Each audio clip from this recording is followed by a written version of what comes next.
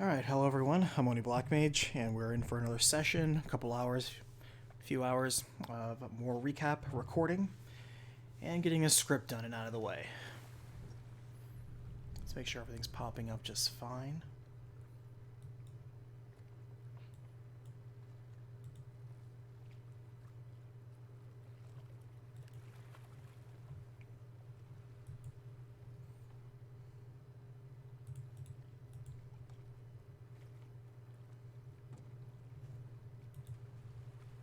Okay.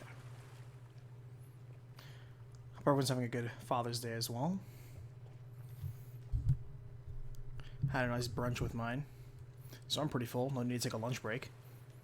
Heavy brunch on that. Alright, let's get started.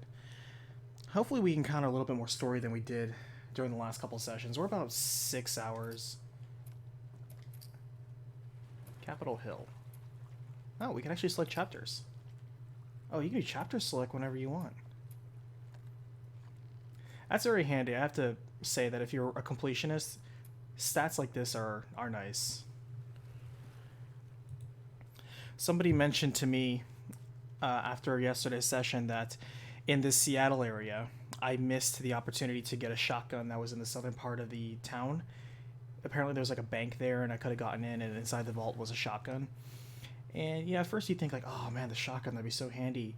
I'm not really worried about it because shotgun in this game that's bait.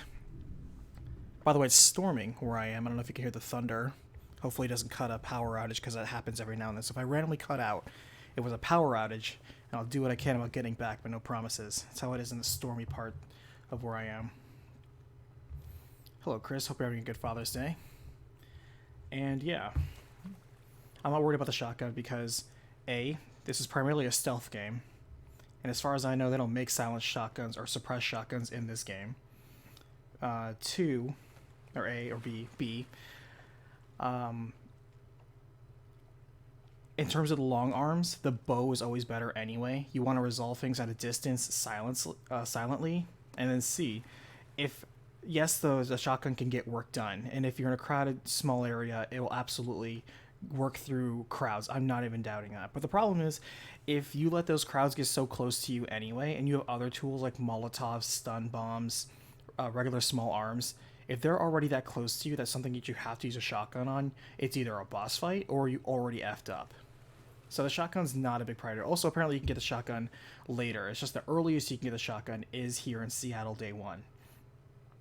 We missed a lot of things. Like, I wondered for a while, like, man, I haven't seen any workbenches. Apparently there were 3 that I missed. Missed 2 saves, yeah. And when I think back, I'm like, you're right, I didn't explore a lot of the east and southern part of the city. But you know what? We're still fine. All the humans still go down in 1 or like 2 shots. The infected can go down in a couple shots as well. Less if you hit them in the head. So let's see if we can get some more story going.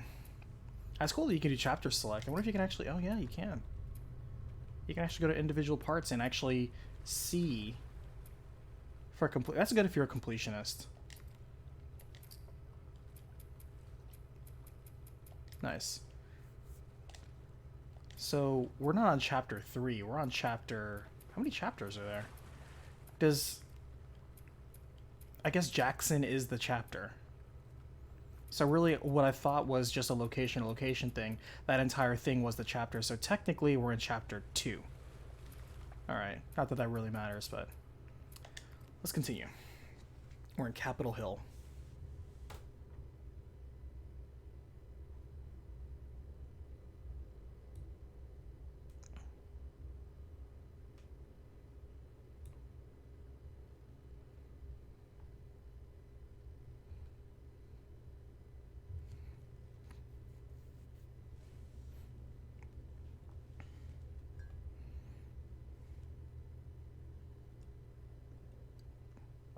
Still waiting for the story in this game to pick up.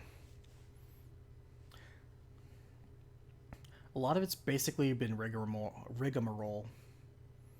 Go to an area, sometimes there are people there or infected, really doesn't make that much of a difference.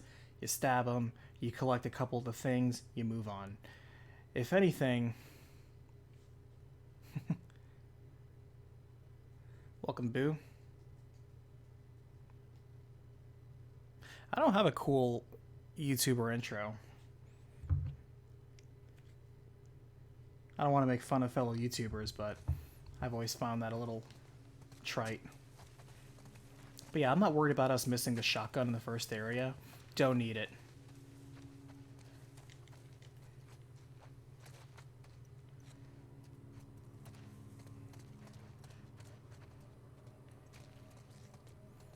Okay, I was wondering where Dina was. I was waiting for Dina to load in and teleport. Dina has a... I noticed that the AI is basically a companion. If there's a potential threat, they'll have their weapon out. But if it's if there's absolutely a near and present danger, then they'll crouch. So they're basically a canary. So that means there's enemies in this area, but they're not immediately around us. So we need to keep our guard up. But yeah, it seems weird that the whole point of collecting more resources is to explore areas with enemies that will consume those resources just to find more resources. It's almost like it's entirely pointless. To where if I just skip those areas and just keep going, it's not like I'm missing anything.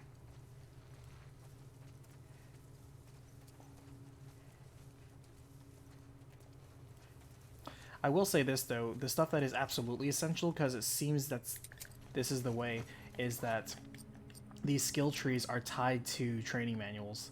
And so before I can even get an entire skill tree, I have to get a training manual first. And apparently I did miss one in the second area, which sucks. I'm almost tempted. Actually, I wonder, can you skip around? Can you skip around and actually get a training manual?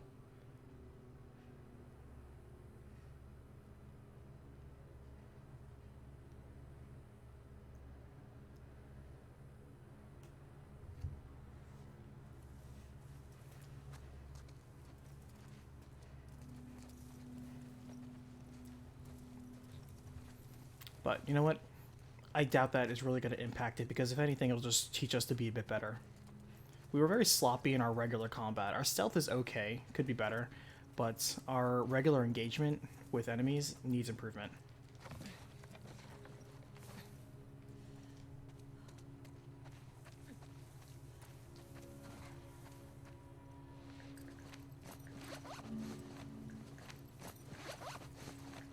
Darn it.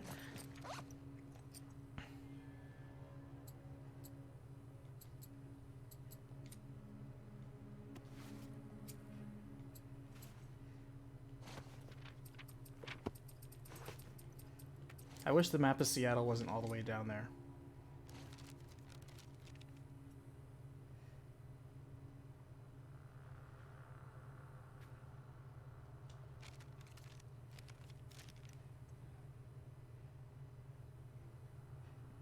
Yeah, so apparently that bottom part, that's where the bank was, and that's where the shotgun was. Oh well. Not worried about it.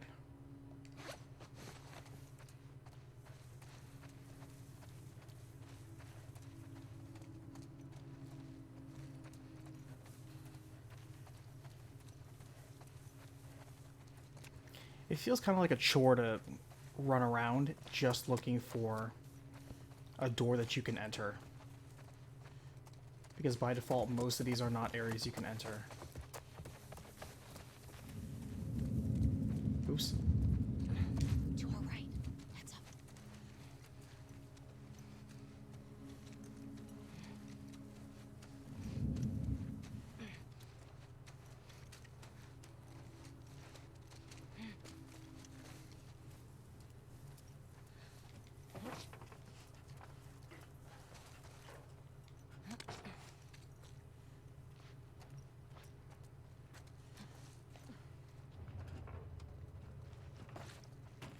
Oh, guy jumped down, huh? Oh, there's 3 of them.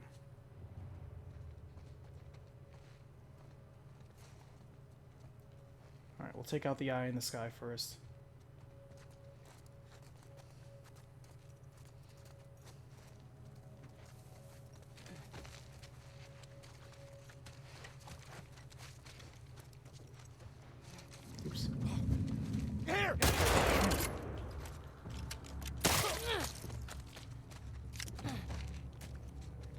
stabbed him so hard she cut straight through his head.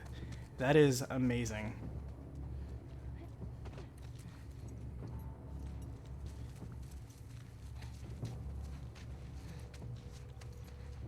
It really sucks that you can't pick up his loaded weapon that he clearly was going to shoot you with and take bullets out of it. Hey! To the right!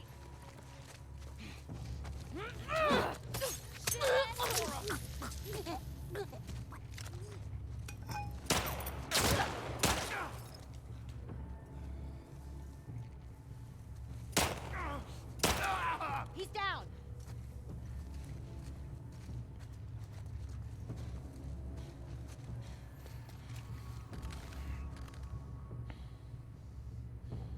Actually, I don't know, Gold Landshark, how far we are in the game. It can't be very far because we're like 6 hours in.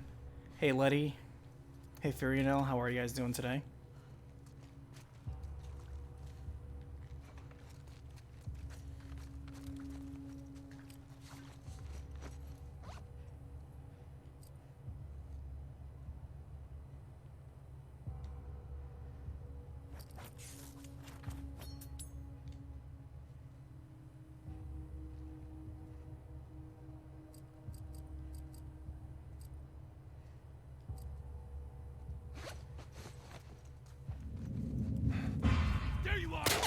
Oh, shit.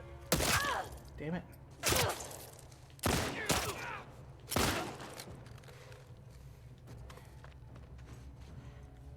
They got to jump on me, this damn ladder. Any left? I don't think so. Good. Shit. You recognize any of them? None. Man, Easy is huge, right? It's pretty massive. You think the wolves are spread out all over it? I sure hope not.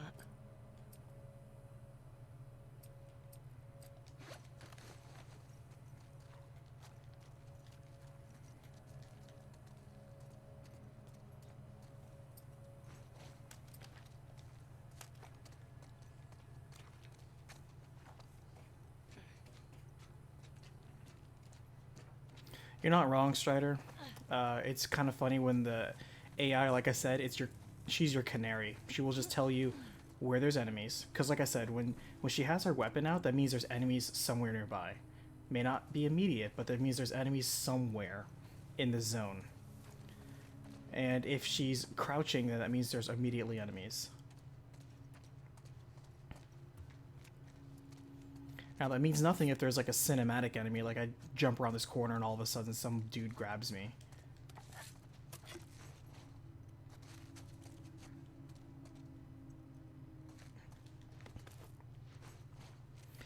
But to me, unless your objective is to get something that, unlike field guides in this game now are a lot more essential, because you need to get those skill trees. I feel, well, maybe not need. The skill trees are incremental, but they're still useful. I get the feeling the good skill trees are the ones that are locked behind later skill guides, but those at least are going to be fundamentally useful. Getting more weapons, sure, although your base weapons, like, they still put bullets in people. That's why somebody pointed out that I missed a shotgun earlier.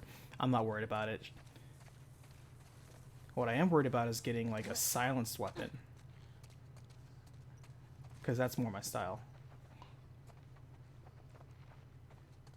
Hope you guys, by the way, are all having a nice Father's Day. Hope you did the old man proud, whatever capacity that is.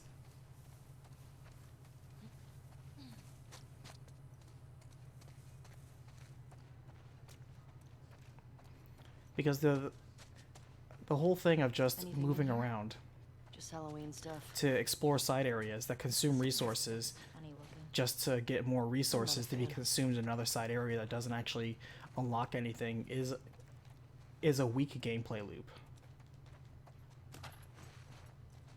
Because at the same time, you could just save yourself the effort, the health, and the ammo by ignoring a lot of these optional areas to begin with. It's like grind for the sake of grind. You are the old man in this situation. You know what? I'll take ice cream sandwiches, boo. That's pretty good. Letty, is the game as mediocre as the first one? So here's the thing. Like I said, we've been playing this for about 6 hours. I haven't seen anything that makes it as good as a 10 out of 10 as some people have given it, but I haven't seen anything that makes it as upsetting as like a 3 out of 10 or whatever, abject failure that some people are also calling it. It's very polarizing, but I haven't encountered anything that's been polarizing.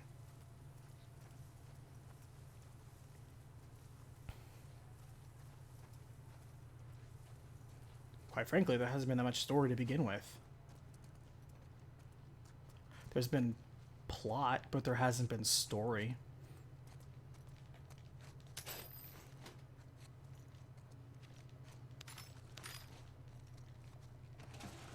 Ellie with her hand phasing through the counter.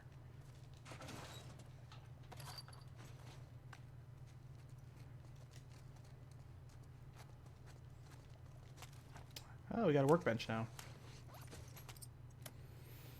Okay.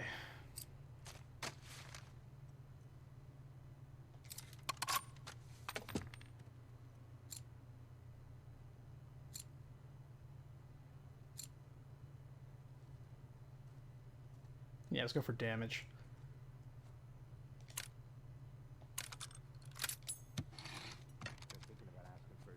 Oh shit. I can't get out of this animation.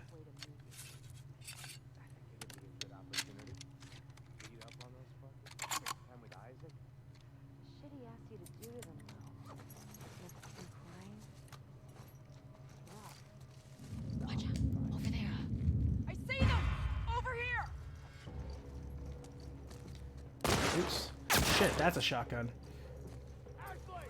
Push forward! Yeah, on it!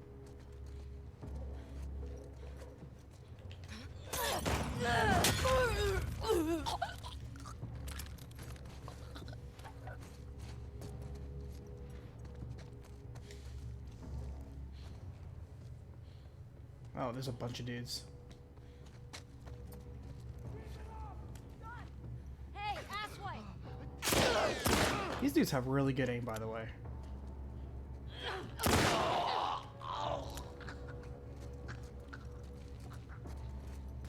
them heading over there! That dude turned a corner and immediately had a beat on me. Look at that snap headshot there. You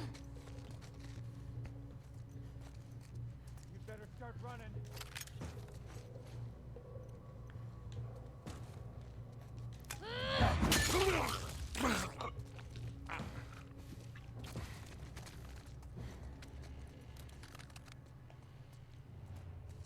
Alright, they got the jump See on us, but more? we even that out. No. Thanks, Tina. Appreciate it. Never seen you fight like that. Yes, you Guys, have. did they send looking for you?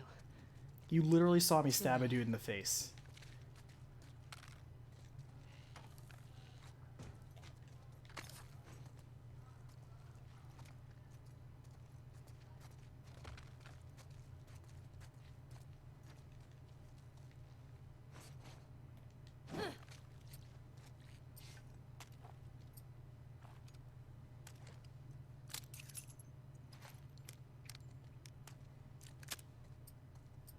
Yeah, Dina is, like I said, she's your canary. Pay attention to what Dina has to say.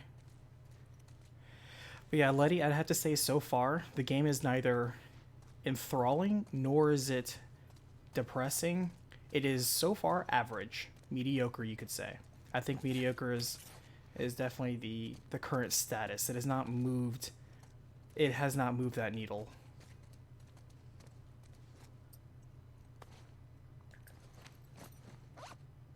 We need alcohol.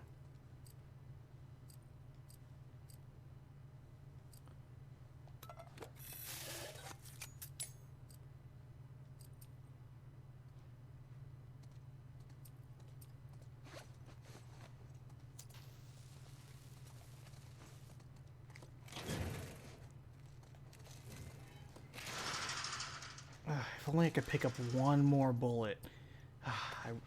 You know, I always think to myself, man, I really wish I could just have a backpack and just pick up one more bullet, but I just wouldn't want to burden myself, honestly.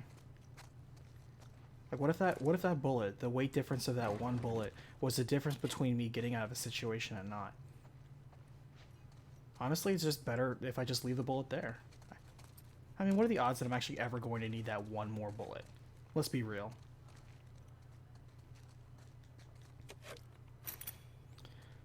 Actually, I'm going to sit on the 93 that I have. Because the rifle is the most useful weapon I have right now, and I know the bow is going to be even more useful because the bow is always more useful in this situation. So I'm going to keep saving my upgrades for my bow. I'm not going to put them into my pistols. The pistols already get headshots, and if you have a headshot, it doesn't matter what you shot them with.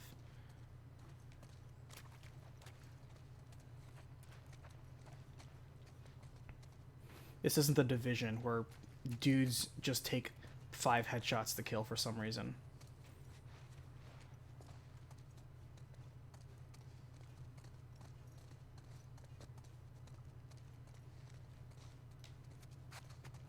Oh, sorry, taking this one. Nope.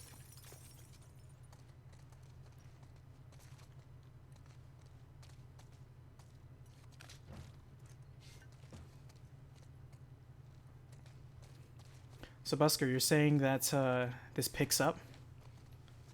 This picks up at some point? I hope so, because so far it's been a very slow burn. There hasn't really been much of anything going on to where I feel this game is either good or bad. It's so far started out very average and has maintained that mediocrity. No wow moments. And I mean that good or bad. No wow moments. I also mean that from World of Warcraft, meaning there's no wow moments. I don't feel like I'm farming soul gems at all. Oh, I can open this. Oh.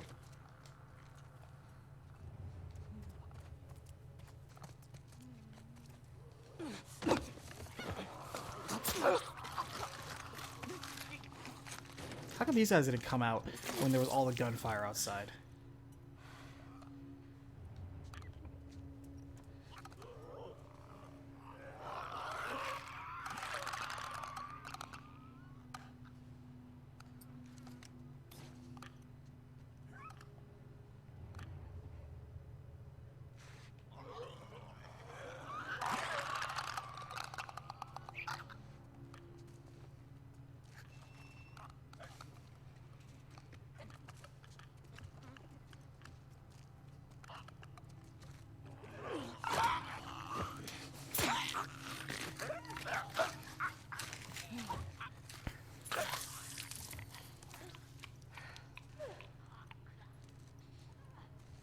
Did you get rid of the other person there? Oh, thanks, Tina.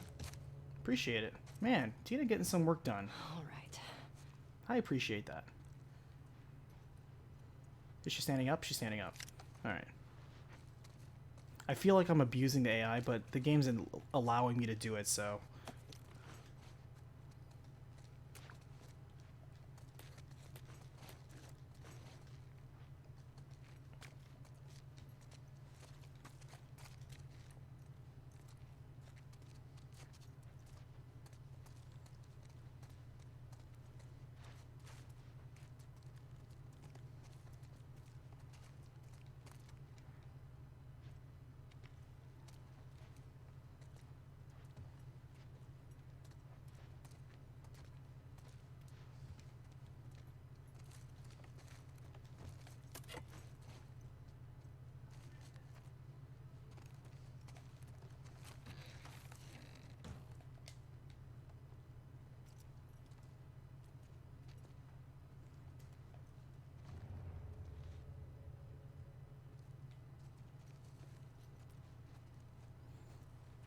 That's an interesting level of perspective, Busker.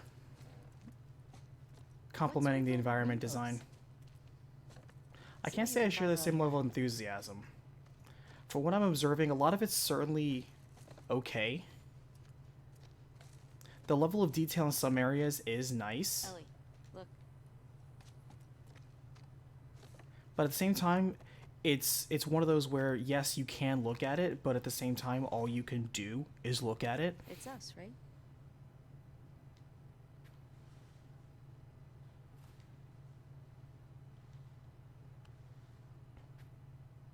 That is the biggest back of the book I've ever seen.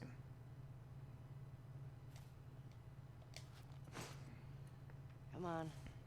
Let's stay focused. You're right. The violence is okay. Not the most extreme that I've seen. Same thing for the Nope. tonal shifts. Wait, Not the most dudes. extreme that I've seen. 2 dudes.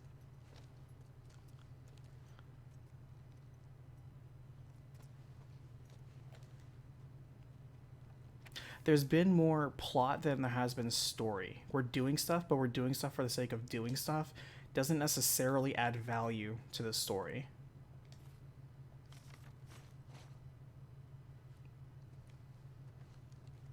These WLF The world is guys only think about as the woods are immersive really as ridiculous, it though. Why are allows they you to be, still so though. amped? There can't be that many trespassers that come through. Because there's times when there's I don't know. extreme levels of City animation still looks like and it's filled with interactivity where supplies. the character's Can't allowed see to why do people stuff, would but fight over it. like I can't flip over this box, for example. I can't break every window. I can break the windows that it designates me to break. Ooh, we got a journal. Sweet. I'll read this later.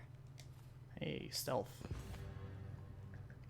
See, the stealth tree, that's something we want to invest in. 100%. Here we go, craft silencers. That's something we want. Move faster. Yeah, we don't want that.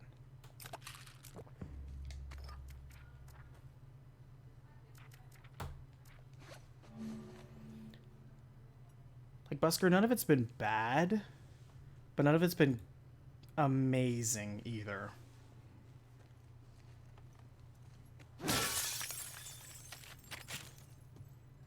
It's all just been okay.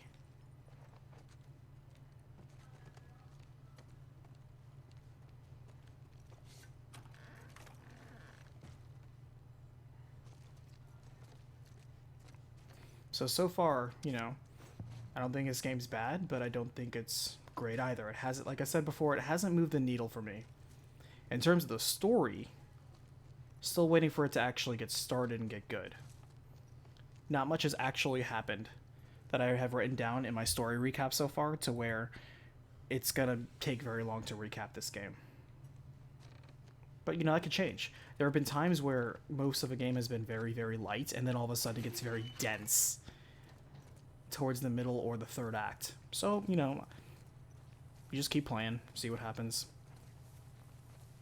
But I like hearing from both sides. I like hearing from people that really enjoy the game for what it's offering, and people that disagree with some of the directions that the game has taken. It's important to get both sides of a perspective. Alright, so...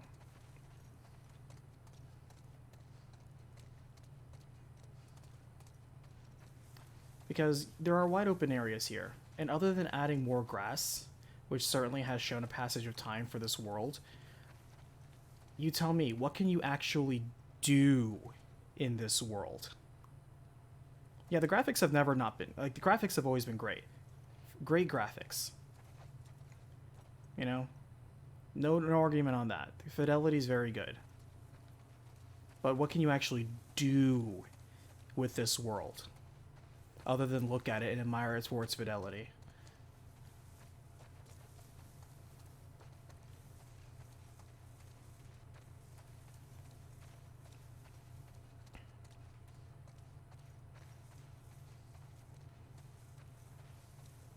Your main level of engagement with this world is interact with the pre-designated items you can interact with, walk around a room until you can find an item you can pick up and examine with triangle, and kill the enemies with stealth, or bullets to the head.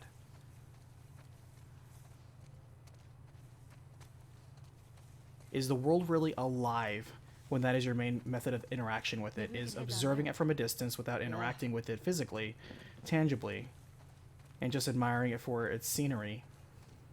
Because at that point, you're really telling me that it's just very, very nice wallpaper. You're like, wow, this is really, really nice wallpaper. I'm very impressed with it. That is very good graphics, very good attention to detail. Holy crap, the visuals are amazing. How do trespassers... Can I do anything with it? No. It's just wallpaper.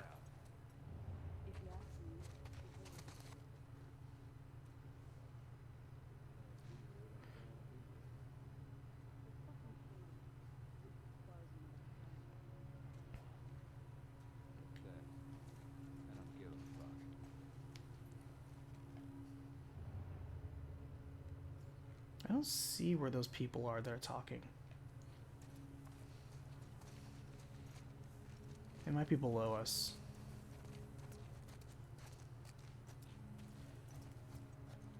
Oh, there they are.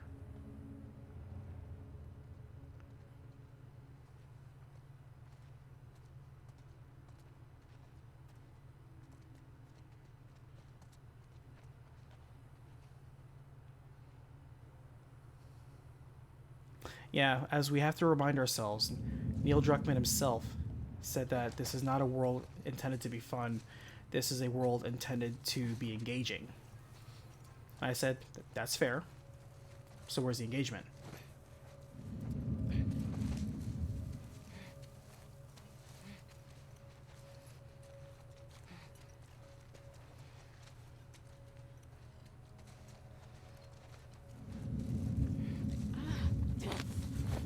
You're done! Drop her! Or you're...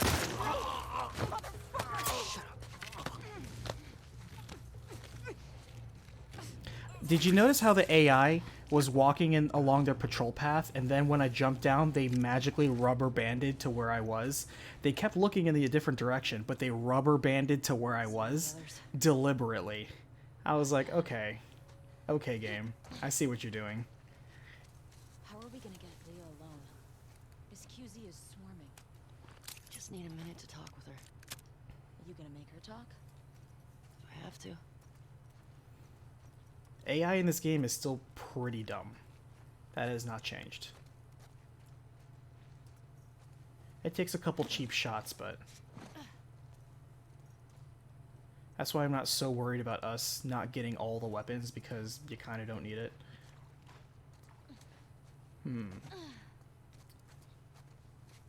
I don't want to jump down the middle of the building because that could just be bait. At the same time, maybe this is the way I'm supposed to enter this building because the outside entrances are locked.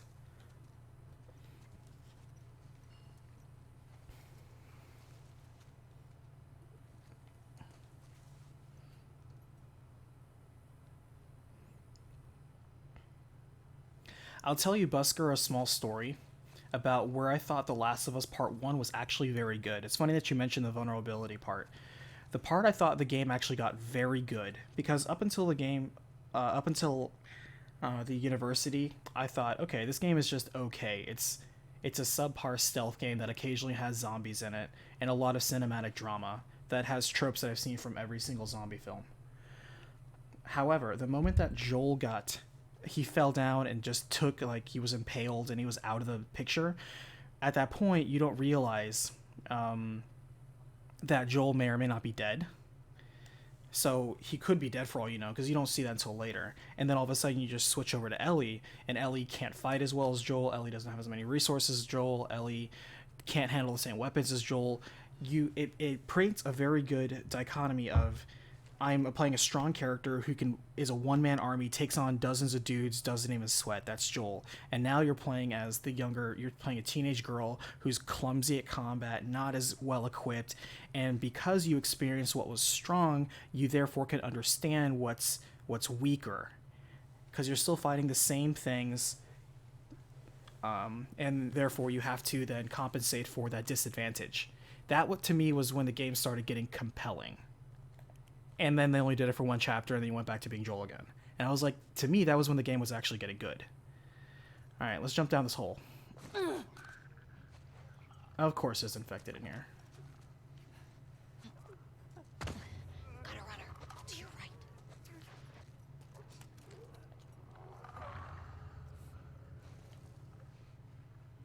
Okay.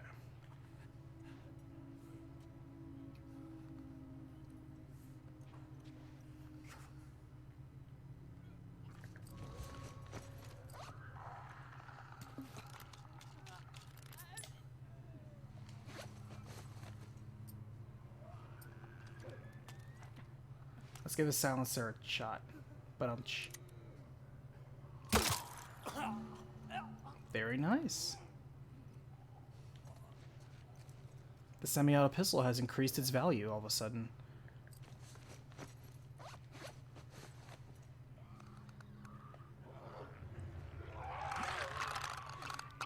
Serial Chiller, I don't know if you know, but every single day I'm always recapping. You have to do the way to keep consistent, and this is good advice for anything on any project, is do a little bit every single day. I have to work this as hard as I work a job, so a lot of my free time is consumed in just getting footage, scripting, editing done for recap. That's what it takes.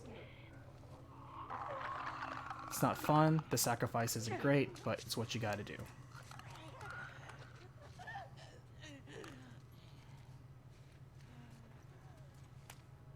Actually, I think I could sneak back to this person.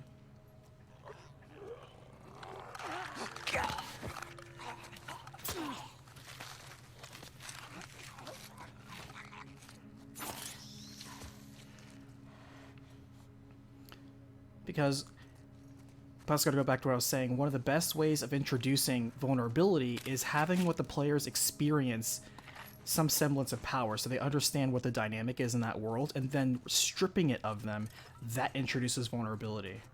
To me, it's way too easy. A lot of first-person horror games have done this too. I think Amnesia really popularized it, even though they didn't start it. Is, hey, let's just have the player have no ways of defending themselves, which to me is a little extreme. Yes, it induces a unique type of panic, but at the same time, it's just, it's contrived. It's artificial. You're telling me you would do absolutely nothing. You can't even, you're robbed of the choice to even fight or flight. You just get flight.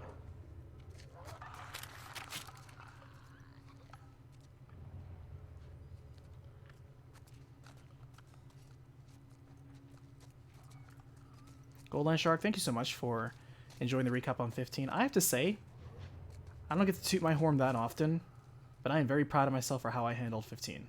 I think I did a great job too.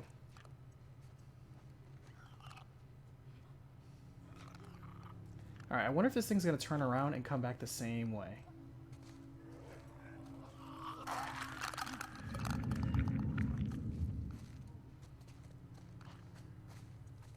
Or if it's going to rubber band towards us.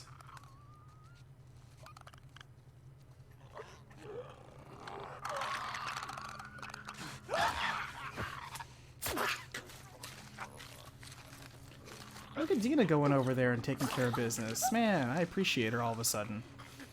What a useful little canary. Horror genre is challenging because it's like here's a very, very rare genre. If you want a rare genre, a very rare genre, it's the comedy. Comedy is so hard to do. Comedy is already hard to do in real life. And you know why. It's because it's so diverse. It's so subjective. Horror is the same way. It is so subjective.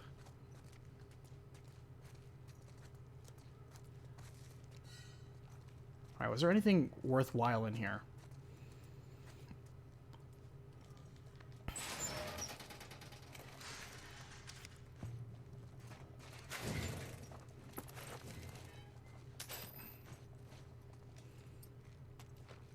Yeah, silencer, A-OK.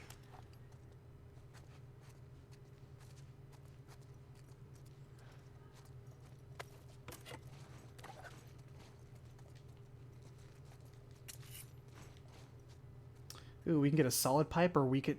See, again, I wish I could just hand her a pipe. Be like, hey, here's a pipe.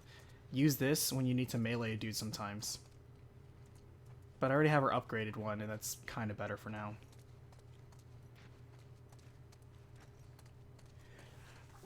Excuse me. Excuse me again. Oof. Oh.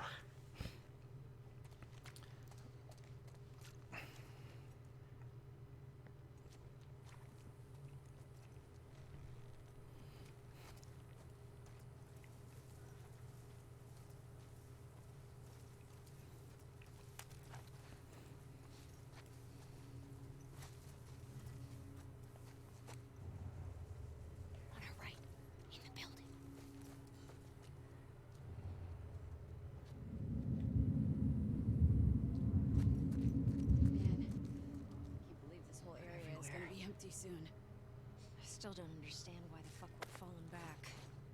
We're not falling back. We're getting called up. It took us months to secure this zone. Higher-ups know what they're doing. Probably.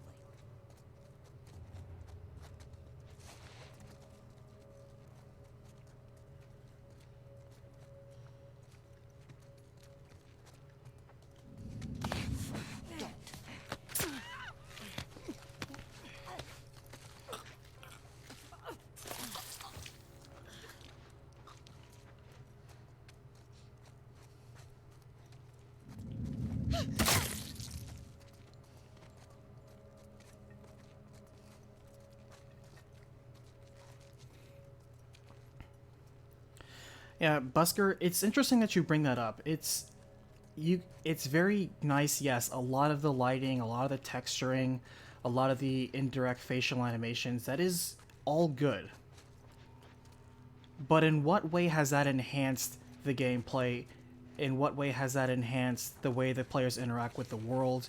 In what way has that enhanced the actual story or themes being conveyed? Graphics are absolutely nice. No denying that. But you do know, I'm sure you do, the graphics do not make the game. They help, but they don't make the game.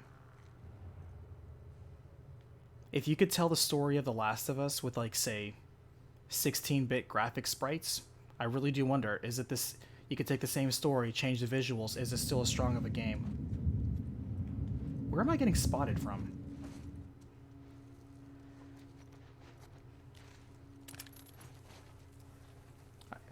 Okay, this dude's all the way down there. I know there's a guy in the window. Yeah, there he is. Alright, so that building has a bunch of guys in it.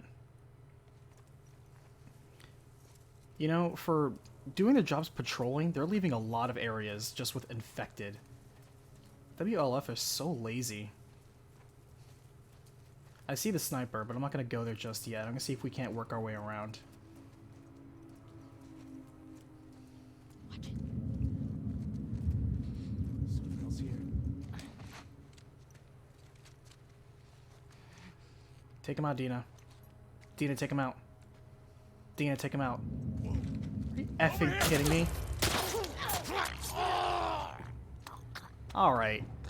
Alright, AI. I like how he's... Dina's not even hidden, and he turns around and sees me in the grass. Amazing.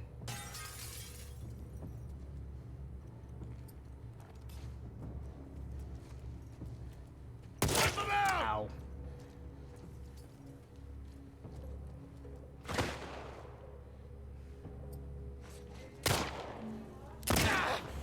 Damn it!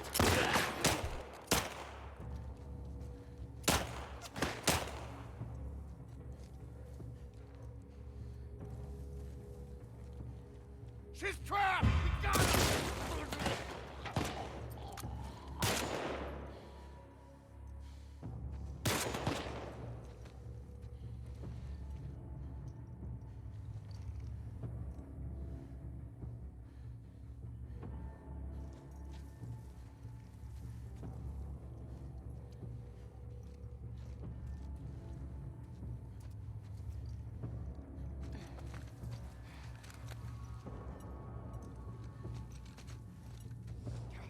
God! Poor McRae. Don't let them escape!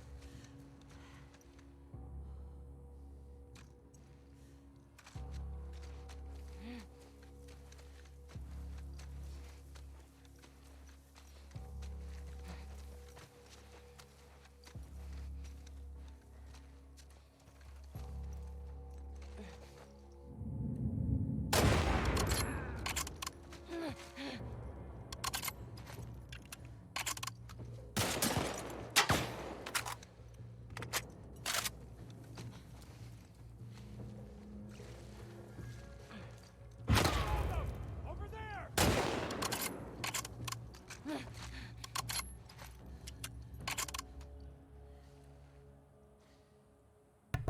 I almost want to go back to the gas station and get that one bullet. Oh, quiet. You good? Yeah.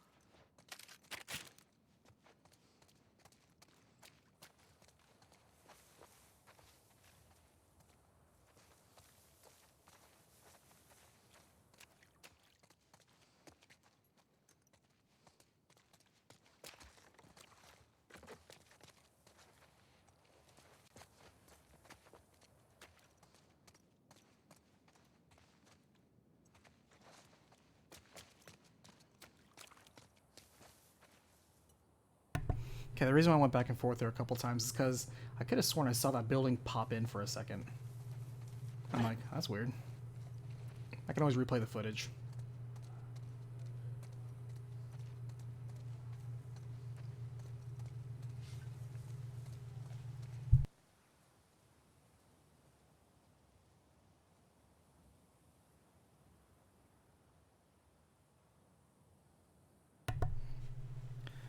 I would say, Busker, that not most games are violent. However, I will say the most popular form of players' engagement with the world is violence. That's the most popular one, but there are plenty of games where that is not the case.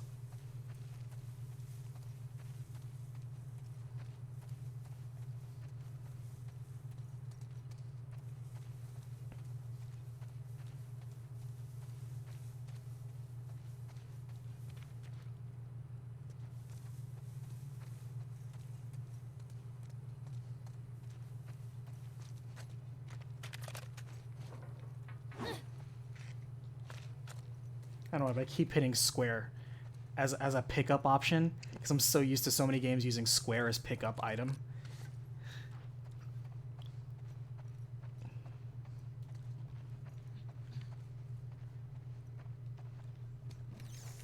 But you know, I get it.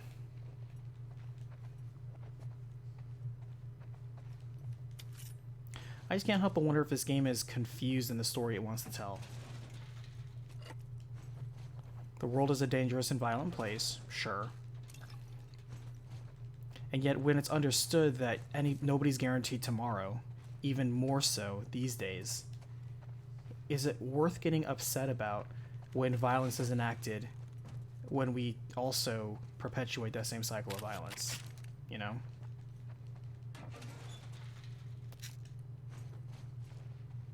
Because it's not exactly profound.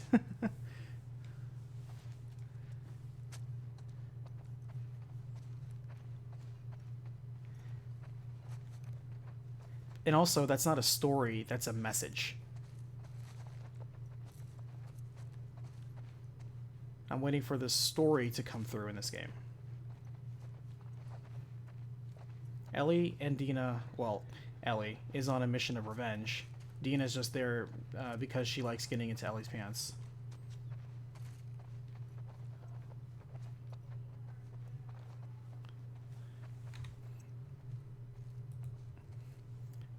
Knick-knack. Yeah, I know. Nobody came in to smash these coffee pots. I would smash those coffee pots, but, you know, the game's level of engagement doesn't permit me to.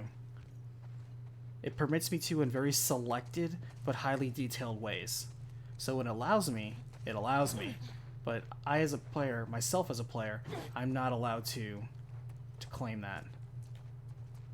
Because the world is a flat wallpaper. You know what? Occasionally allows me to scratch Gotta and get sniff through this something. checkpoint wall. Those buildings are on the other side. Look around. There has to be a way over. Okay. Bagel Bros.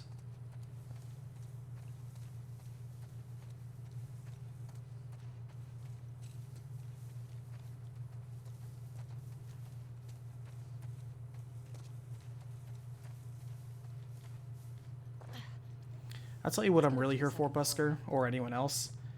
I know, I feel like I'm talking to you a lot today, Busker.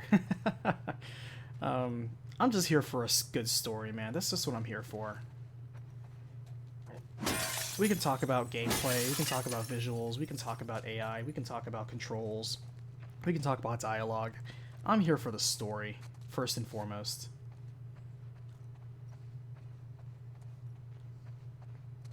Big, small, doesn't matter. Just give me a good story. I'm a simple guy. Tell me a good story.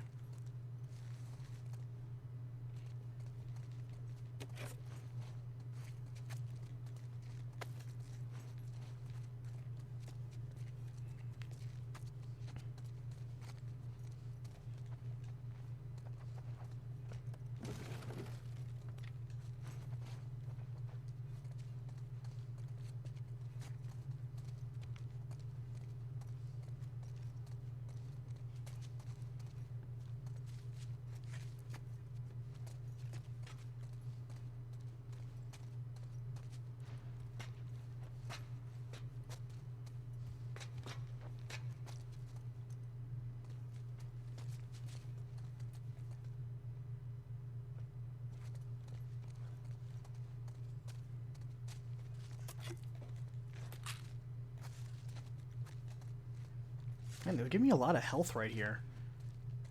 So much health that I don't even need it. How weird.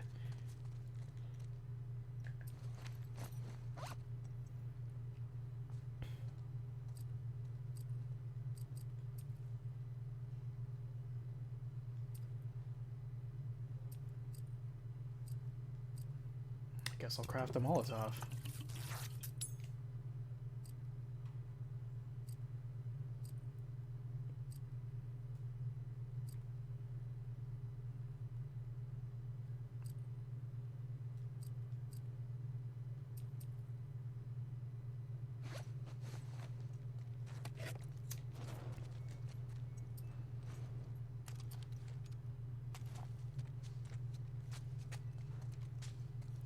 Like, give me a silenced pistol and a good long-reach weapon, and I'm made in the shade.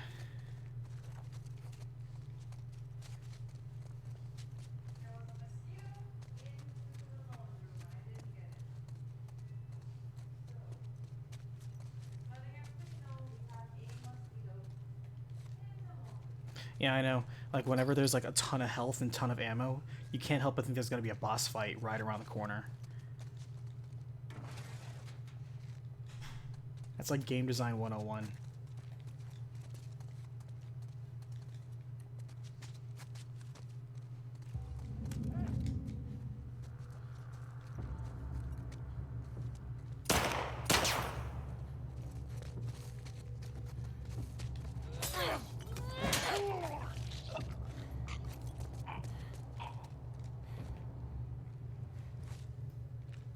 Anyone else?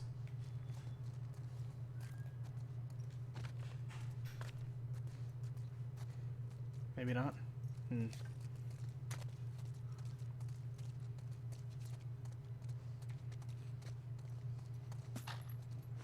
Hey, I think it's this way.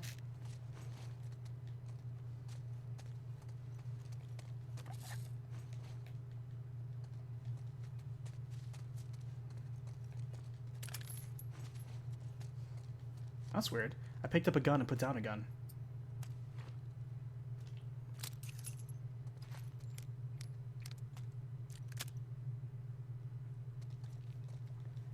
I guess it doesn't want me to pick up that.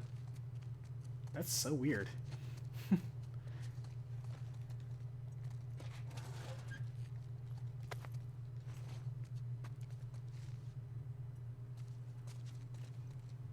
Here's the thing, I wanted to like LA Noire as well, and I think I did, but there was a lot of filler in there that I just did not enjoy and did not add to the experience. And let's not speak of the bizarre character turns that happened that really didn't have much continuity or context.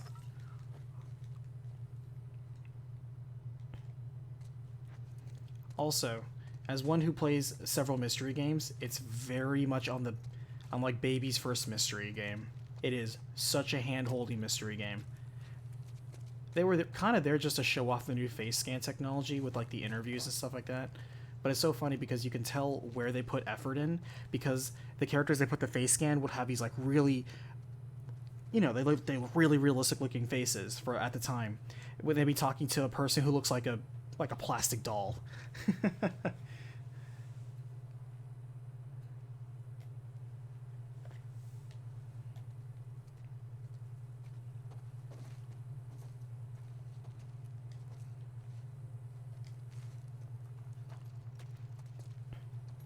Alright, well, we're behind the compound now.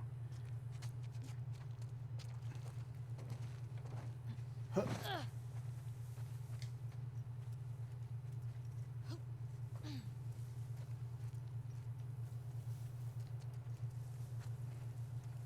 Okay. We got over. Now what?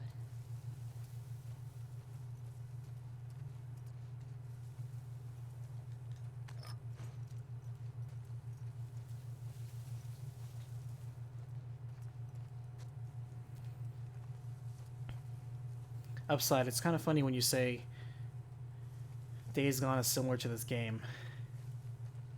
In what way, may I ask?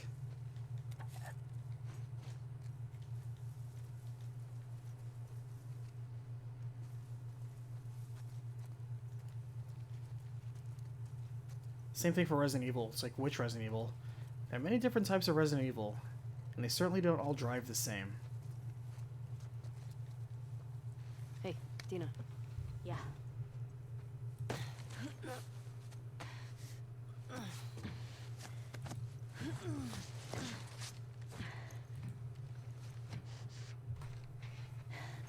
Give me your hand.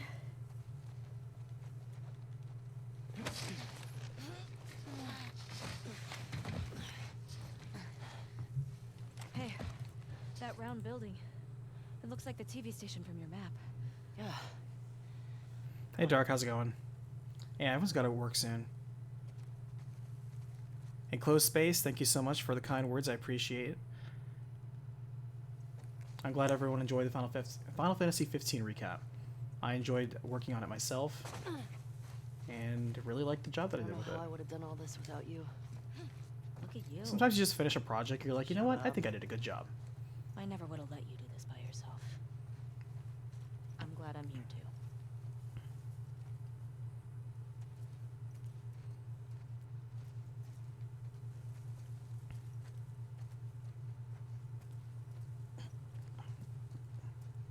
Oh shit! What the fuck was that? I ran into a trap. A what? Explosive traps. Watch where you're walking.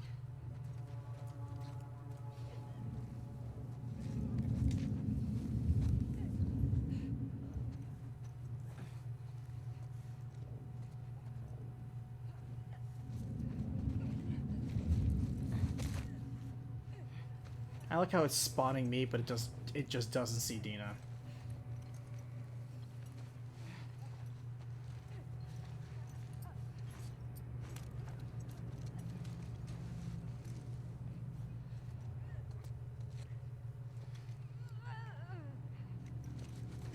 Alright, so there's a tripwire, I see it.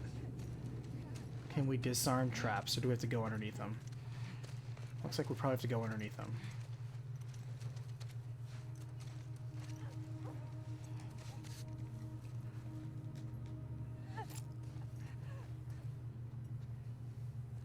Alright, let's just be very careful and not run anywhere.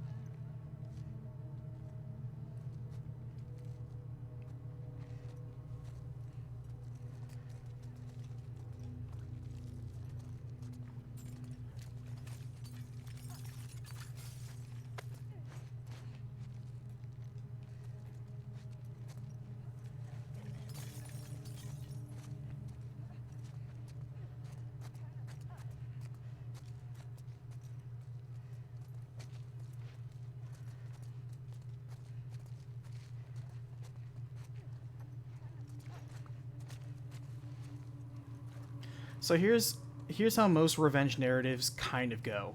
Revenge is usually character motivation, not necessarily the theme of an entire journey, but it often is. It's a common trope where you killed somebody precious to me, I'm going to journey across the world and kill you.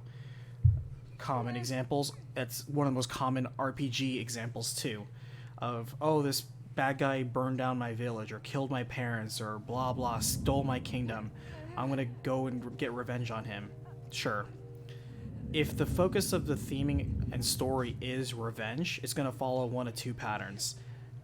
Either the main character with whom they want the revenge is actually just a dupe. It turns out that their revenge idealism is misguided, and therefore they learn something about themselves.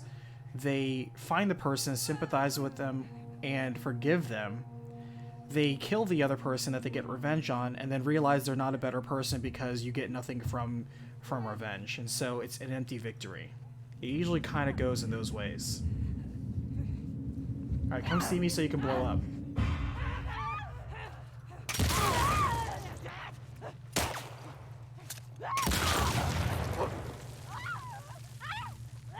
Oh, that's a new one.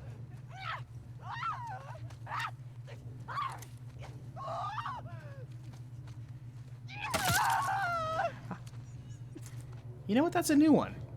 I didn't realize that Okay. they can get their legs blown off if they'll come scrambling to you. Hey, that's something new.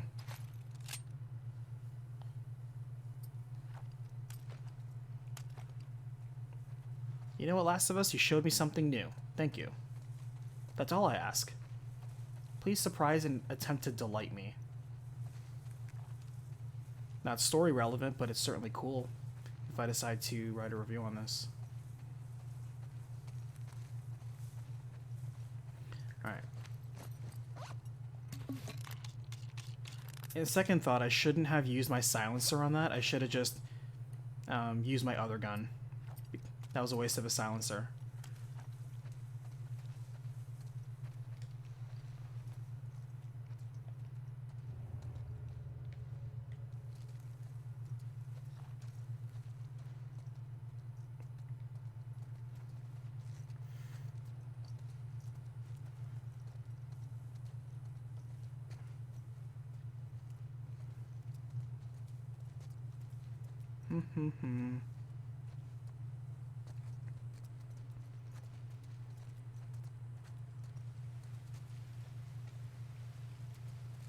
Maybe there's some story development this way. Where are you going? Hey, hold on a second. I'm looking for story.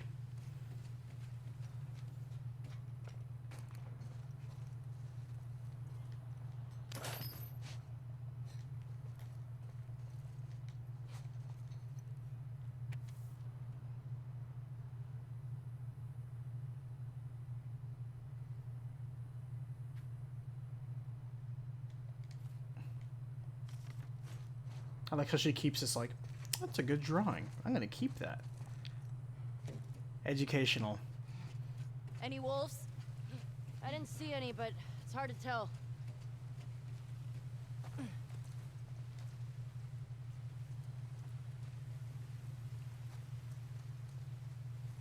Yeah, and you know, Busker, that's another thing that revenge stories often go for.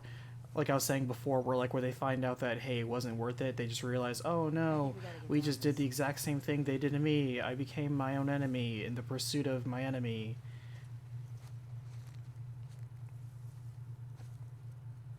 I hope I don't slide down there. That looks like we're gonna slide down there. Looks like I don't have a choice. Shoot, Ellie! Fuck. I'm okay. Come on. But you know what? We'll see. We'll see if this game does something interesting with its revenge story. It doesn't even have to be original. Just be satisfying. Be interesting. You don't have to... What if she's gone by the time we get there? I don't want to think about that right now. You don't have to shock me. You don't have to give me something like, wow, I've never seen that before. We Just should put some make of it the tripwires satisfying. around Jackson. Might be a good way to deal with the hordes. Yeah, that'd be smart. Knick-knack. I like to see a revenge story where the character messes with the person in some way that ruined their life. Oh, you mean how Arden did to Noctis? Warning them. I love that. Can't read. That's one of the reasons why I love Arden. We'll make drawings. Is that he already knew he was in for... Over a wire and then He already knew the situation he was in, so he was just literally getting by just I trolling could everybody. build 'em. And having such a good time with it. I like you. I want it in writing. I met this guy once, friend of Joel's. Tripwired a whole town. How'd people get around? It was just him. Wait, he lived alone in an entire town? He had trust issues. That's sad. Kept him alive. It's not like you have to choose between being alive and being close to people. It's not black and white. You take a risk, though, right? You take a bigger risk being alone. Like, what if he got hurt? What if he got sick? What happens if someone else gets hurt or sick? You have this added, you know, burden that puts you in a worse position. Yeah, I guess that's also true.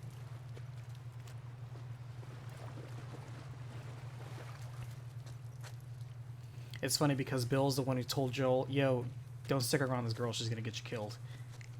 Look who was right. You don't have to be popular to be right.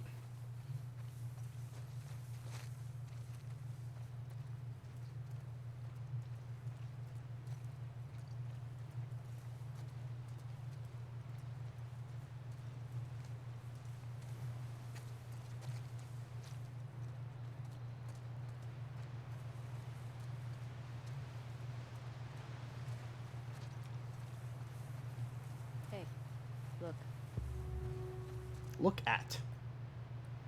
Who do you think it is? Someone who wants us to feel her love. You think she's related to the wolves? I don't know. It's kind of fucking weird.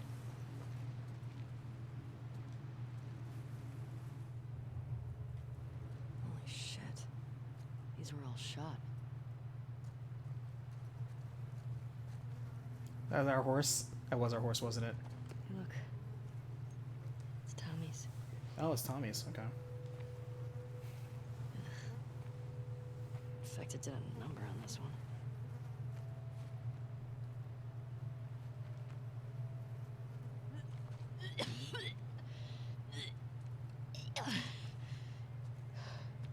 You okay? Yeah, sorry, it's just the smell. Alright. You must have taken a... Has Dina never been beyond her city? You good She to has a keep going? surprisingly optimistic view on things. Please.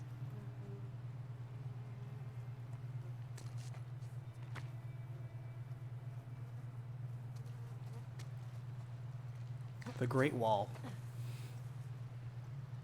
It's a movie.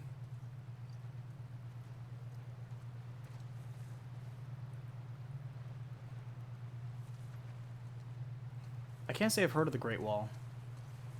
It's called Mystic Heroes on GameCube. You kind of make me want to stop and take a look at this.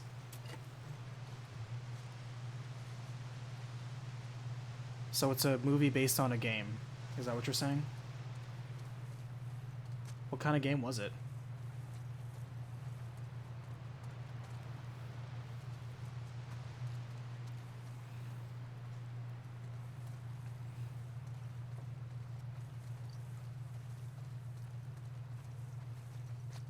How'd this city get so wrecked? Boston wasn't like this, was it? Boston didn't have a full-blown civil war. Fireflies never put up this kind of resistance.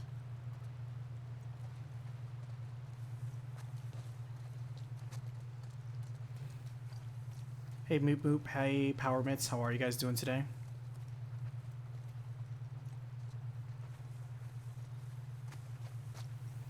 It's hard to say if I like the game so far because it hasn't given me much to like, as much as it hasn't given me much to dislike. Right now you could say I'm very neutral on it, and it hasn't moved the needle See the very TV much on that. station? So I guess you could say I think of this game as average so far. There are certainly strong points to this game, but there are also weak points to this game, and it's kind of even as far as the scoreboard is concerned.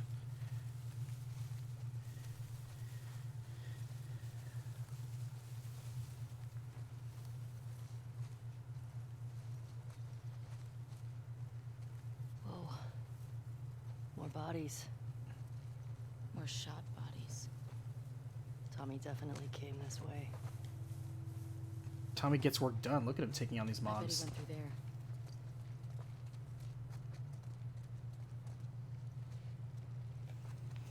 What I plan on doing after I'm done with this game is then start looking at other people's reviews and Stop. rants both for... Tripwire. Oh, shit. Good catch. Where? Oh, like right there? Come on, man. They're all over. Probably for infected. Still.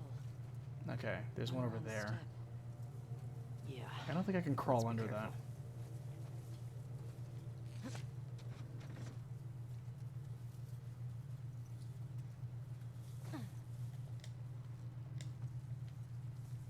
Really did rig up this place.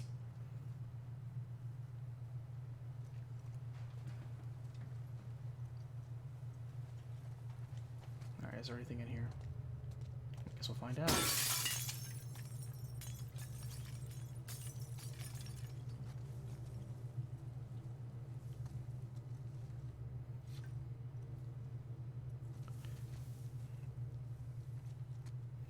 Yeah, I think it's gonna be funny when I put out the recap for this in like the first 2 minutes. It's like, and then Joel dies. And people are like, what? It happened so early? I'm like, yeah, it literally happens in the first chapter. Surprise!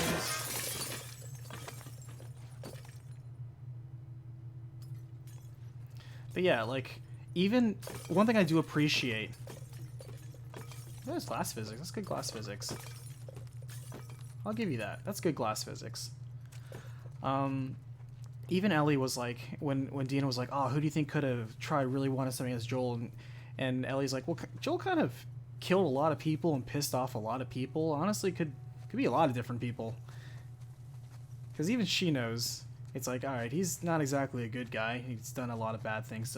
Granted, other bad people, but it's all relative. So, man wasn't a saint. He had a lot of enemies. But at the same time, you know, bad people doing bad thing to other bad people because they did bad things to other bad people. It's that vicious cycle.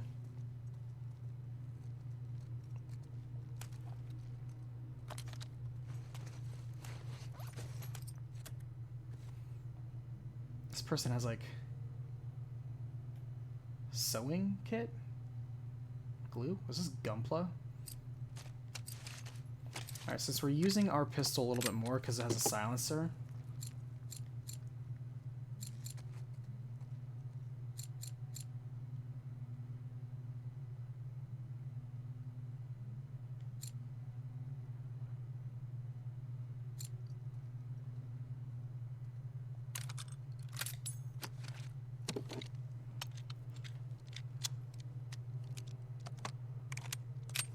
Yeah, justice is always relative. I think that's the reason why they had you play Abby for a little bit during the tutorial, because it's relative. You get 10 different people, you can have 10 different versions of what's considered justice. Everybody has their own definition.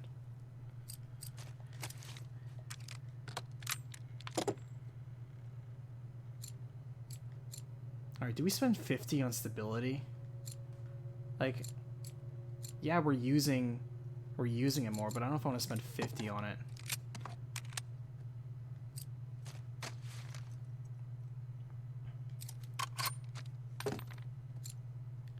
Let's see. I would want to put 50 in the rifle, though.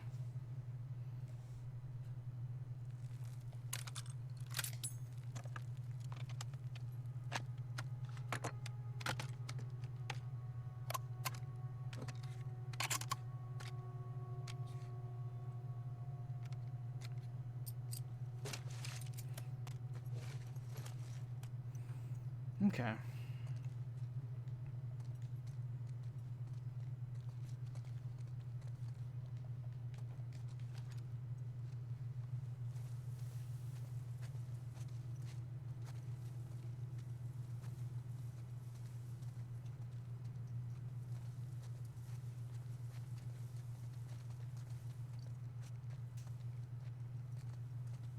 I will say, Power Mitts, it did surprise me that they killed him off as fast as they did too, for two reasons. Number one reason why that doesn't work from a story perspective is that if you kill this dude, that if you're playing this game for the very first time and you don't know who Joel is, or if it's been a while since you played the last one and you kind of don't have the biggest emotional connection to him, or you just thought the game was okay, then killing him off in the beginning has very little emotional weight. Really got this area covered.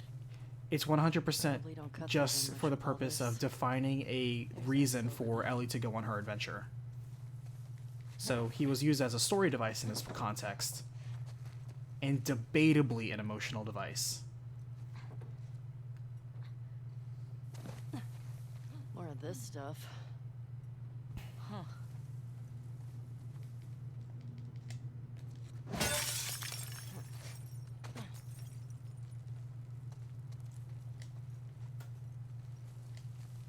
Oh, reattach the silencer. Actually, it reattached on its own. But thank you for pulling that out, because you're like, oh, that's a good point. I did take it off. Alright, she puts it on off camera. That's good. Yeah, good catch. Almost missed that.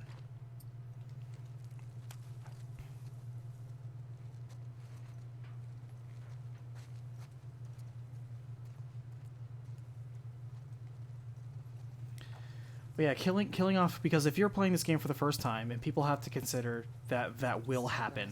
There are plenty of people that will play this game for the first time.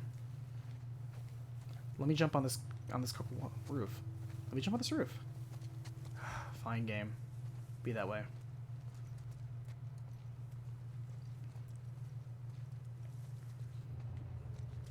that are not going to know who Joel is. At best, they're going to be like, this old man, I'm guessing, was her dad, I guess, because they kind of got along in the beginning, and then they kind of did a very quick recap, and stuff happened between them, but now they're kind of fighting or something. I don't know. He meant a lot, and clearly this girl is mad that he's dead. And we're going to Seattle to kill the people that did it. I would like to point out, too, that even though it's been declared that Abby and her group wanted to kill Joel specifically, they still haven't declared officially why. Why specifically, or what specifically did Joel do to their group to make them want to travel across the country to kill him? They haven't declared that yet.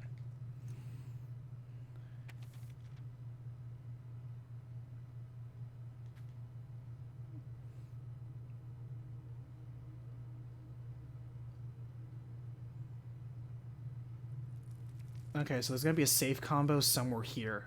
Usually safe combos and the safes themselves are not far. The last 6 digits, killing me here.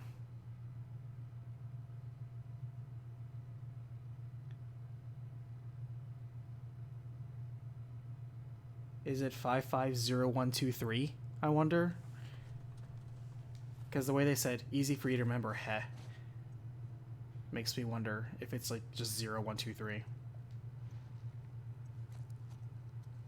Alright, so there's a safe somewhere around here. Let's find it.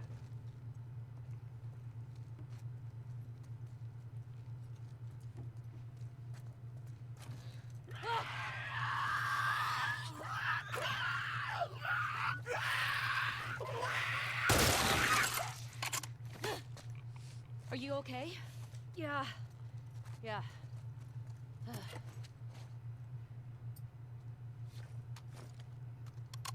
It's funny, I meant to switch over to this gun, but then I realized the D-pad just automatically goes to like the direction, so instead of doing I can't switch over to this immediately if I do D-pad. If I D-pad over, it goes to the rifle, but I want to go to this gun instead.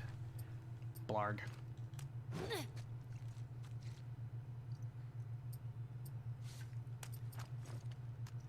So I want to hear Abby's rationale for why Abby wants revenge. If it's something like, something related to Marlene and the Fireflies, okay, sure. Okay, here's the safe.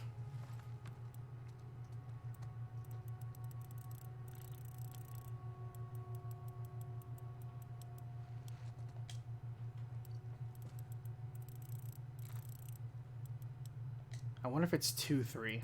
If it's 0123. Nope, that is not it.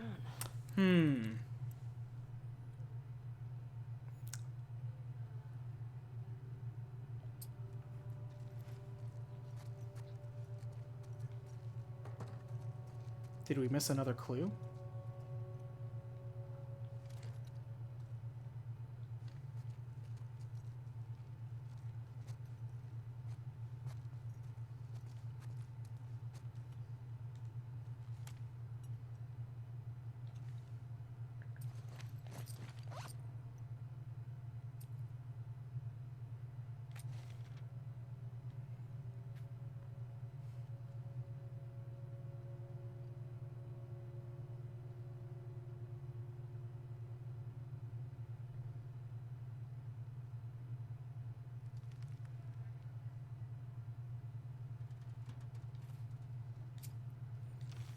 If anyone wants to tell me what the last 2 digits are, feel free to tell me. Check the bathroom wall. That'd actually be funny if that's actually there.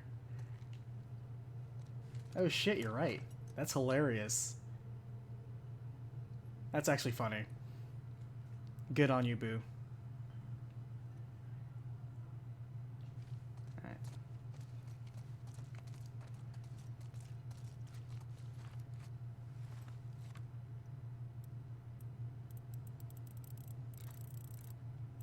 That was funny. I'll give the game that. That was funny.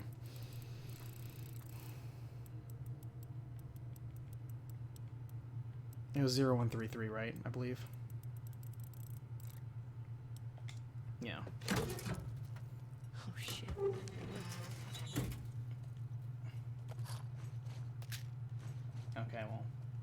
Not the most amazing claim, but hey, take the pills. Speaking of the pills,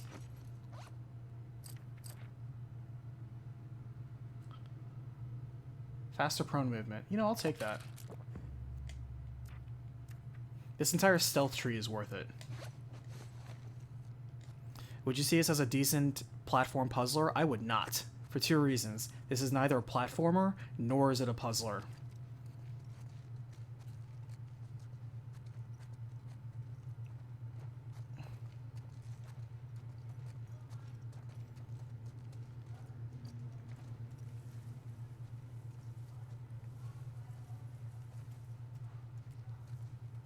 Busker, I have yet to see any puzzles in this game. Sometimes it's bring a cord over here to plug in this thing. Sometimes it's wheel a barrel over here and get a box to get to this point. But that's a regular traversal. I really can't say that's a puzzle.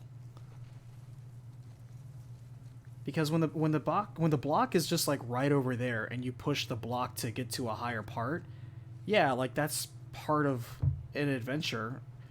You know, you're interacting with the environment to get to another part of the environment, but I wouldn't call that a puzzle per se. There wasn't really a part where we were deconstructing a problem. There was an obstacle and we came across it.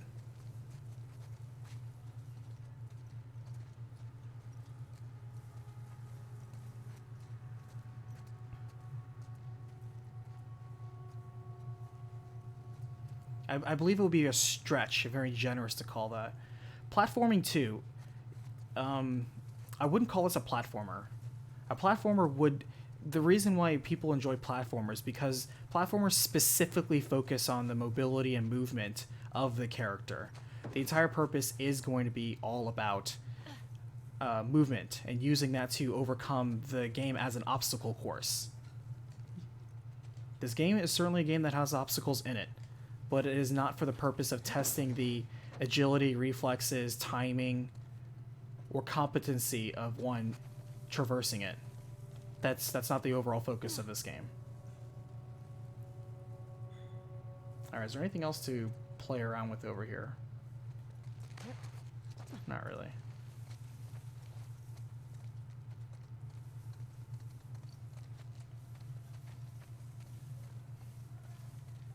Can I not push this for some reason? Alright.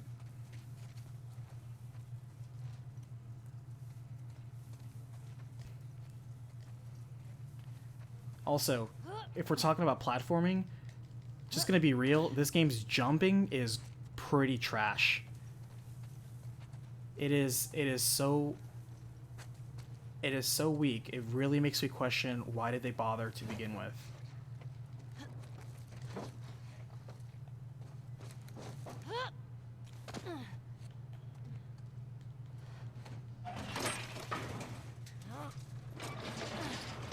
They should have just opted for an auto jump. It's one of those, they put it in there, but why? It didn't help with any part of the gameplay.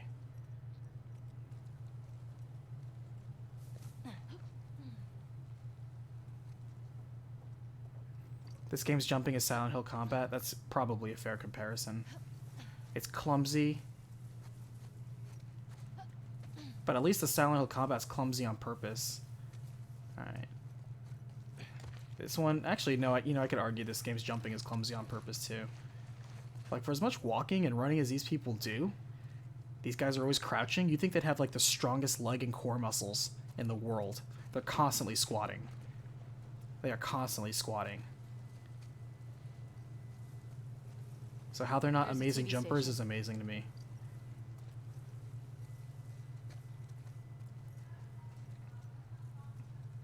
Oh, she said something. What did she say? We're closer to like the TV or whatever. Around this one. Hang on. All right, let me just detonate them. Here we go. Smart. That works. Yeah. I've seen Joel do this. What, trigger a trap line? Okay. You think someone heard that? It was pretty loud. Keep your eyes peeled.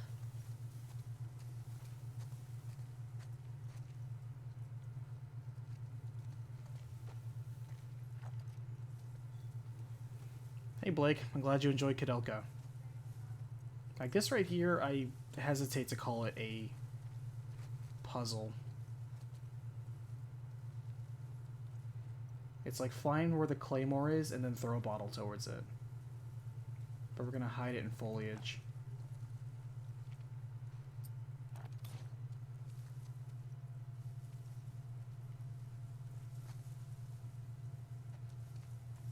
Where is it actually? There it is. Okay.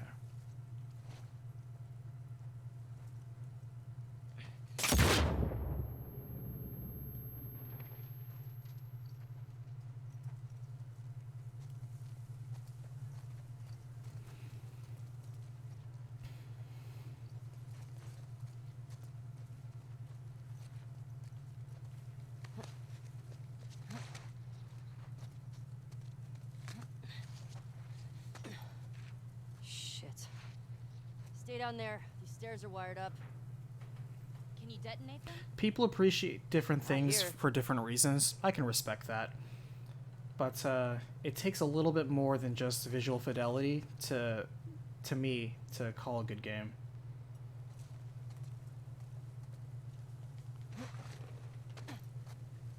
Got to put a little bit more into that. Like, why can't I jump over this? It's just brambles.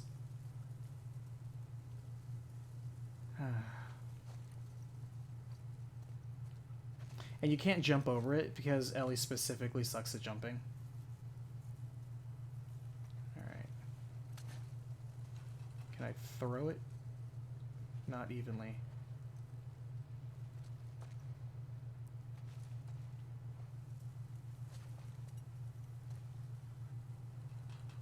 Nope.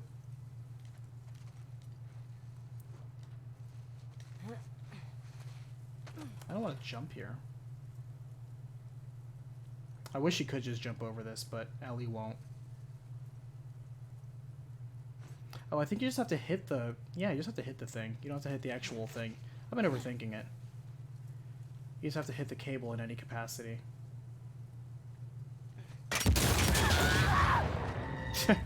Apparently I was danger close that time. That's funny.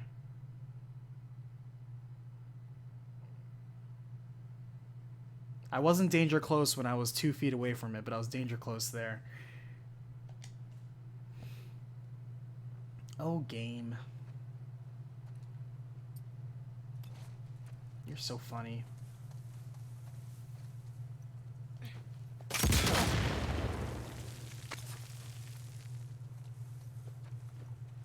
yeah, no, I was overthinking. I was like, let me be graceful and try to get specifically the claymore. It's like, no, just literally throw it. We really don't want you to overthink this. Miss.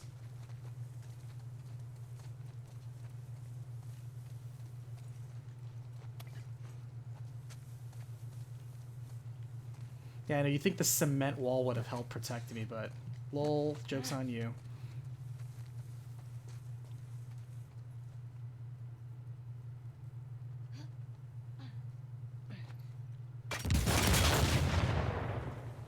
We're not being subtle right now. Maybe Leah will come to us. Yeah. Or they might be waiting to ambush us.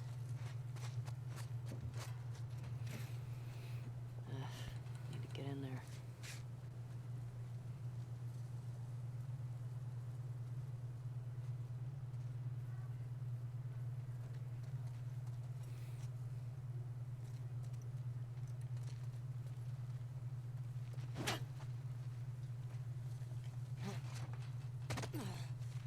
Oops.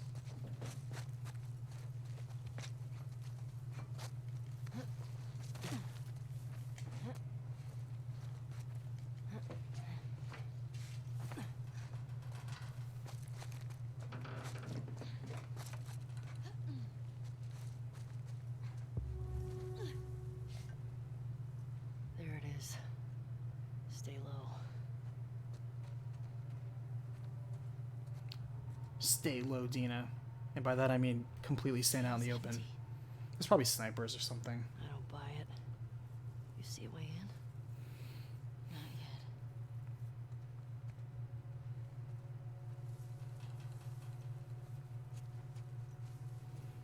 Yeah, I'll sweep the perimeter, I suppose.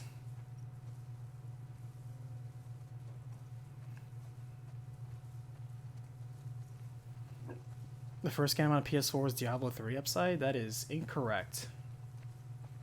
During the launch week of PS4, I'll tell you exactly what your launch lineup was because I worked retail that when the PS4 first came out. I can tell you very specifically the games that came out. It was Call of Duty Ghosts, Knack, Madden, 14, I guess it would have been for the time. Let's see, FIFA, and there was another game. There were like 5 games total. A few of them were sports games. NBA came out as well. And it's funny because all the sports games ran worse than the PS3 counterparts because they weren't as optimized, ironically. It's like, people, you should never buy hardware the very first day it comes out. It always has the most problems. It always has the weakest library. And the games that you think you want to get it for aren't coming out anytime soon.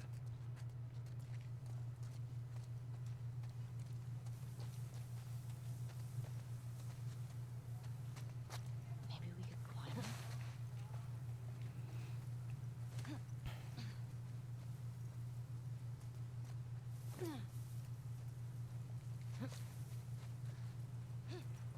South End, most games are devices to tell stories. That's what makes games such a unique medium, is that it's an interactive element to it. Because anything can tell a story. Books tell stories, movies tell stories, songs tell stories. However, what makes games so unique is that there's player agency in it. And so, if you want to tell a specific story, you need to incorporate that into the player experience, not make it mutually exclusive. That's what makes a stronger game, is when you marry the two elements. Otherwise, if you just want to tell a story, there were plenty of other options for it, like just make it a visual novel or make it a literal cinematic cutscene piece. But they made design choices for this game, and because of those design choices, they have to live with the choices they made.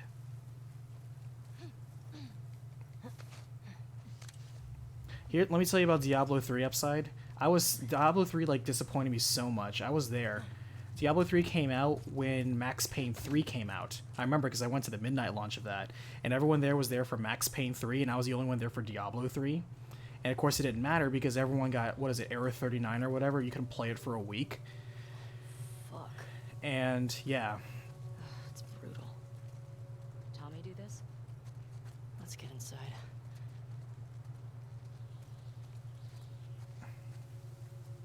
Diablo 3 was also previewed I think 4 years before it actually came out. I think you can really look that up. Whatever year it came out, go look at the earliest trailers. It's 3-4 years before it came out. That's why when they showed the new Diablo 4 trailer, I'm like, nope, you've already done this before, Blizzard. Don't believe you. You've already put out a trailer with no release year, so it probably means at least 3 years away. Call me in 3 years when you actually have something worth showing. Like I said before, 2014 was 2014. The mass majority of games that came out that year for the quote-unquote new gen was all ports of existing gen games that you could get on the PlayStation 3 and 360 just as well. Other than a slight fidelity upgrade, you really got the same game for $10 more. It was just more expensive too.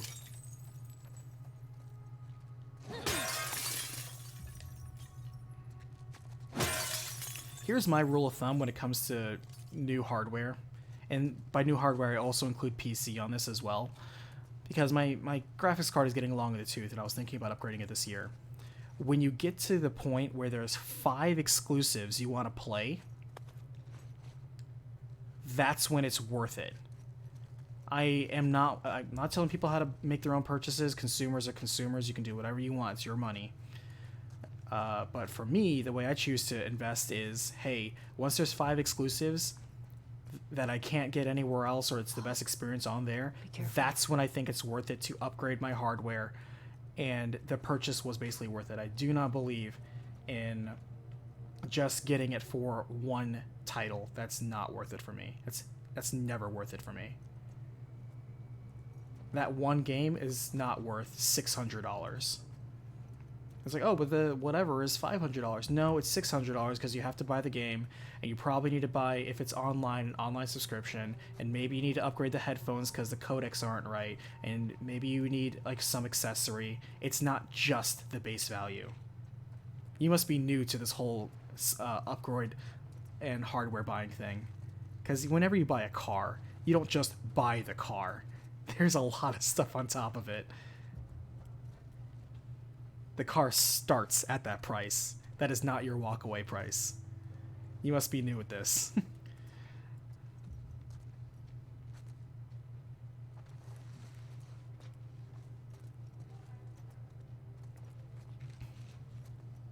But we're not here to talk about new hardware. We're here to talk about the current game we're in front of.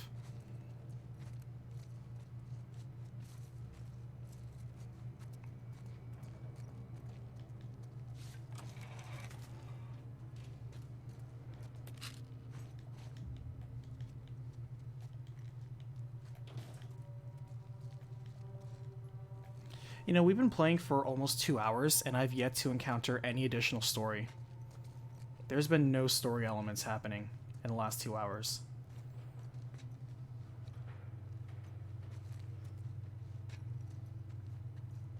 Every time we move forward, I hope that we get closer to the story.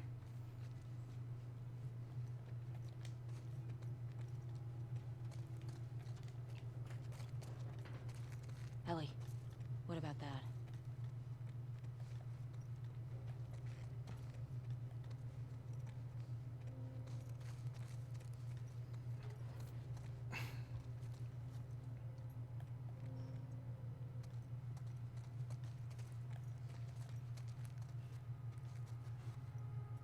Don't see any people out there. Shine in your face.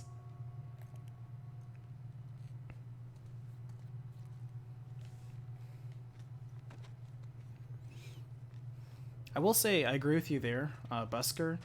This game really is an impressive refinement of showing the tail end of any hardware. But you could say that about most console games. Literally every console game for the past 7 console generations, if you look at the games that came out at the beginning versus the games that came out at the end, it is very impressive to see how developers have found out ways to squeeze out every little bit of power they could to optimize the hardware. But it's a message. Very impressive. This just I hope not. Keep your eyes open. Did you find a music shop yet? I found a music shop in the Seattle area. Well, I guess we're technically in Seattle. In the prior Seattle area.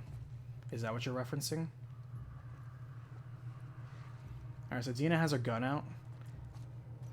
And that means there are enemies. I mean, like you couldn't tell from the fact that there's chest-high walls and a bunch of blood everywhere.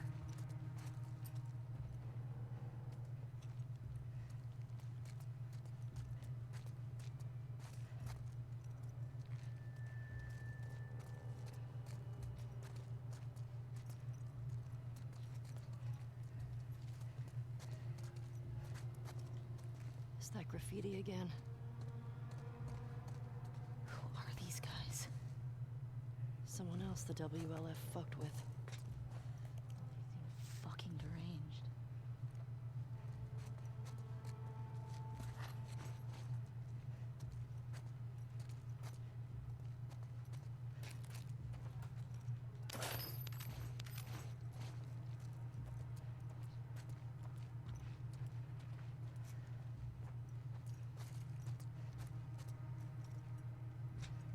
I think it's funny that Tommy specifically went out of his way to string these bodies up as a message.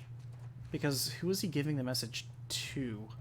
I guess the WLF people that would come back here and check out what happened to their base, I guess.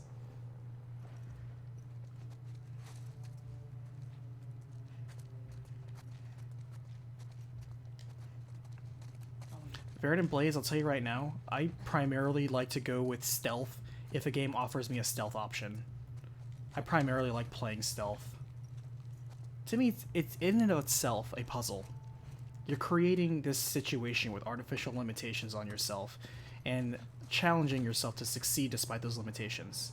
That to me is the appeal and self-satisfaction of completing an area or something with stealth. Because yeah, anybody can go shooty shooty bang bang, but to go through like a ghost and take out people swiftly, silently, and or you go through clean like nobody got a shot off on you, very satisfying. To me. To me. But, you know, play the game however you want.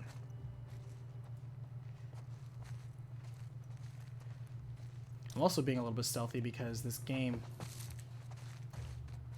Oh, now you're ducking. This game has NPCs that once they spot you, they have flawless aim.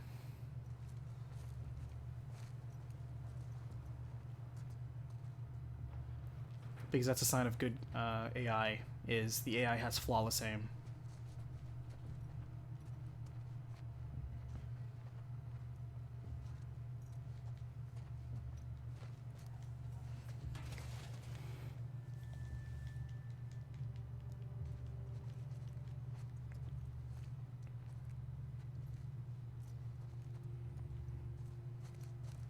When I was still in college, Busker, and I was doing... It wasn't really called game design at that point, it was just part of the computer science course. And I had a professor that didn't allow us to use Maya. We had to build our own graphics engine from scratch. And I can tell you right now, I spent many sleepless nights frustrated and angry at trying to get shadows down. And so to me, anytime I played games, my eyes were immediately attracted to shadows. And I just couldn't help but look at like the way that they handle the shadows, and just like shadows became part of my game commentary for like a few years. Obviously I grew out of it, but I understand that mindset you're coming from where it was part of my day-to-day life, and so part of it, that one's green. Can I pick up the green one? I want that green rifle. It's way cooler than my brown rifle. I want the green rifle. Man, this game's just too engaging. It won't let me just pick it up.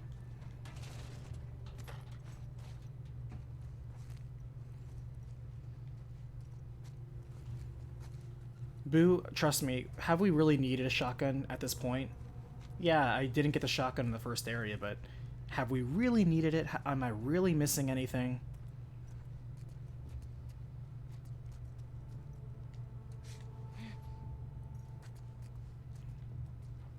But yeah, I'm not playing this game to have eye candy, because eye candy is temporary. It's a sugar rush. As time goes on, this will look dated and old. The more effort you put into having cutting-edge graphics, the worse it ages. That is universally true. Some will age faster than others, but this will age. And so it's a temporary, fleeting thing. However, if you have solid music, or good writing, or a good story, that is timeless. That will outlive the product.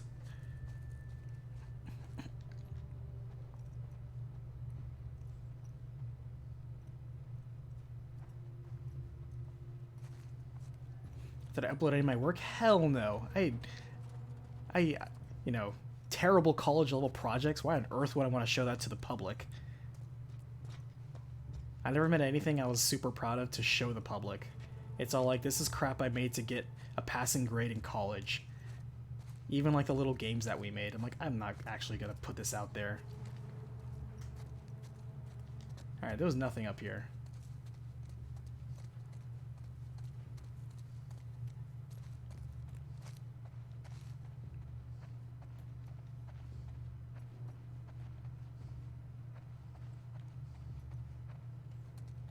I'm just running around in circles at this point.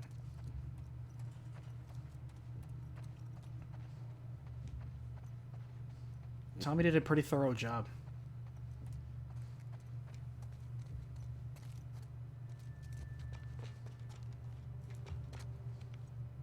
I don't think we checked out the middle area, did we?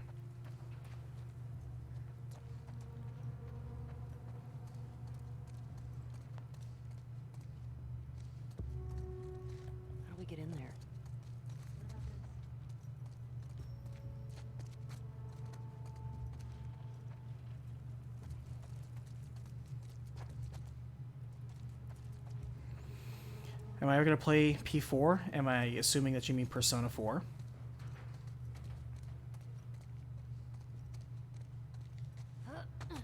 But yeah, like Busker, the big thing when I was in college and working on graphics engines, the big thing was like the miracle of making water. If you caught me years ago during college, I would be like the biggest snob when it came to criticizing how water was done in gaming. I was like, oh, look at this trash way that they, you know, did the water over here, blah, blah, blah. And it's like, dude, it's just water. Like, we get the point across. So, I get it. I 100% get it.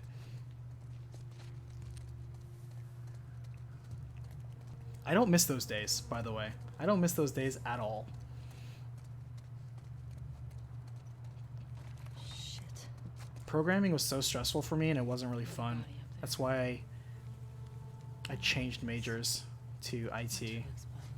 Because I like the concept of technology, but I like the concept of marrying it to people and solutions and more of an applied science.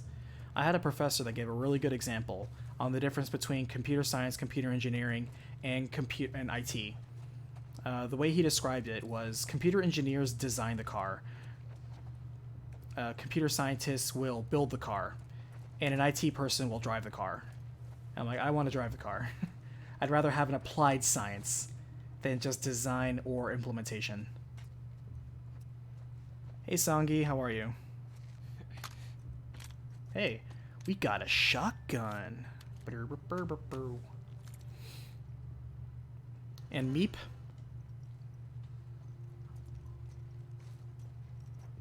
And yes, I will do Persona 4, but currently I'm working on Persona 1 as the next RPG recap.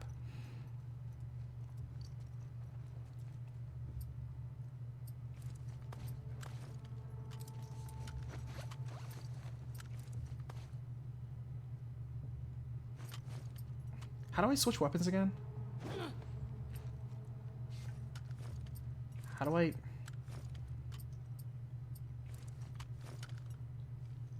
I want to go back to my rifle. How do I switch weapons again?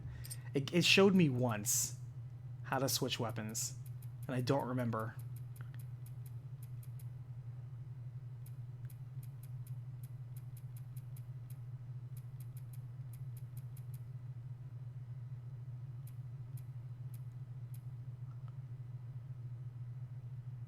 Hold square to swap a holster weapon for one in your inventory.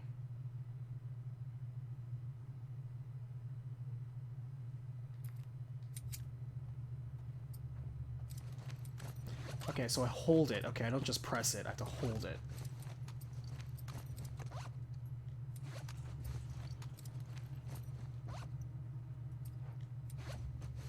Alright. Because I'd rather have the silence weapon on the quick slot. The original Persona 1 was ported to America on the PlayStation 1. That is correct. However, I'll be doing the enhanced re-release version that was then ported to the PlayStation Portable. Because it's the more complete version that honestly just better balanced, has more story. It's the more complete version.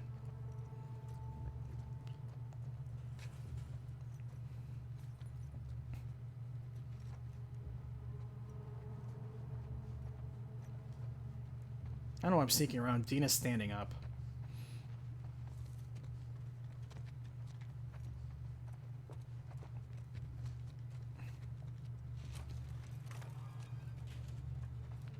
Alright, so that door is way forward. Let's take a look around here.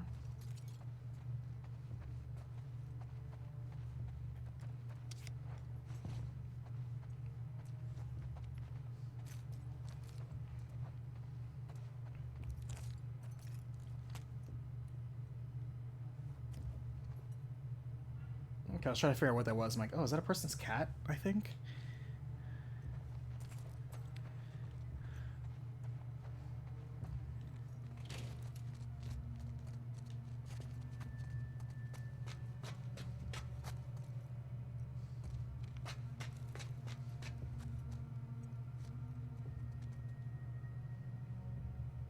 You know, Songi, I wasn't ignoring you. I wasn't ignoring you over in Twitch chat, just so you know. But yeah, I'm doing a simulcast, so it goes to Twitch and it goes to YouTube. You hear that? And I have to say, I have to have both windows up, and so when I look over, I have to look over at 2 windows.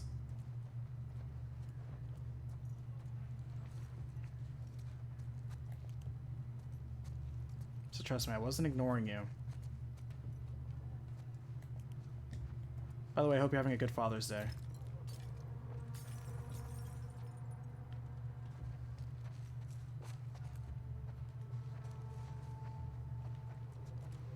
I feel like we're over. We just have so much stuff. So much stuff.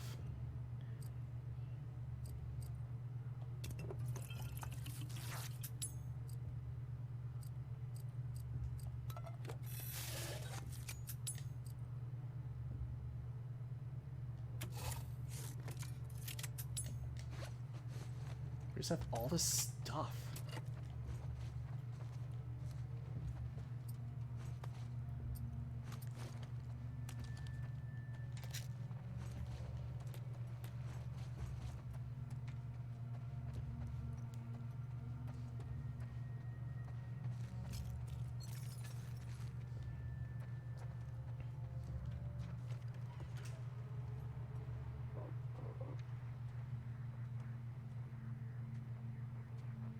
That's her. Leah. You sure? Yes. Guess the universe really wanted her dead, huh? I think the arrows helped, for sure.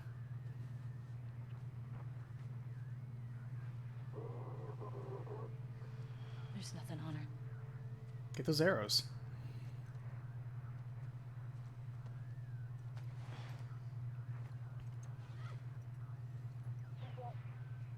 Please be something story related. This is 2. Do you copy? 6. Acknowledge. Over. Dina. Hmm. It's all of them. Hey, wait. That's near Jackson. Look at their fucking smiles. Why did she take Polaroids of her entire crew? That's her. That's the one who killed him.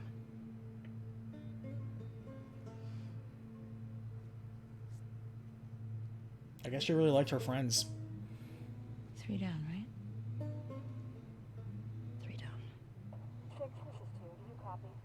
Support Unit India en route to the TV station. Repeat. Support Shit. Unit India en route. Yeah, we should Over. get going.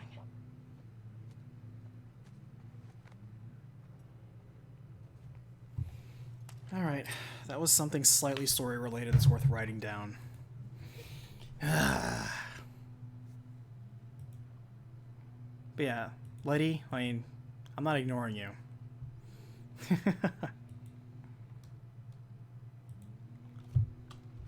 Alright, let's see.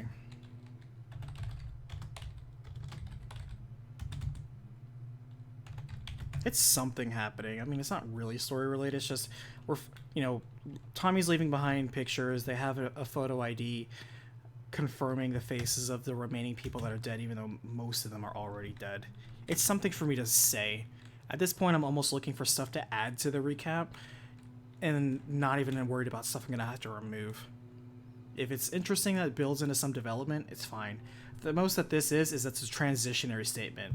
So we moved from Seattle, found a TV station, found remnants of Tommy's work. It's very clear that Tommy's very competent, and found photos.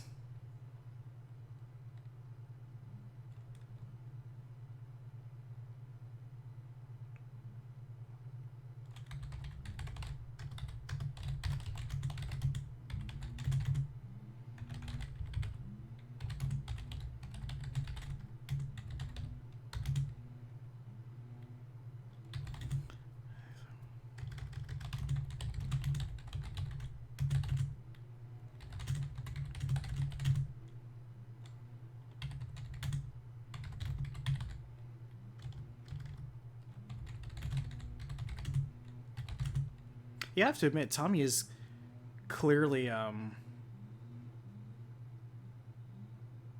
Oh, that's right. That's right. They did say it wasn't Tommy's work. It was whatever the cultist thing. I thought they mentioned that where Tommy was doing it.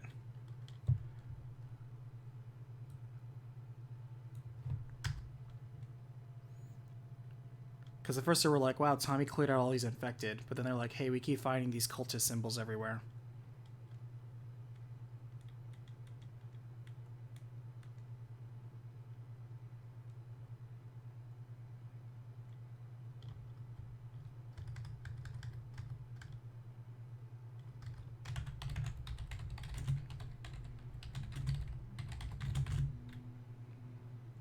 Like I said, first you just make the skeleton, and then when I go through the footage, I just go through again to make sure everything's consistent with whatever it is.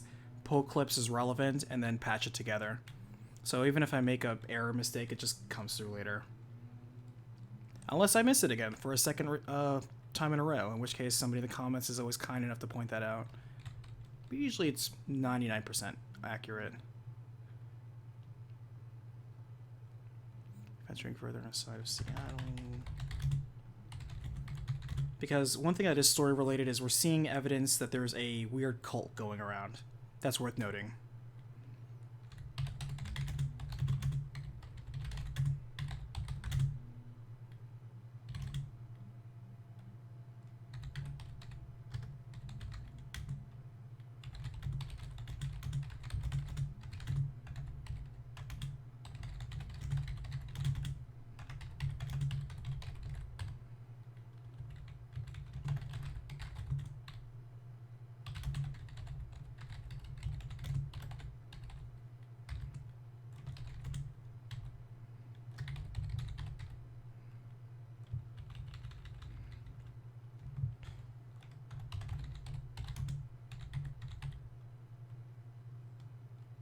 Oh yeah, don't worry, Boo. There's a process for that. I don't like to have the nitpickers come in and enjoy it. This is, you never post the first draft. The recap skeleton is not the final draft. It's just the skeleton of, hey, I need to go back, find this point, flesh it out, find supporting evidence of whatever's happening in the scene, and then make a transitionary statement from whatever happened before to whatever happened after. Just a skeleton. It's like when you write an essay properly. That's not your final draft. It's just the first draft. It's all good. But yeah, if I ever mistake or misspeak, go ahead and correct me. It's fine. This is part of the creation process. It is by no means perfect. One of the things that I always have to triple check is names of who said what or who did what, because whenever there's so many characters, here's something you have to understand. I'm really bad with names already in real life, but We couldn't talk to her. I just remember names in a game enough to get through the story competently, and then I flush it from memory. Why do I do that? Because you have to unlearn all of the characters, all of the lore, all the continuity you just played in a big story, and then learn brand new names, brand new lore, brand new lexicon for the next story. You have to constantly flush out your short-term memory and make sure it doesn't start, because otherwise if you don't, it all starts fading together. And that's when you start misspeaking, be like, oh wait, no, that's not from this game, that's from this other game that I was playing. Sorry, I got it confused. So no, you have to immediately pick up something, retain it just long enough, and then flush it. That's why when some people are like, wow, remember this thing from this game that you played like last month? And I'd be like, I vaguely remember it. But you just played it, I know. And I promptly forgot it on purpose. I wish I could say that I had photogenic memory and I remembered everything that I ever touched, played, or saw, but I am not so gifted, I'm afraid.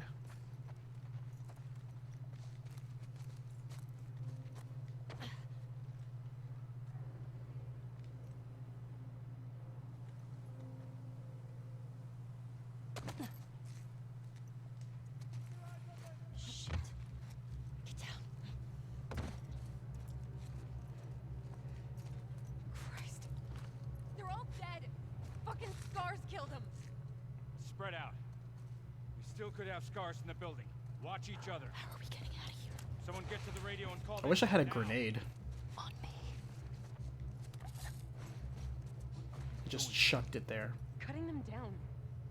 Make sure the building's clear first. I'm not leaving them up there. What the fuck's putting them down gonna do now? Go!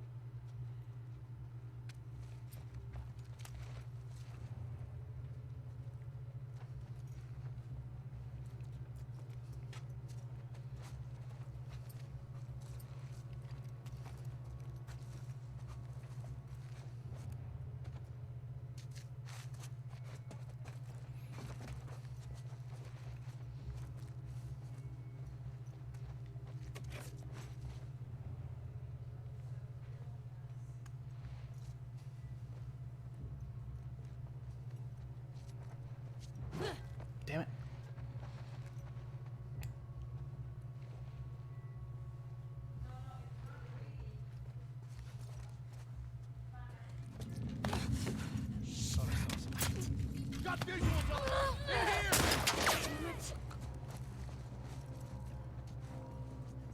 They went that way! Shit! To your left! Okay.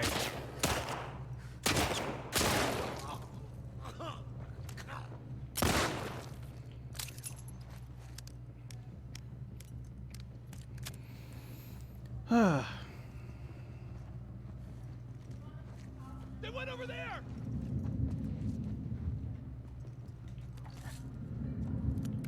I mean, you could just stand there, bud. It's cool. Fine by me.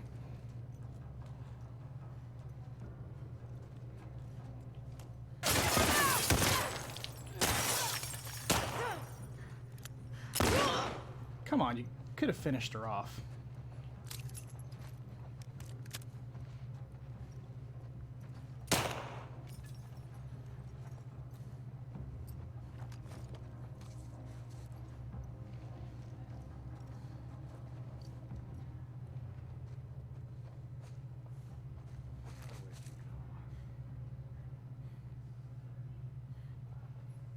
Gotta be careful with these open environments. One thing that is good about the more open combat environments is it gives the enemy more avenues to flank you, which is nice. Doesn't help them, but it's nice.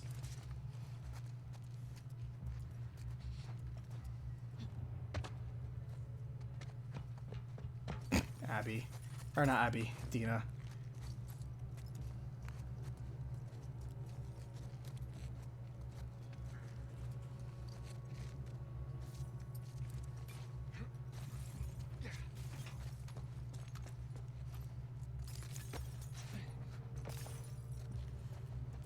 Yoink.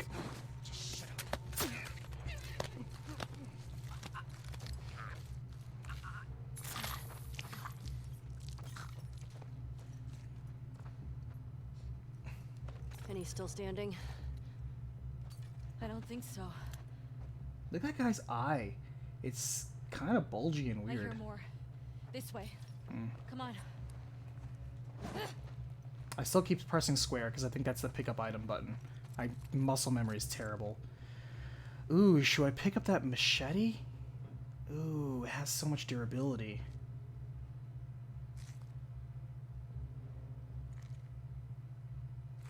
I probably should.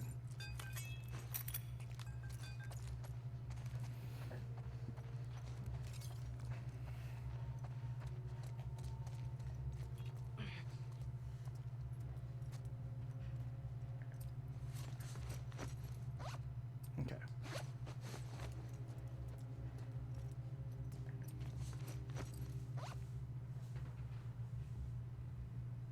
Yeah, because we could upgrade it right now, but we're not going to, because this is good for one solid kill, and then we could repair it, and then that way we get the durability back.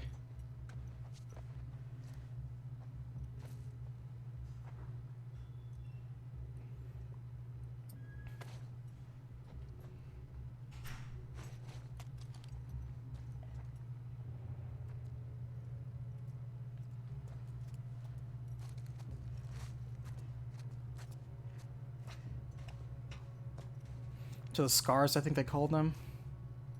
I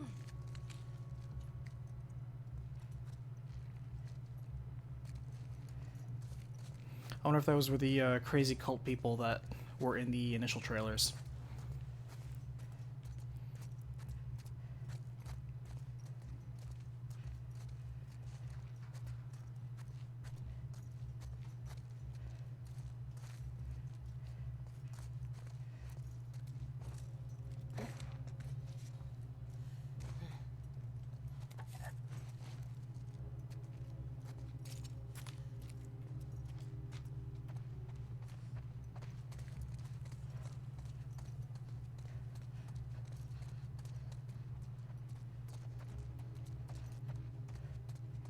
Just trying to look around and see what else I missed, because I didn't need everything right off the bat.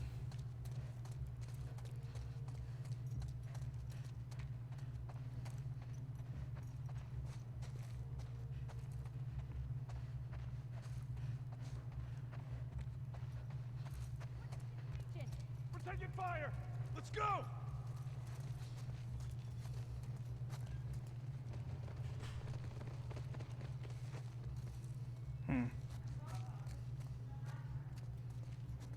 Oh, shit! There!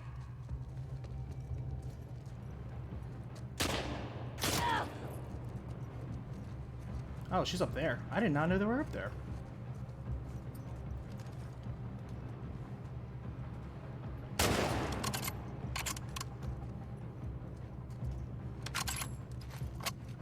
Ellie, come on! She got the jump on me. Damn, we got them!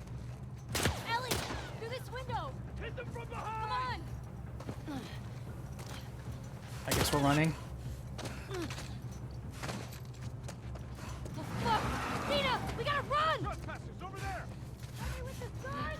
I fucking know, just shoot them! We gotta lose it! Dead ahead! Oh, shit!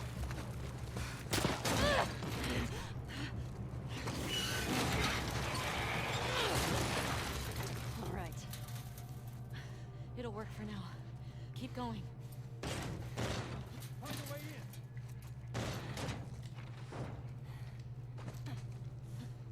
I guess the most action I've seen in 3 Masks. hours. Okay. This is a slow burn.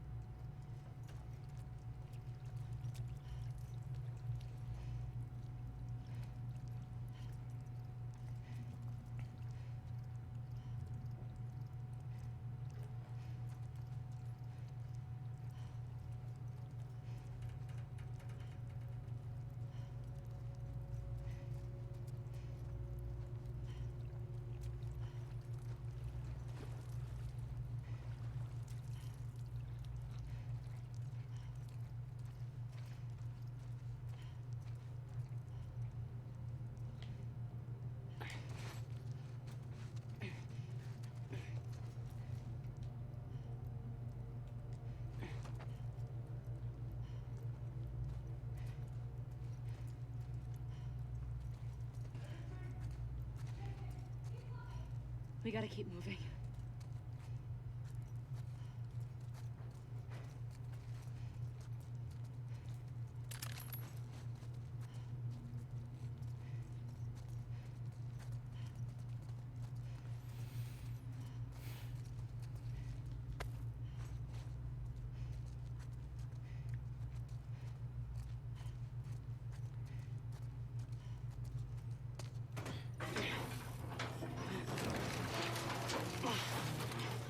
You know, one thing that I wish I thought they had us. I heard that other people defined was, what do you define as, like, what counts as a good game in your book? What's the criteria? The actual criteria.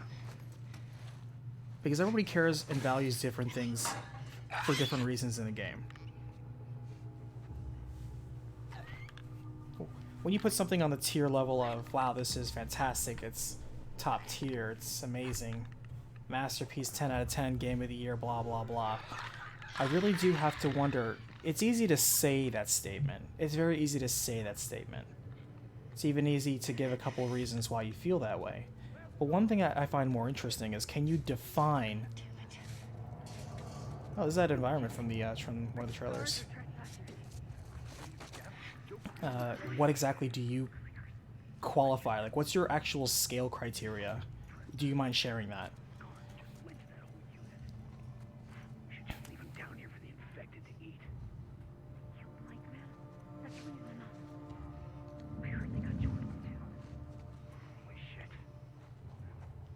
Alright, we got 5 bogeys.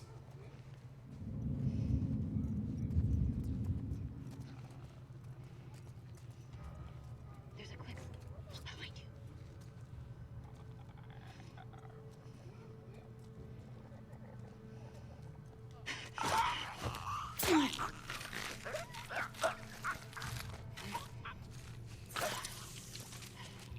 Actually, you know what I should do? I should just pick up a bottle and throw it so that way the clicker goes after those dudes.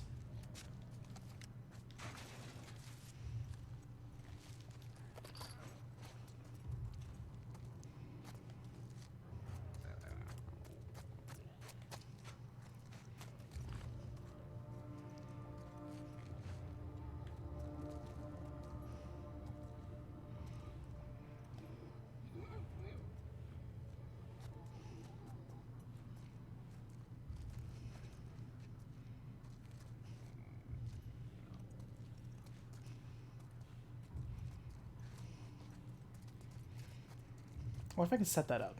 What if I can get any of them a little closer? There we go.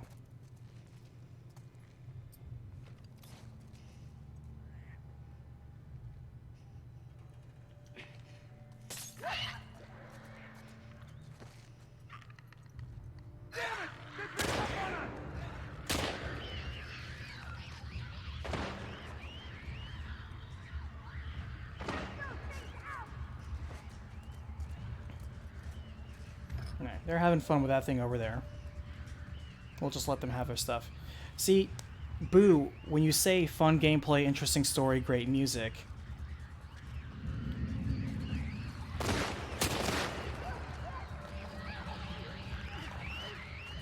Oh. Like, what are you doing?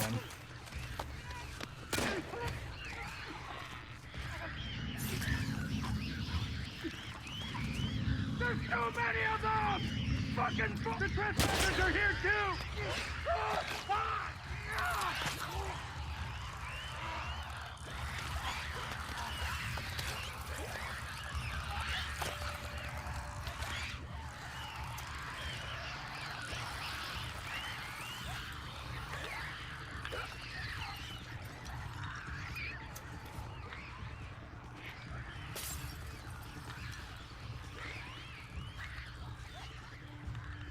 Damn it, I wanted them to come so I can burn them all at once.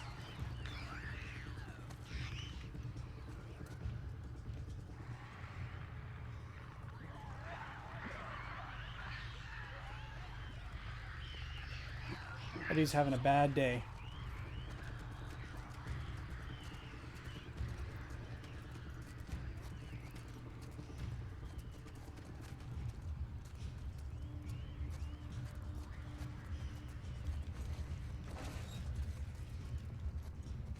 But yeah, it's very generic to say it has good gameplay. Okay. Well, define good gameplay. It would matter, wouldn't it? Because you wouldn't rate a sports game the same way you rate a platformer, the same way you rate a puzzle game, the same way you rate a horror game. But you're right. You could just say gameplay, and that's fine, because it just kind of matters on how well it represents the genre. Music, I agree. I think when you say if something's good, that's kind of inferred, though. It's just be like, hey, I prioritize music, gameplay, writing structure. Some people, visuals and or aesthetics are an important part. That's true too. Alright, I need a bottle to attract these dudes. So I want to burn them all at once.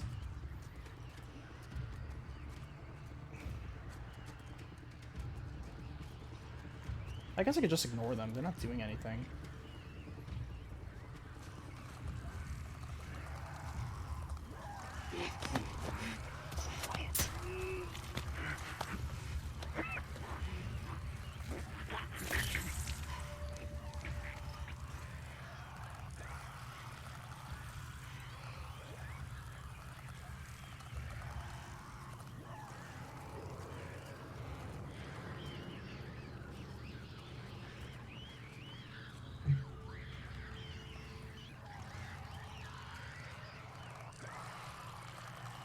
Damn, they all went back to their original places. That's kind of annoying.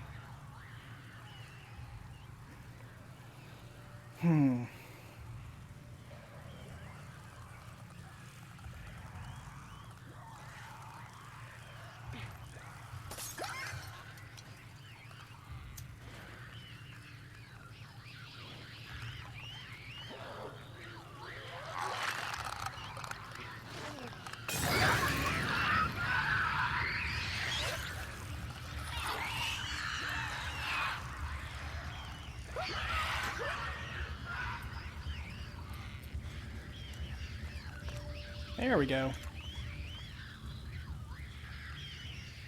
Go back in the fire. You know, I'll take it. Okay. I'll take it. Look at We that. shouldn't hang out here for too long. You got through that entire counter without spending an Grab what you entire can. bullet.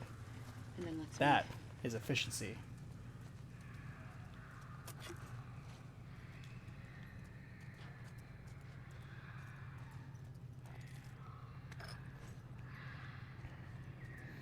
Now, if you're gonna say, "See, isn't this game like 10 out of 10?" I'm like, no, that's just being a competent game. That's entry level stuff.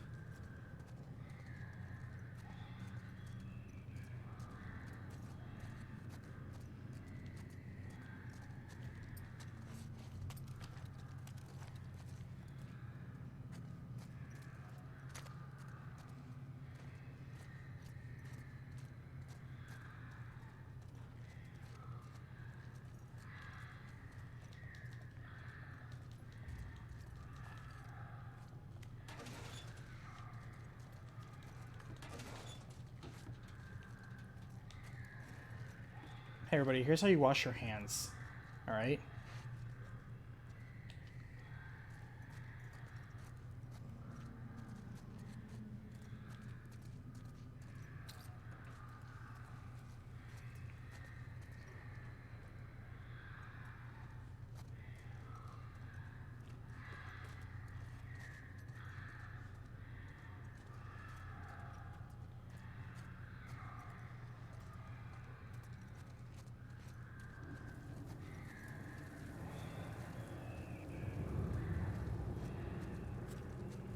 One thing you have to consider with aesthetics, though, is that there is such a thing as too much.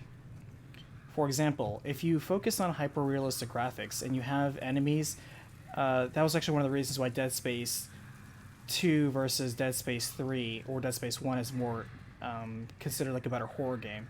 Because if you constantly show the big bad monster in full fidelity over and over, be like, hey, look how detailed, look how grotesque this is, you leave very little to the imagination, and that's not necessarily a good thing, because part of good horror is the ability to get inside the head of the player, to evoke that seed of doubt, that air of mystery, that twinge of fear, that if you know everything and understand everything, it goes away. However, the less you know, that can be more powerful than actually showing everything in full-scale fidelity.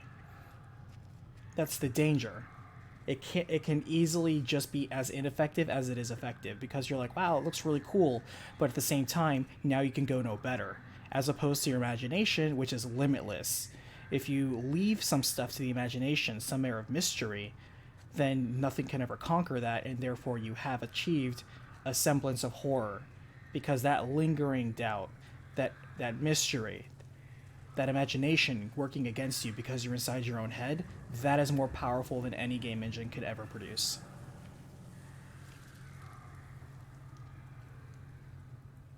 Plague of Gripes, let's gripe about horror series? Maybe.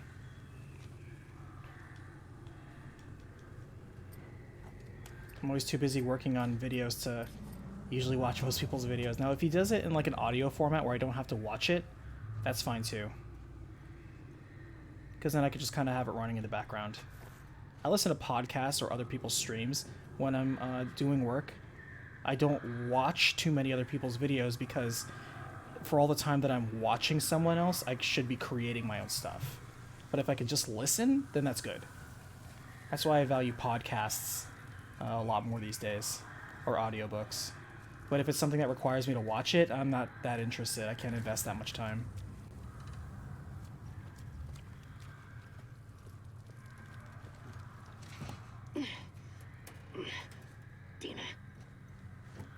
Dina, I need your strength.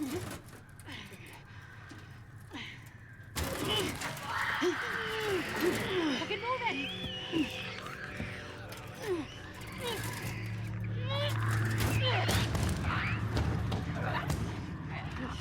Shit. But it's all about proper application, about what's appropriate. Are you okay? Yeah. Thanks. Like, one of the reasons why Amnesia Dark Descent worked for many people is not because the monster was even good looking. The graphics were get out of grody here. as hell, even for when it came out. However, because you're seeing things in a limited perspective to begin with, and just the presence of the monster hunting you when you know you're vulnerable, you know that the consequences in fighting is futile, you know that you have that air of being chased, that created in some people that sensation, that thrill, more effective than if you had showed a very actual scary monster. But if you actually just take the model of the monster and look at it in its entirety, it looks pretty darn derpy. Comical, even. It's like if you ever watch old horror movies, they make good use of like lighting and effects and shadows. Where you're like, oh my god, what's that mysterious shadow? And then your imagination starts working against you. Masterful use of environment. This way's blocked. Maybe through As here. opposed to the ones that just went, we're going to try to make a scary looking monster and it looks like a derpy little Halloween costume. You know? That's still relevant today. Did you hear what they kept calling us? Scars. I wonder if that's who made all those murals. And gutted all those wolves. Everyone in this city's a fucking psycho. No shit.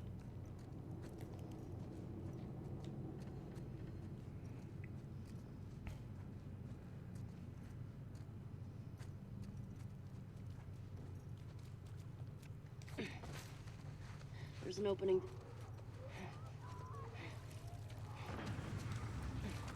Fuck.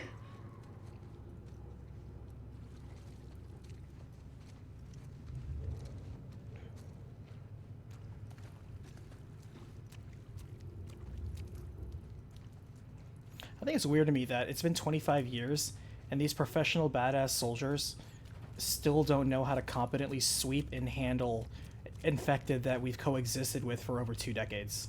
I find that a little weird, where it's like, guys, there's a clicker. Remember, nobody shout or discharge weapon. Everybody switch to silencers. Or, hey guys, make sure, be quiet. Throw a rock over there. Like, these things have been around for over 2 decades. You're telling me your professional soldiers have not received proper training on the most common threat that's annihilated the human existence? I don't know about that, man. If this was like the onset of the infection, I would get it, but are you for real? Everybody flips out, panics, and doesn't know what to do when there's an infected nearby? Jesus. I don't know, man. I'm pretty sure these guys, as we've seen them do, are used to doing sweeps and patrols of their city, killing infected on their own. That didn't sound like a bloater. Whatever the fuck they're fighting, we should let them kill each other. Agreed.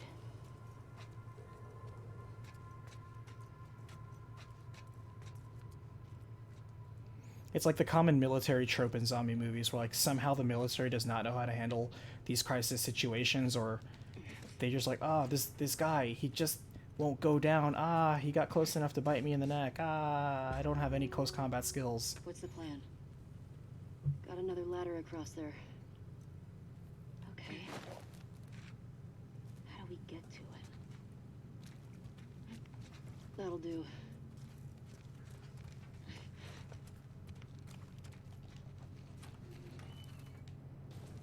Is that a workbench? It is. Cool.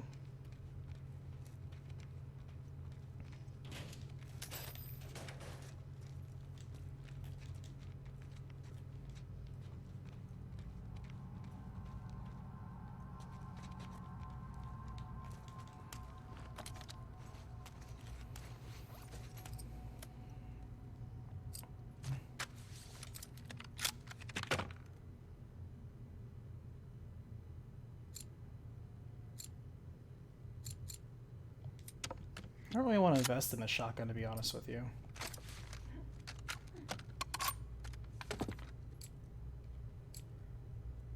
I don't really want... I haven't seen an opportunity for us to... I wonder if we can craft a silencer on the rifle. If we can craft a silencer on the rifle, that'd be super cool.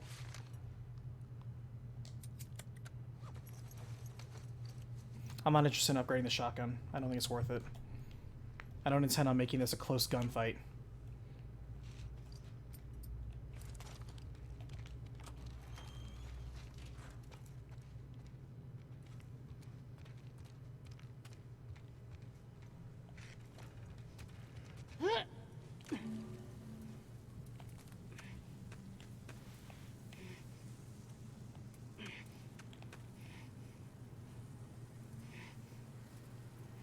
Which consoles do I own? I own all of them.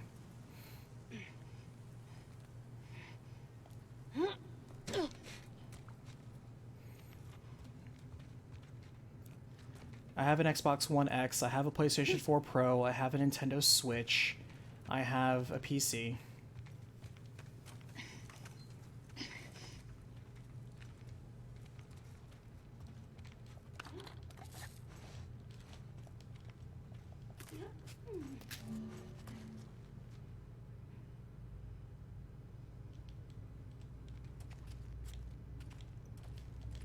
So much health. Oh, you know what I forgot to do in the last area? I didn't want to do it, but that vending machine had candy bars, and I'm like, cool, I'll kill these guys and then get the candy bars. I completely forgot about the candy bars. Oh well, there's a free health kit here, so I might as well just top off.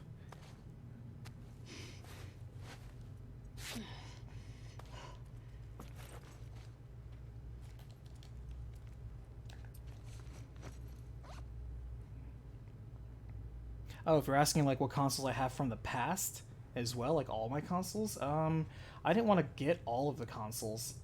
Let's see. The consoles I still have physically that aren't broken or messed up. NES, N64, GameCube, PlayStation 2 Slim, PlayStation 3, Xbox 360, Nintendo DS, 3DS, Game Boy Advance. I still have a Wii U. Yeah, the Wii U, because you don't need the Wii once you have the Wii U. Yeah.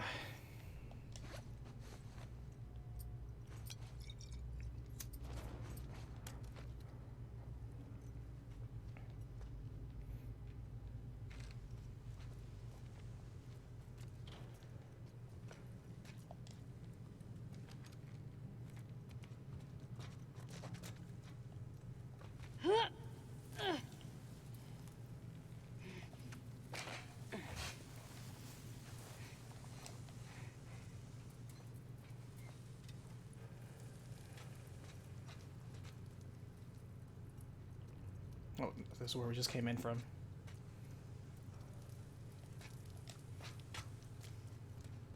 I want to see if there's anything interesting on this side. I end up just going back up.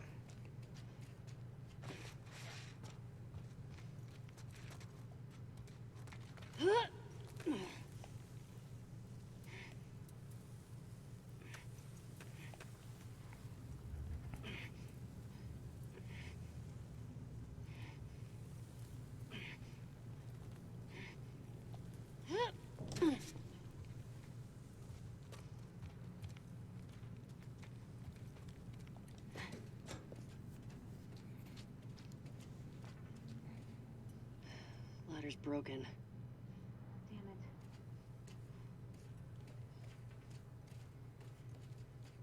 it. Boop.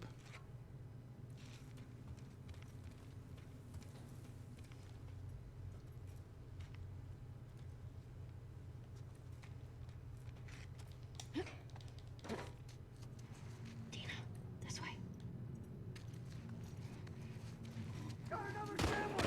Just get out of here! No! Watch out!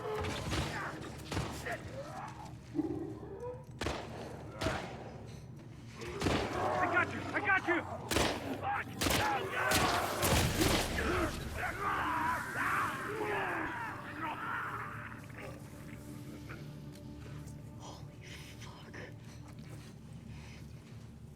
This makes me again think of Left 4 Dead. It was like, Boomer! Just somebody yelling it out. Get Bill to yell out Boomer. Boomer!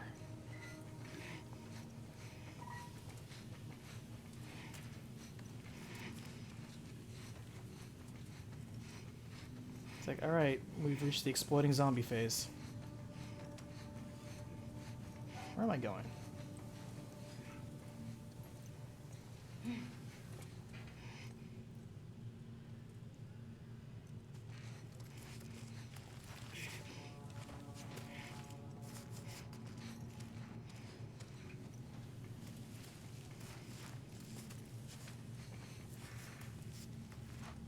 Can't go through there.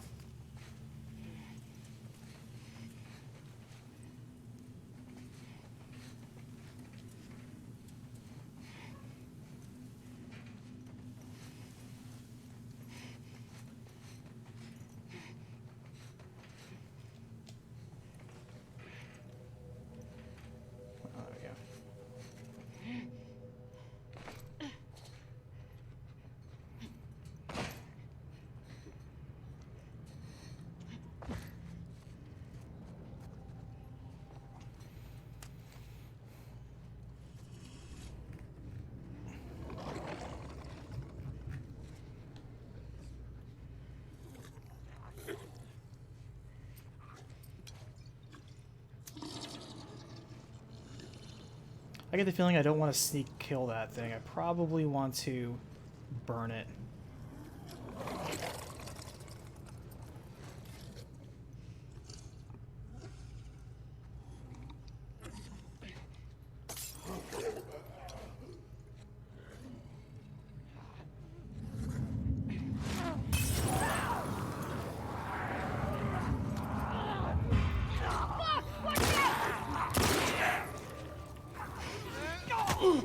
Oh shit, it's another one. Oh, that went south fast.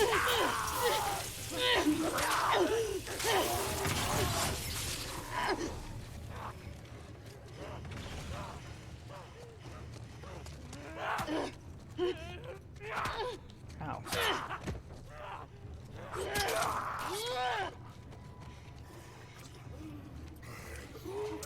Oh shit.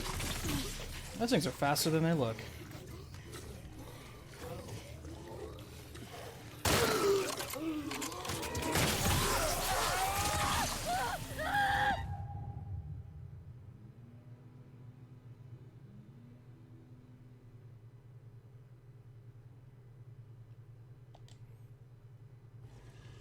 Alright, clearly that was a bad idea.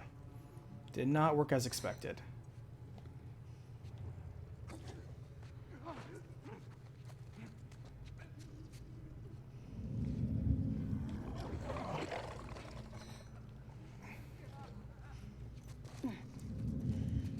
I'm guessing this is the time when I actually do have to whip out the shotgun. Just now shit-talking it. Oh, those things are blind too. I wonder if you can sneak attack them.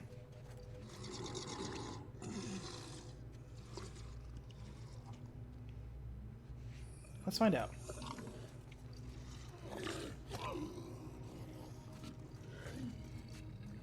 You cannot. Shit.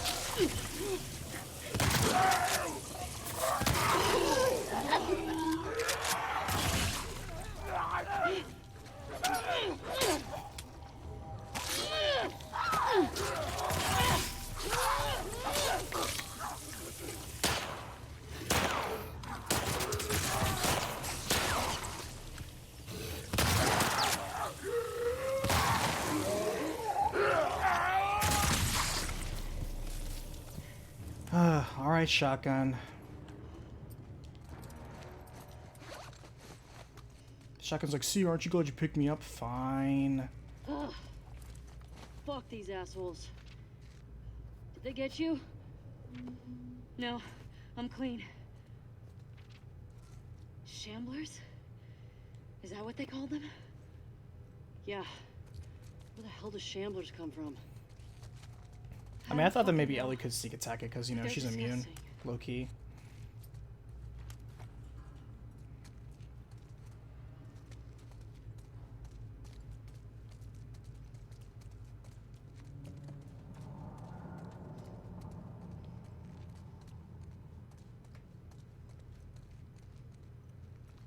Man, how did Dina teleport to this room? She was right behind me.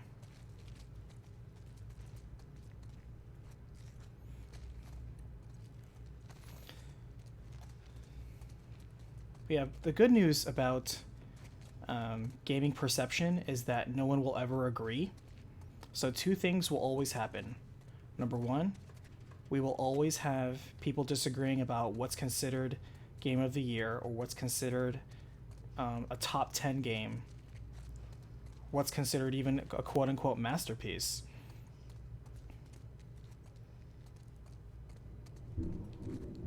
Man, that thunder on mine, you guys hear that?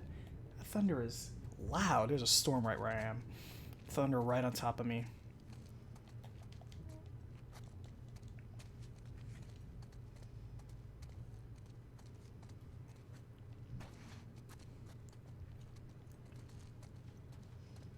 And so people will never agree on it because one man's treasure is another man's trash. That statement will always be true.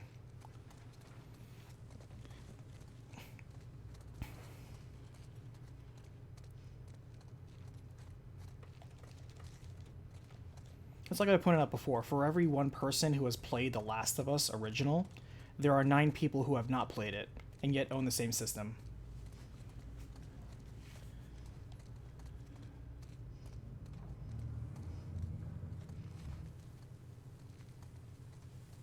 So everything's relative. Look at those acid burns. No,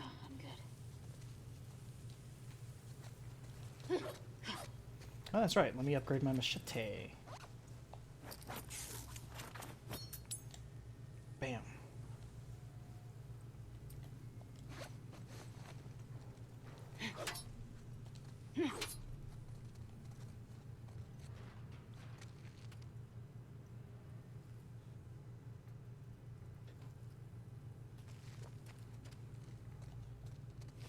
Let's see where this takes us.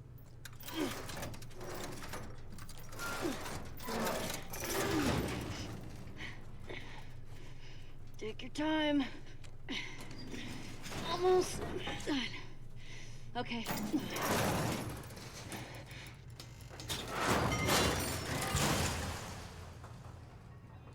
That is somehow the world's heaviest sliding door. Good lord. I've never seen any sliding door come down with crushing steel Good. weight. That is not OSHA compliant. Shamblers? As if the others weren't bad enough. Guess that's nature for you. Yeah, well, nature's an asshole. Watch, the next evolution of the cordyceps is going to be a guy with a really, really long tongue and spits acid.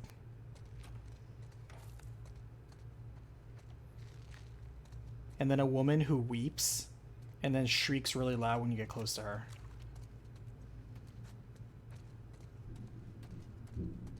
Yeah, people start up Final Fantasy fights like it's a gang war. It's ridiculous. I made the example earlier about it basically being nothing but a collection of petulant sports fanboys, because it's the same exact debate. You're just defending your sports team that you love everything about, and somehow everyone else is a rival. It's like, man, I swear.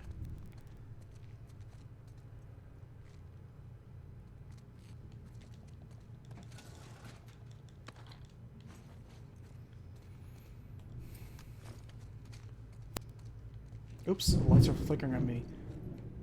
That's not good.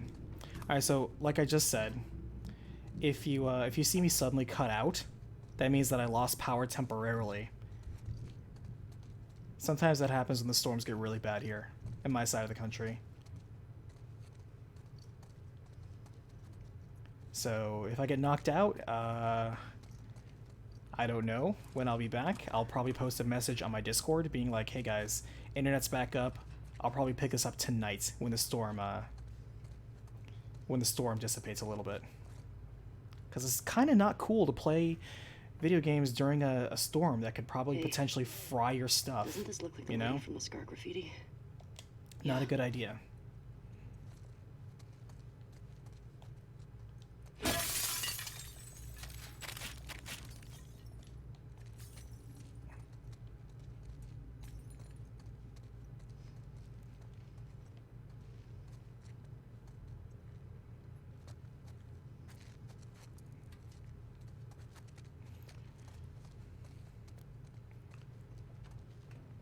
I think it's funny when we talk about people disagreeing on games. This is me being bold of saying, but oh, interesting. We got a safe here. The code is 152 da da da. Okay, enough hints. If you can't figure the rest out, I'm with the wrong man.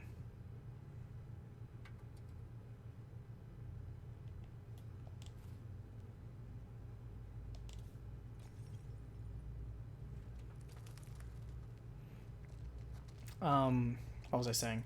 Oh, because people are very quick. People love to disagree, but people are afraid of. People are afraid of having a discussion. Oh, is the code how much the thing costs? Is that the code? How much is this? How much does this soda cost?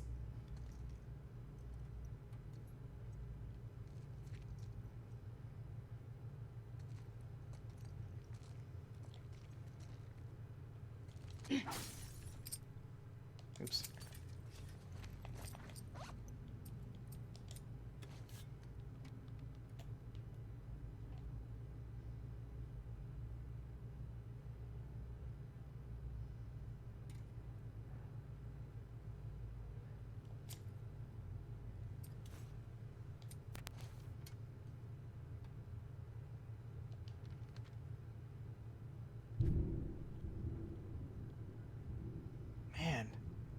lightning really intimidates me. Because I hate working on a script because I'm constantly saving when there's a storm, because knowing my luck, I'll do a long passage and then the electricity will cut out and you just lose all that work. Blah. But yeah, people are afraid to have a discussion and people are afraid to exchange ideas because there's a funny phenomenon called cognitive dissonance, where because you think something is correct, anything that challenges that perspective, immediately you reject, regardless of how true it may or may not actually be.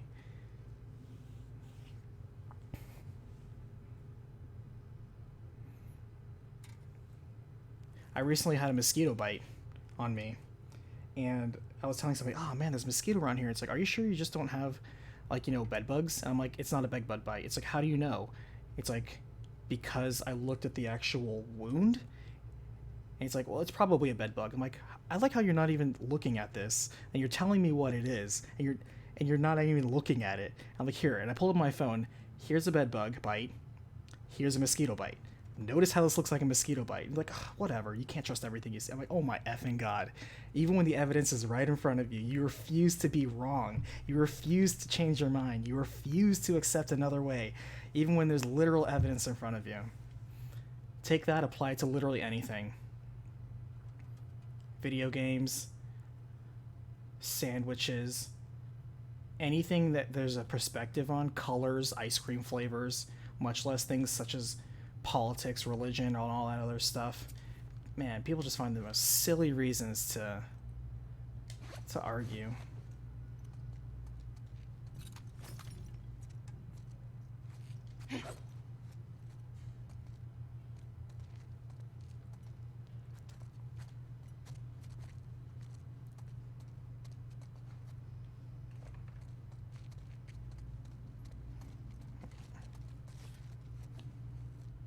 Let's see.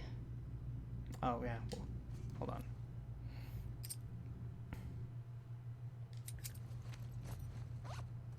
Where's that code? One more time. 152.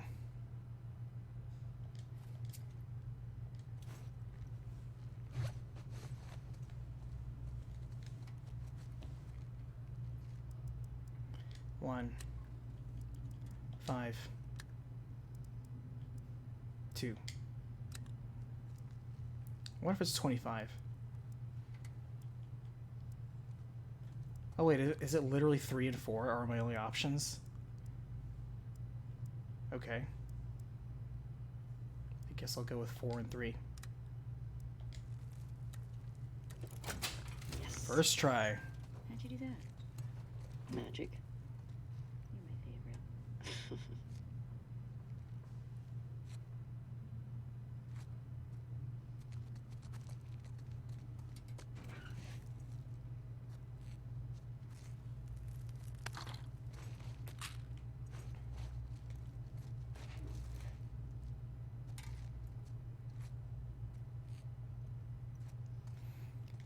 Man, Busker, you really want me to say that that's a puzzle? If you're gonna qualify that as a puzzle, then on the scale of like good puzzles versus weak puzzles, that is a weak puzzle. It's not on the level of, like, say, you know, Zelda, for example. That's like a gold standard, for example. But not everything needs to be Zelda. In fact, most things try and fail. But you know, something that does, in fact, like, that is something that rewards you environmental observation. At the same time, I also just randomly guessed the last two given the contextual evidence.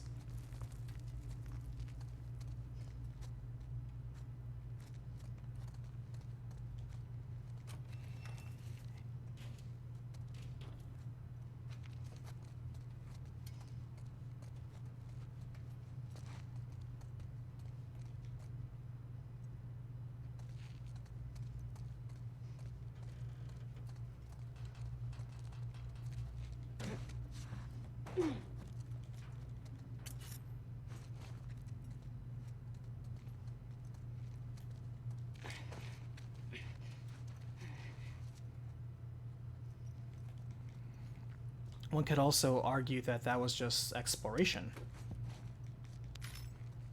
that by observing and interacting with one's environment, one produced the solution to the obstacle.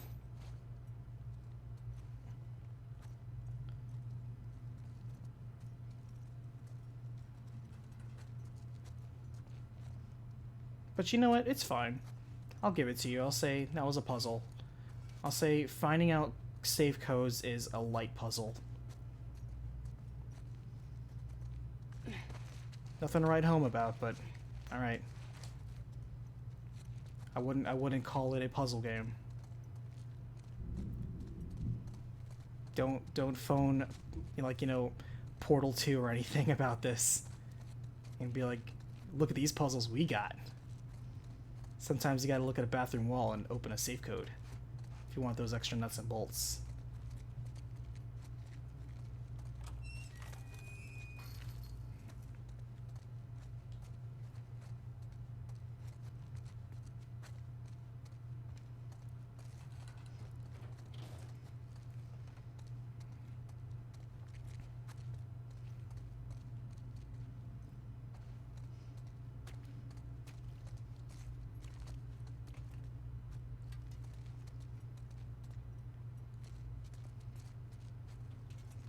We went through this room, didn't we? Yeah, we did. It just connects out here.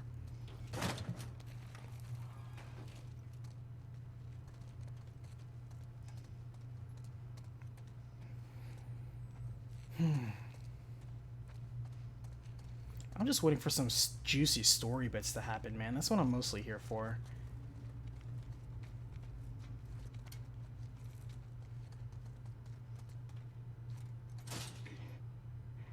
There must be a way around.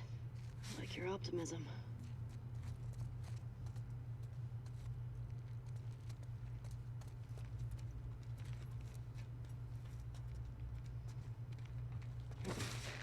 Spleesh. Shit. Shamblers. We got this.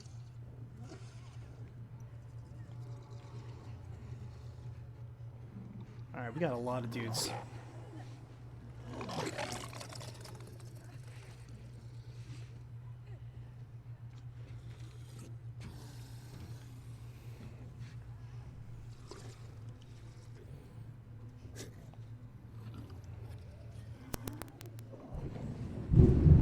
Oh my god, I felt that rumble. Everything just shook on my table. That storm is crazy right now.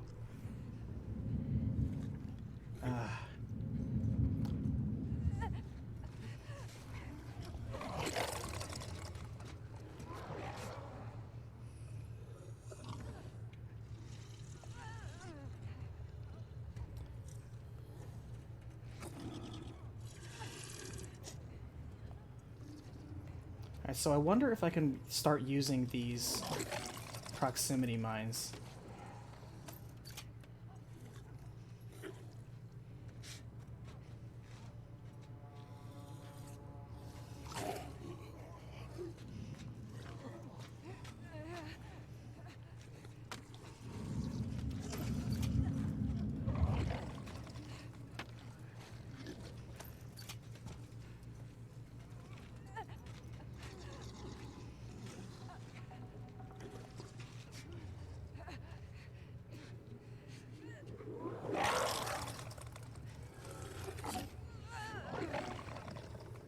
Alright, so there's a shambler over there.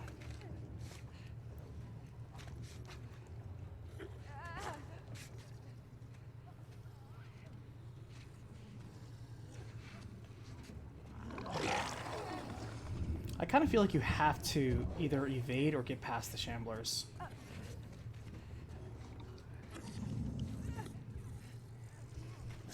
I don't trigger my own trap mines, do I? Maybe I do.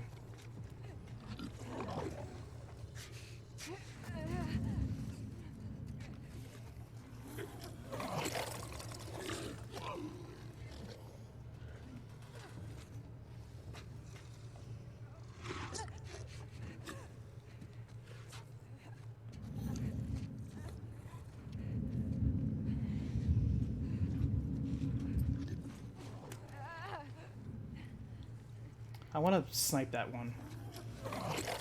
Because we can snipe those ones. I think the Shamblers are blind. Are the Shamblers blind? The Shamblers may not be blind.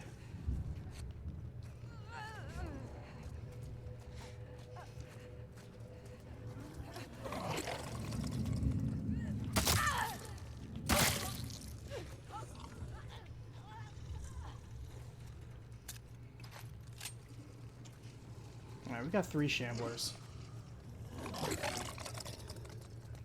Ooh, I wonder if this is electricity and we can turn on electrocute them.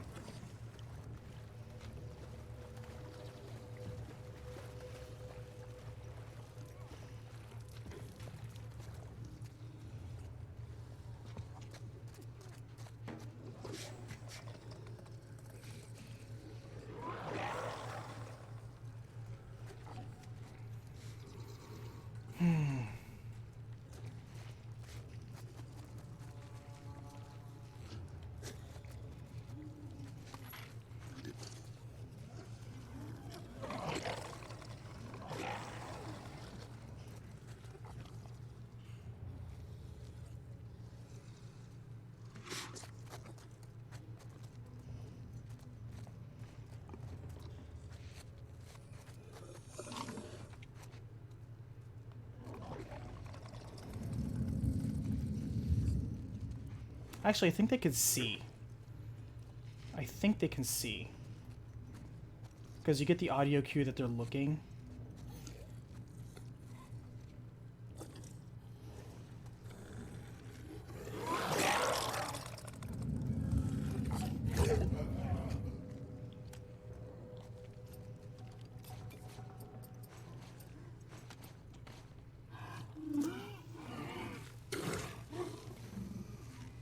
Alright, let's get this party started.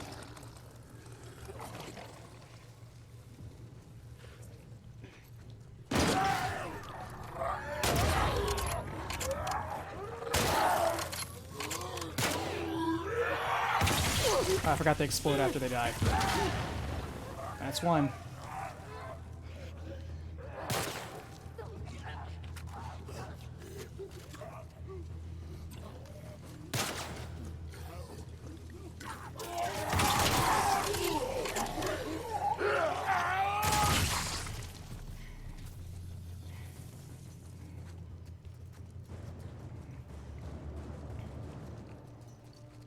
Is that it? Sweet. I think I got lucky in the third one that was up there ran into my proximity mine. Yeah, he did. Get out of here. Sweet. Same. Good job, proximity mine.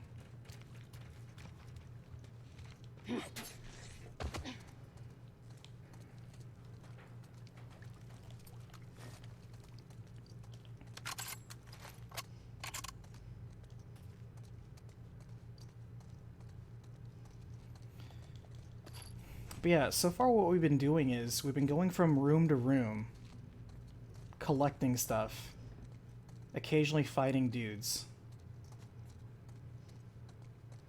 And I'm not even being reductive. You guys have been watching this. Have we encountered much story, plot, character progression at all? Or have we just been moving room to room, occasionally stabbing dudes, and collecting stuff from the wall?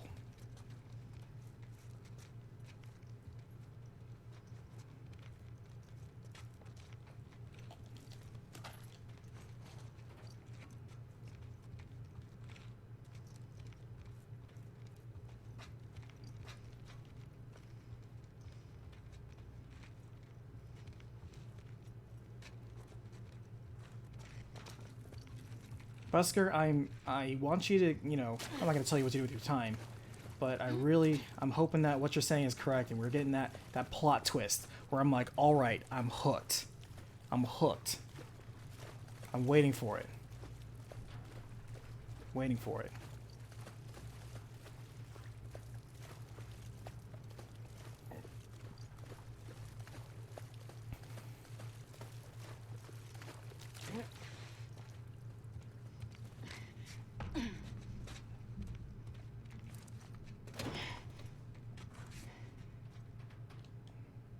Boop.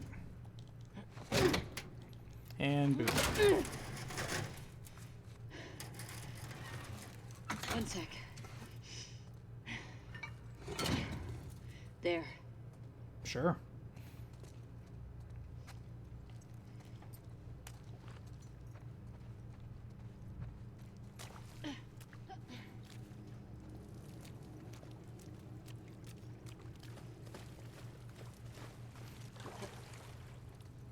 Like, these are cool environments. But once you get past the initial thing of like, wow, this visually looks What cool, happened here? you realize there's I'm gonna say nothing to some kinda do. train crash. There's nothing to do.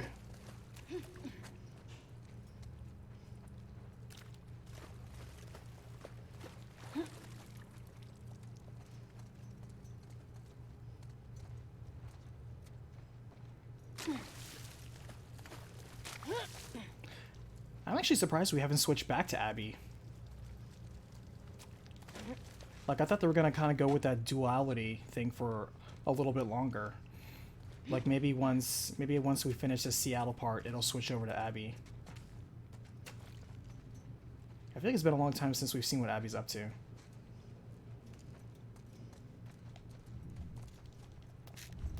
Because surely there's a reason why she left, like, the group after they killed Joel, you know, split up. And maybe she fights Tommy or something? I don't know. Jesus. I wonder how long they kept these running past Outbreak Day.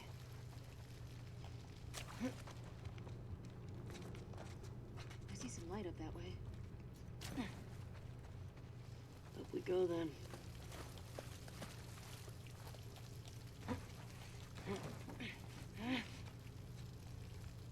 Dina? Yeah, coming. Let's see, we can go that way or we can see what's over there. I don't... Maybe we can make this jump? Nope. It's just beyond our little girl abilities to jump, apparently.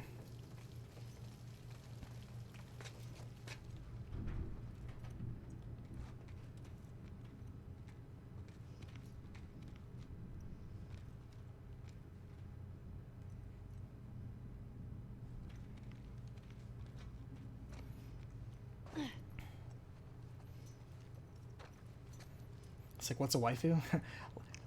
Settle down, and let me tell you about the amazing world of anime. And the anime fandom. Especially one called, repeat after me, the otaku.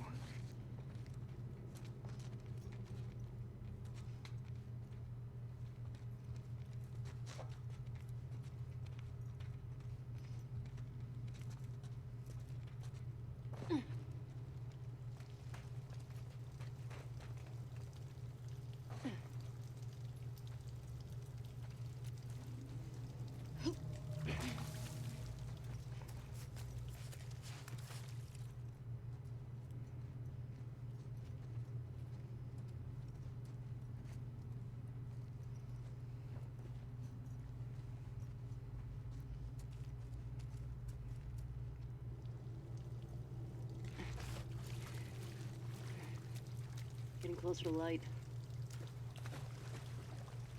Hey, let me get you up there. Yeah.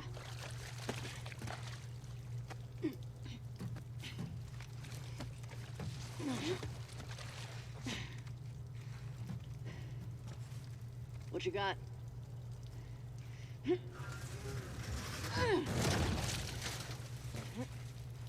Come on. Okay. Let's rally. We're almost out. Lead on. Alright, so while we're here, let's talk about Dina. Dina herself seems to be in a position where they are trying to make her the opposite reaction of Joel, where Ellie was getting a consistently cynical solo survival vibe from Joel, who was imparting his values onto her, saying, hey, don't trust people, stick out for yourself, look out for number one, even though he sacrificed those values himself over the course of time a couple times, yet it came back to bite him a few times that he did. You could almost say that he was right for sticking to his beliefs that way. Meanwhile, you have Dina, who has a much more optimistic view.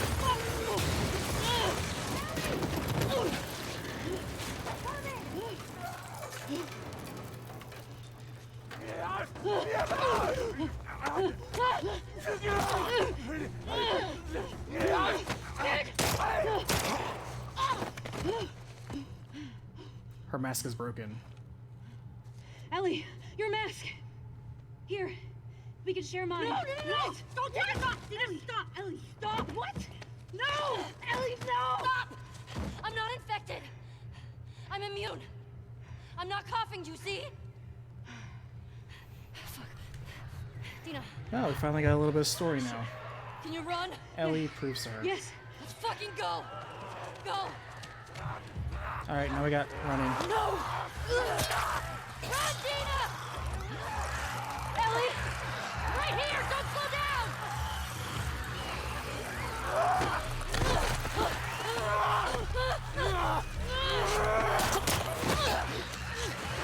This way! Hurry! Fuck! Go right! Come on!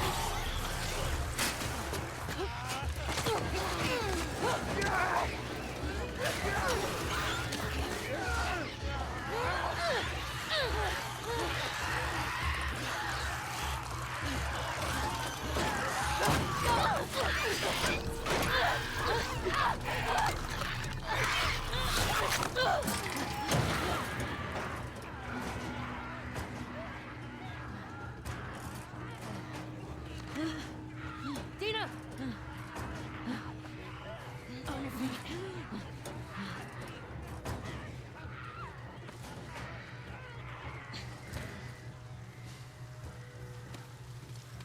Hey, Hey, it's raining. I always like it when it's raining.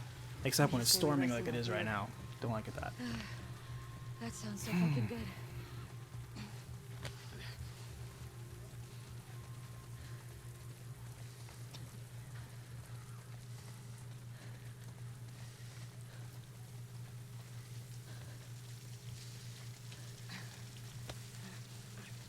Look at that sign right ahead of us.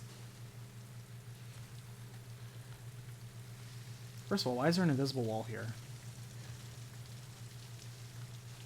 Why is there literally an invisible wall? I can't move forward. almost there. The game doesn't want me to look at this sign. It's failing to load right now.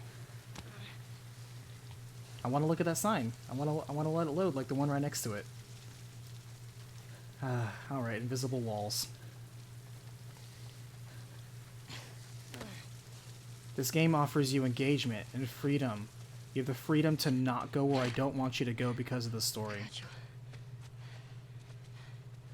Here. Got it?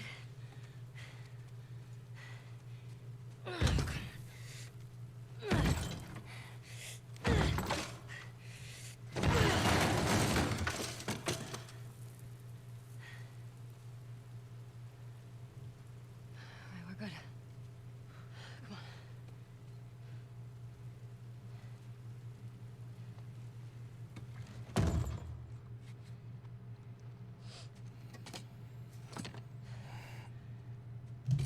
I sure hope they don't do the whole, you kept this from me, blah blah blah, now I dislike you.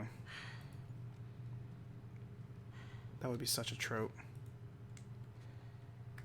Okay, let's see what we're going on here.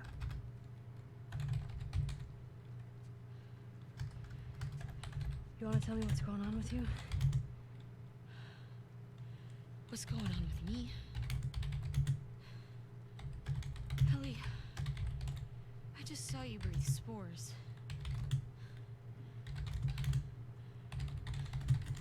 I told you.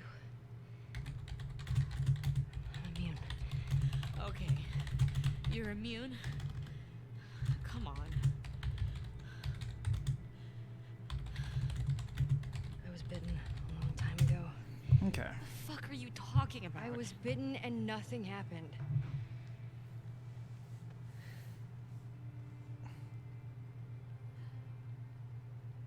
The chemical burn.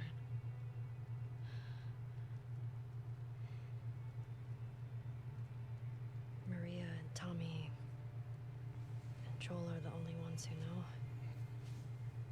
Dina's gonna tell everyone. Knew.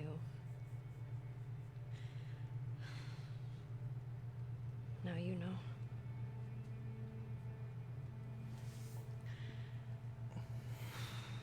I can't get you infected if that's what you're worried about. I can't make you immune either.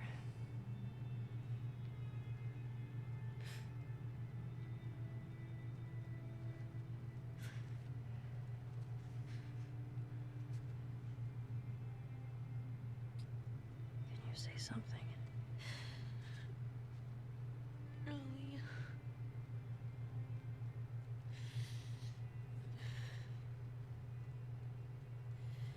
I think I'm pregnant. What? Don't worry, it's not yours. Ha, cute. What are we...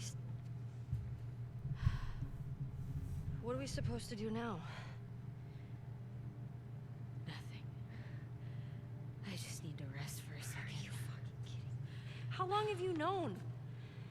I was late a few weeks ago. A few weeks? We could have still turned back. I didn't know. I wasn't sure, okay? I didn't want to be a burden. Well, you're a burden now, aren't you?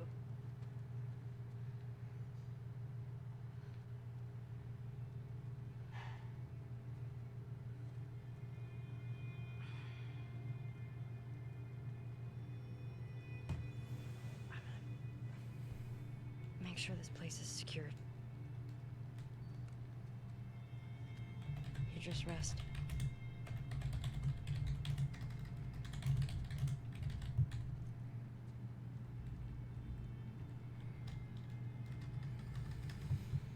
Alright, some story stuff happened. Took us a few hours. Alright. So, Ellie's mask gets damaged, force exposed. To Dina, she's truly immune.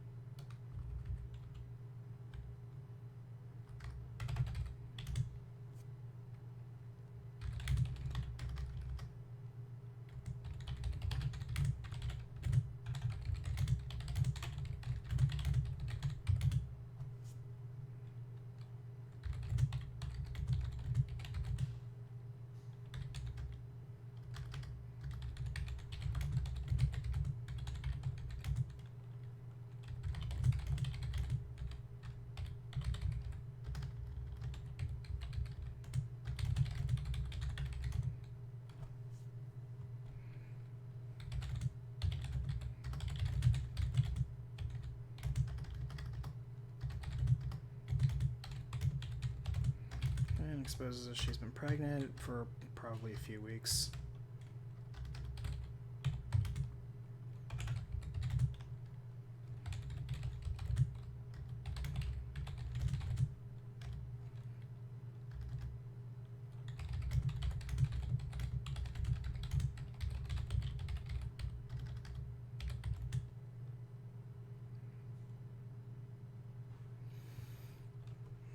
Alright, so there we go. Ellie exposes and proves that she is actually immune to this new character, and Dina shows that she's pregnant, which adds a wrinkle to their happy-go-lucky adventure of revenge.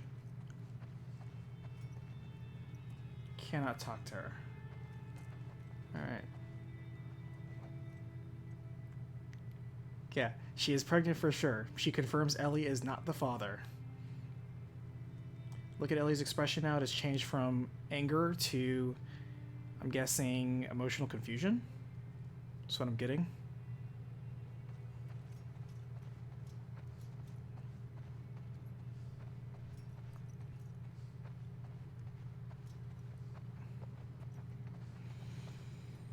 All right. I almost feel like by the time I feel like, oh, all right, we finally reached a story point. Let me take a break for a few hours.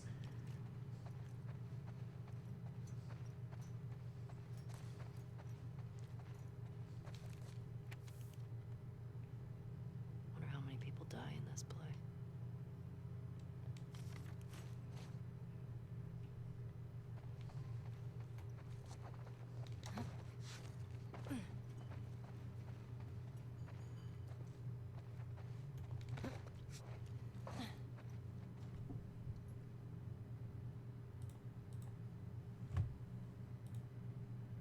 Save that just in case. Actually, looks like the storm passed over now. Things are a lot brighter now. Must have just been one of those quick ones where the wind is violent, but leaves just as fast as it came. Needs key.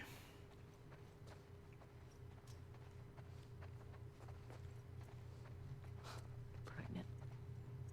Fucking pregnant. She's pregnant. Would you keep something like that?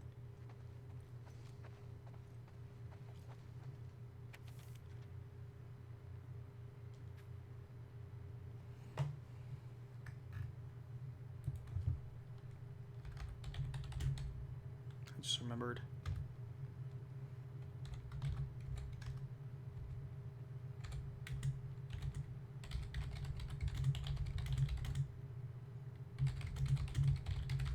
There we go.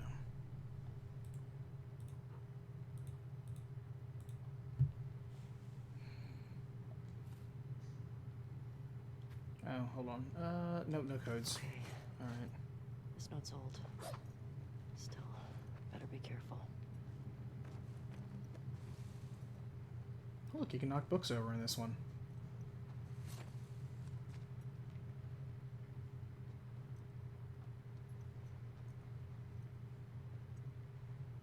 Surprised there isn't a copy of PlayStation Magazine in here.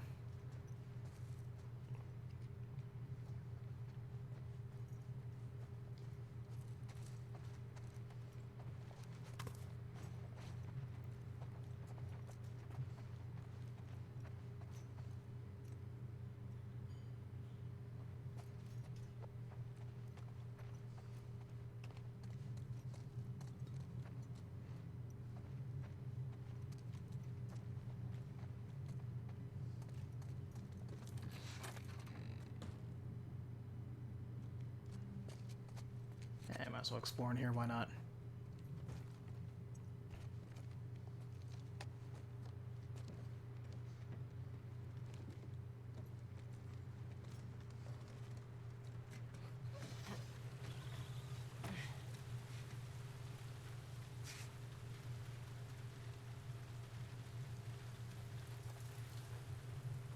Ellie carries a lot of cables in this game. They seem very proud of that. Workbench, I think, right? No.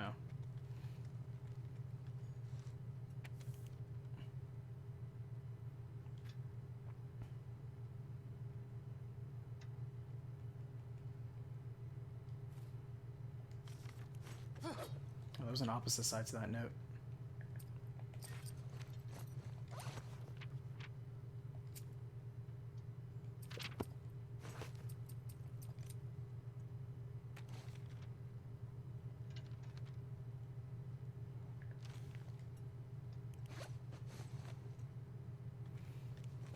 Alright, so this is a story of a Fedra soldier who's upset that he got abandoned.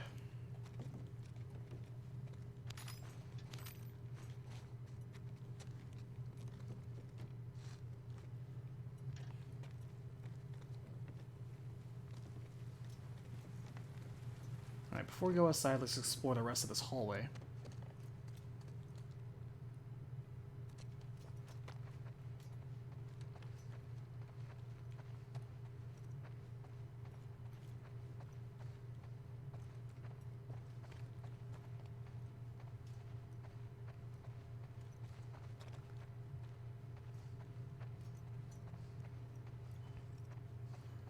Ellie getting mad about Dee for not telling her is annoying and hypocritical. I don't know if hypocritical is the right word. I would say that Ellie was a little too quick to insult her usefulness because her ability, her ability to be pregnant, no, her being pregnant, possibly, probably, hasn't been a factor in stealth and combat so far, so it's very clear that she has not been a liability. And so for Ellie to suddenly accuse her of being a liability, that's kind of the problem, where it's like, oh, I don't get how I'm suddenly useless, when before it was fine, but now you find out it's a problem. So ungrateful, I think, might be the better word for it. To be fair, Ellie did tell Dina earlier, hey, I'm immune, but Dina didn't believe her. Granted, to counterpoint that, for somebody who confessed to Dina that she's immune, every time they were in spores, Ellie would keep up the illusion that she was not immune by putting on a mask.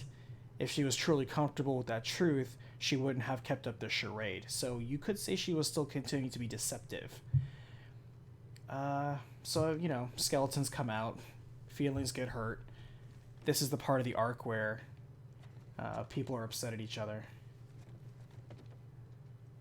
And one person is either going to backstab the other, one person is going to die and make the other person feel bad, or one person is going to, or they're going to kiss and make up over some event that happens. Can't kick this down? Alright.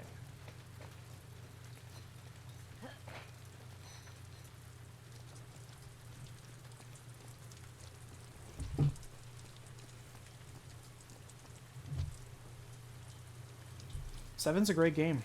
I love 7 Remake.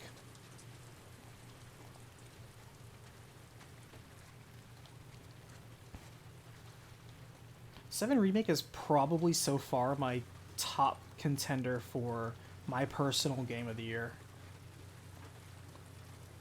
Did I have problems with it? Of course. I don't know if you guys saw my review or not, but that doesn't stop me from thinking that this was a damn fun game that was very well done. Made choices Guess you weren't much of an and electrician. stuck with them in a way that I felt the final product was still very strong. Got it.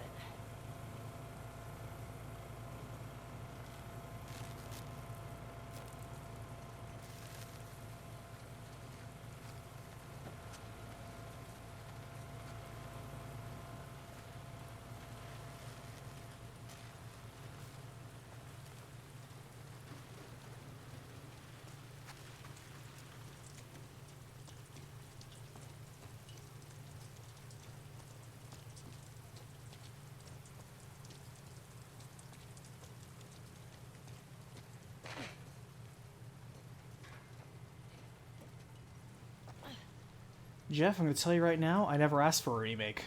They just walked up and said, hey, we're making this game a remake. I never asked for a remake. So, they made something. And just judging the game for what it chose to do, I think it did very, very well.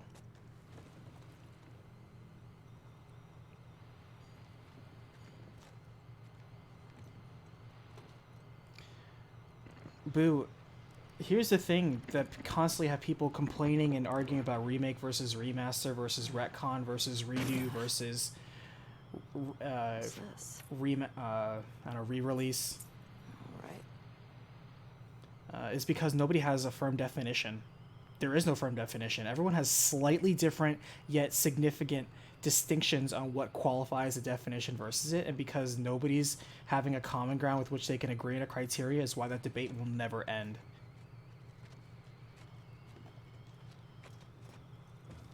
It's not as clear cut as saying I'm pregnant versus I'm not pregnant. It's a strangely abstract gray area.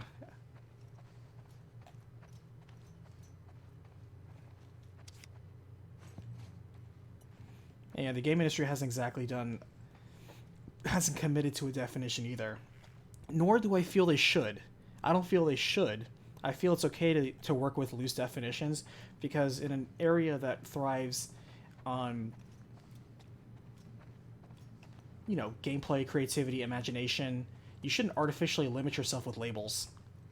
I think the moment you start doing that, you start creating artificial constraints on what needs to occur, what is obligatory to have just for the sake of fitting a box. Not necessary. You make a game, you put that game out there.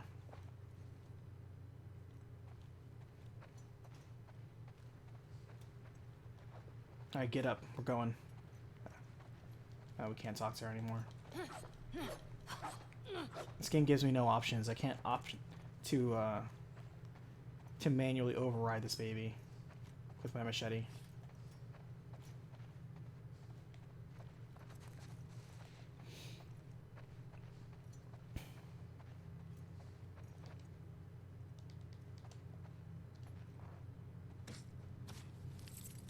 She's gonna be like, I'm not gonna go with you because you don't want me anymore. Alright. I loved you. Blah, blah, blah, and betrayed emotionally. And she'll be like, surprise, and then pulls off a face mask. I'm actually Abby. Ah. I would actually 100% applaud this game if it did something as absolute out of left field batshit as that. I would be like, you know what? I did not see that coming. Joel, And you know what? you love watching That's a movies in this surprise. place. I can't say that was well written, but you got me.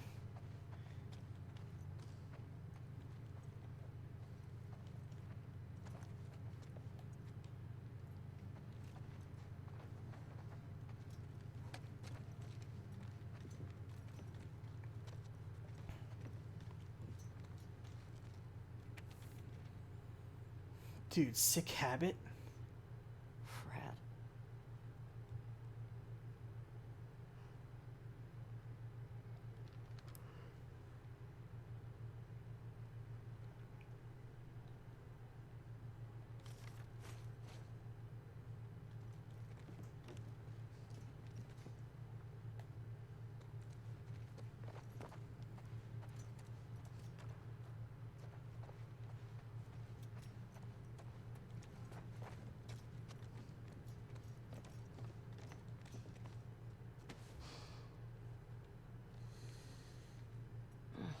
Spooky.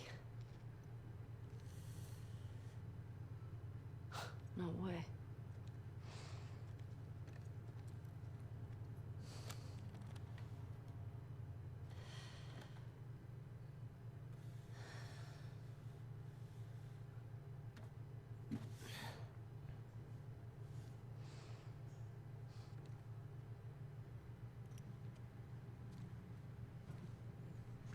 Guitar minigame. We have a rhythm minigame now.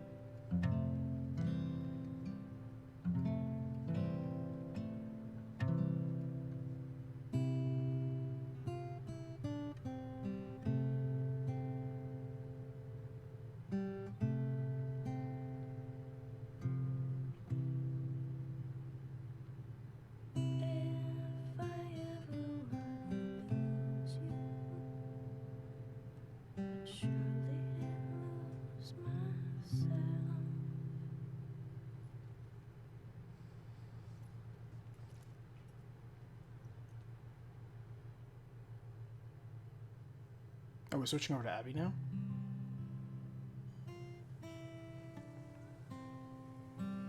Oh, flashback time. 3 years earlier. It's starting to sound like something. Ugh, I suck. Just need to build up your calluses, that's all. Man. All right, come on. Is this it? Yeah. Oh, shit.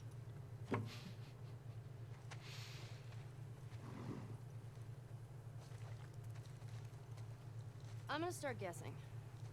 You want to spoil your surprise now? I don't know. Is it a dinosaur? Stop trying to guess. I ain't telling you. Alright. Is it an elephant? Is it a convertible? You're not gonna guess. Is it a puppy? Is it a lot of kittens? You mean a litter? What's a litter? A bunch of kittens. Why wouldn't you call it just a bunch of kittens? I don't know what... It's called a litter.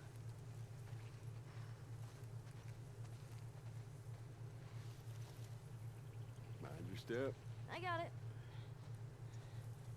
Oops. Ha. Oh, she learned how to swim.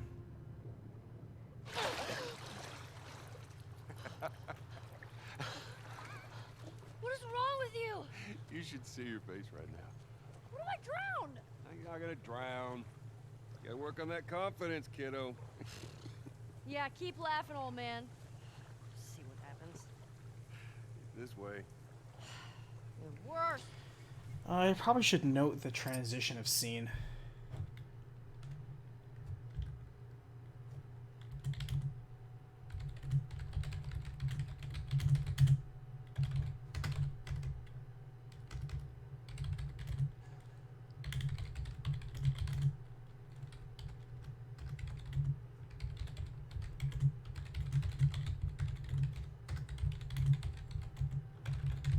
If the flashback is story relevant, then it means we'll have to cut it into the actual flow of the video. I'm just making a mental note that I have to pay attention to that if this is plot relevant. If it's just a flashback for flashback's sake and character development, then that's fine. Your swimming's getting better. Remember now, don't If just it has an play impact on the around. character, such as, alright, Ellie is upset, Ellie sees a guitar, Ellie thinks back to happier times with Joel.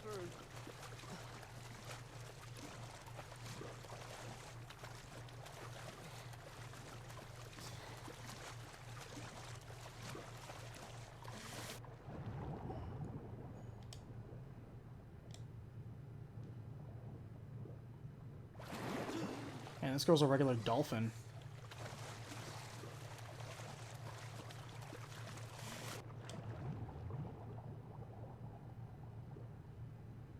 This girl swims at like speeds of 15 miles an hour. It's nuts.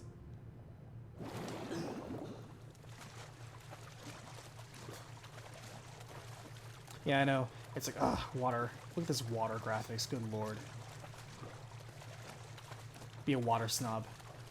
In fact, I should write a review, and what I do is I comment on just the shadows and the water. Be like, let me tell you what all the controversy you've been hearing about is. Look at this effing shadow. Look at this. Do you see this? Do you see the interlacing right now? Are you looking at the artifacting of this water right now? Look at this. Look at this tessellation. Look at this sorry-ass excuse for a 2020 game for water. Christ. And just do 20 minutes of talking about water and shadows.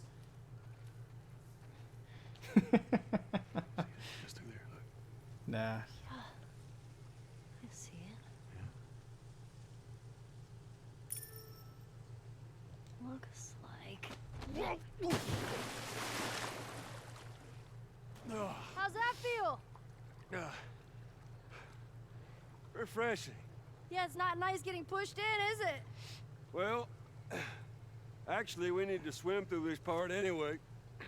I got you back. You're angry and upset. I am very angry and upset. Now, come on. Ugh. Splash.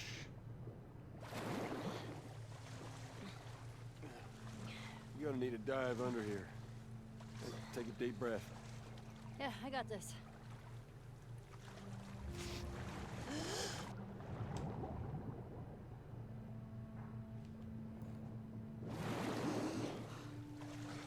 I was thinking of ways to be trolly during a potential review, and I got the idea just now. I was like, what if I just show clips of just Ellie and Joel? Just Ellie and Joel scenes. That's it. Nothing else. Just Ellie and Joel scenes. And completely misrepresent the game.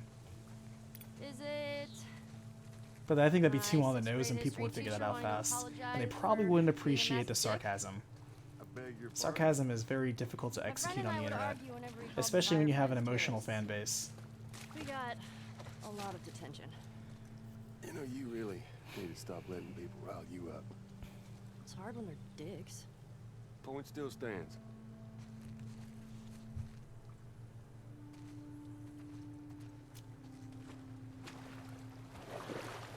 Oh. Another dive over here. Where are you taking me?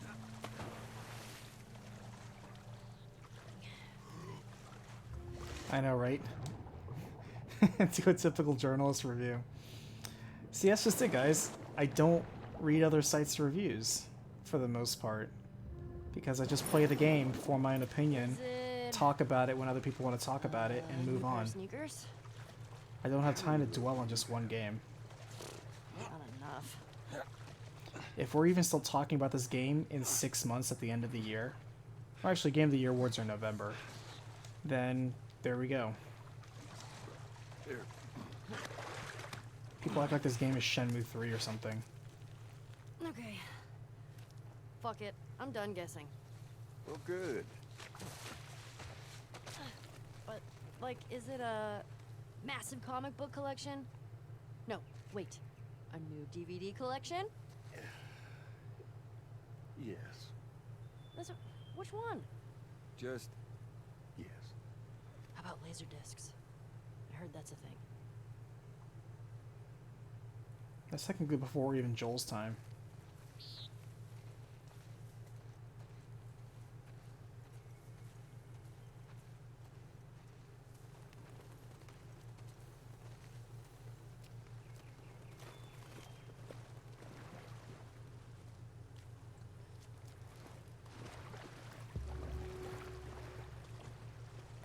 Holy shit, Joel.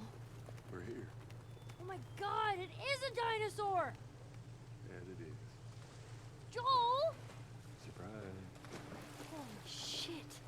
Oh, it's a motherfucking dinosaur. That's a cool looking dinosaur, I'll give you that.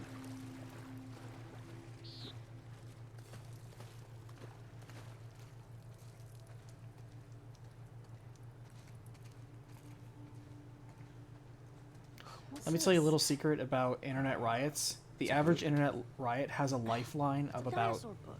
2 weeks. 3 weeks if it's a slow news month. Alright.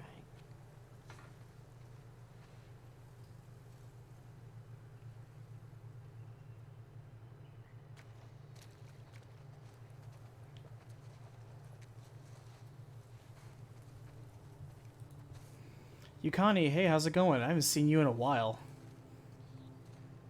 Yeah, it's kind of rare to see me on this early.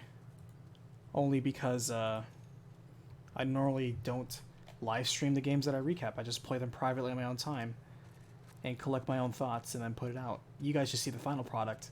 But now you guys get to see behind the scenes.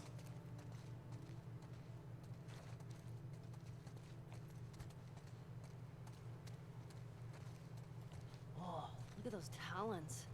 That is a velociraptor. Actually, it's a Deinonychus. Pretty sure these are velociraptors. Yeah. I mean, at least that's what they called them in this movie I saw.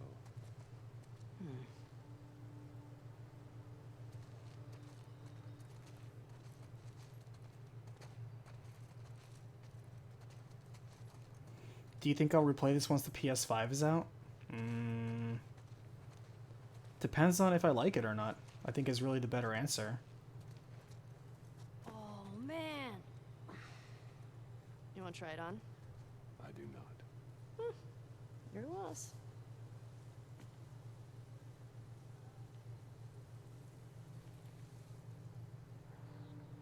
Look at that face. What's that face telling you emotionally?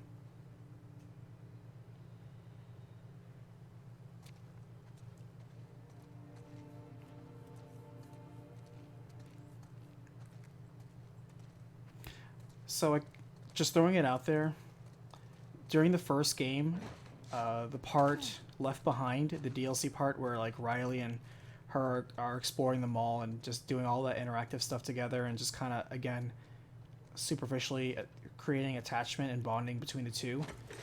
Did enjoy that part. Oh, hello. Sorry, the dinosaurs are busy right now. What are you doing? Oh, wait. One of the dinosaurs is here. Joel, it's for you. Very funny. That was pretty funny.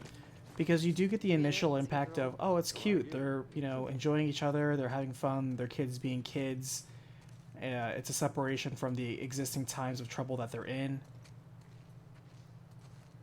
But at the same time, that's also filler. Because it doesn't contribute to the overall narrative. It doesn't change the character motivations per se. And that impact is kind of lost to me after the first time you play it. It's basically the emotional impact of having a scene of introducing a kid playing a puppy. Just the kid's playing with a puppy. It's endearing. It's emotional. It also doesn't contribute anything. It's just filler. Triceratops means three-horned face. You would not want to be on the business end of that horn.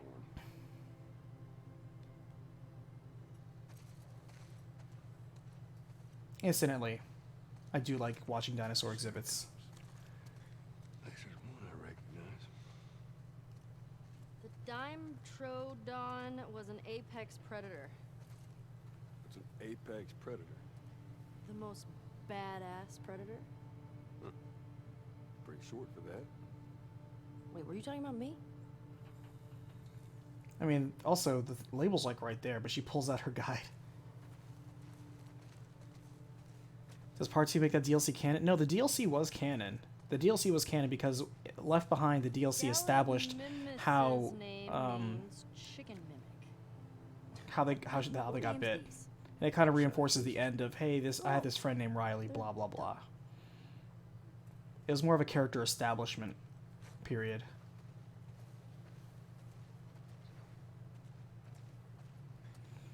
People that hated what happened to Joel would hate this part. It's too slow. I mean, I get the purpose that they're doing this with, but, you know.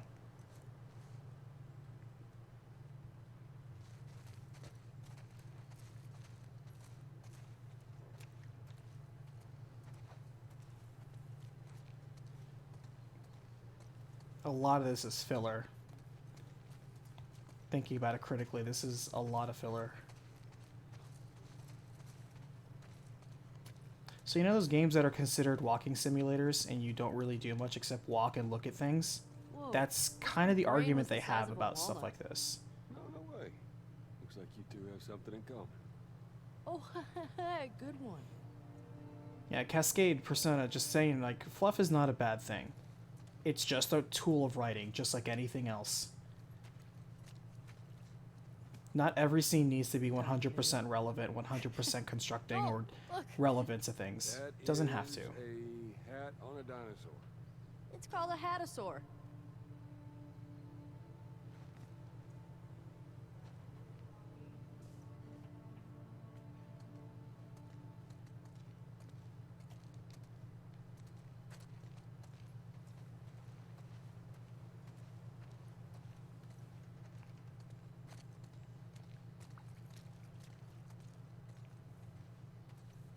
Yeah, see, Life is Strange is another one.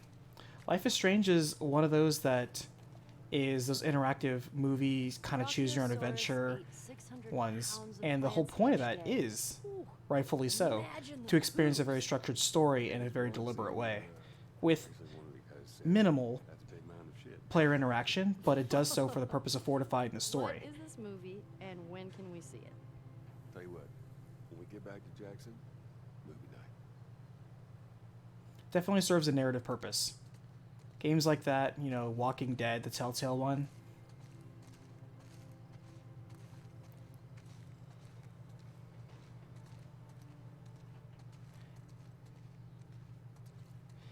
If someone's ever complaining that a part is too fast or too slow, what they're really talking about is a pacing issue. Is that they're disagreeing with the pace with which the one you were the talking game is about, moving, the whether it's too Velociraptor? fast or too slow. So small. Well, don't trust the movies, I guess.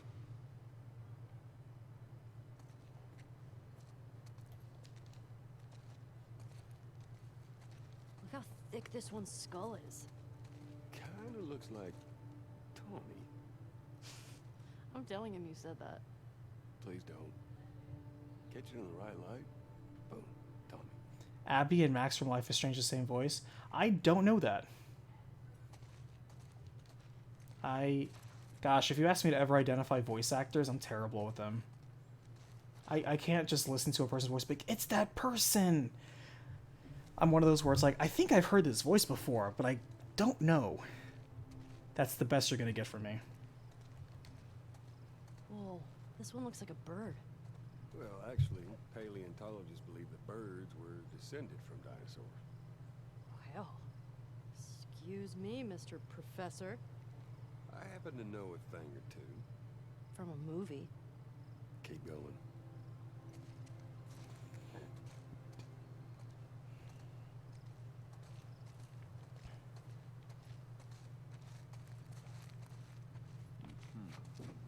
go to museums a lot? Yeah. Yeah, Sarah loved them. I swear that girl dragged me to every damn museum in Texas.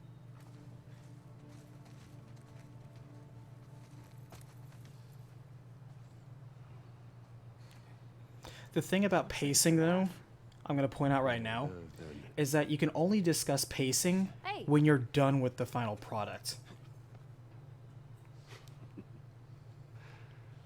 I see the appeal. Told you. Because when you finally have the game being done, then you can kind of be like, okay, where did this game pick up? Where did it maintain a steady pace? Or where did it slow down? And for those points, was it helpful that it slowed down during these slow parts? Was it good that it sped up during these fast parts? Do we feel we put the right amount of focus and time onto this particular sequence? Or do we feel like this part dragged on too much? That's a pacing question you can only have after you're done with the game. You can't really take that in the middle of it. You can be like, I feel like this scene is going on too long. I would kind of like to move on. You can have that feeling, but again, if it does this repeatedly, then that's definitely a selective choice of pacing done by the writer and director.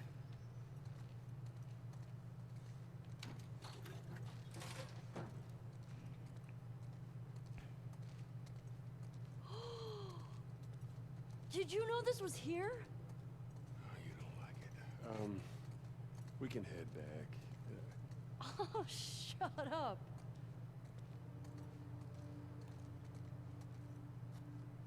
Oh. Hey, Joel, can you name all the planets?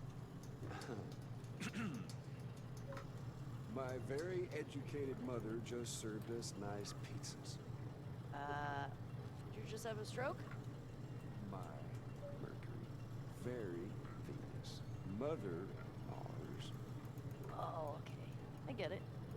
That's pretty cool.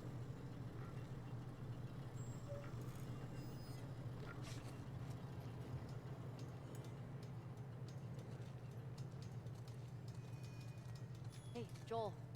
Guess what the first animal to go to space was? I don't have to guess. That was a monkey. No, it was fruit flies. Yeah, in 1947. It was to see radiation exposure at high altitudes. And they lived through it. Dadgum, girl, you are smart.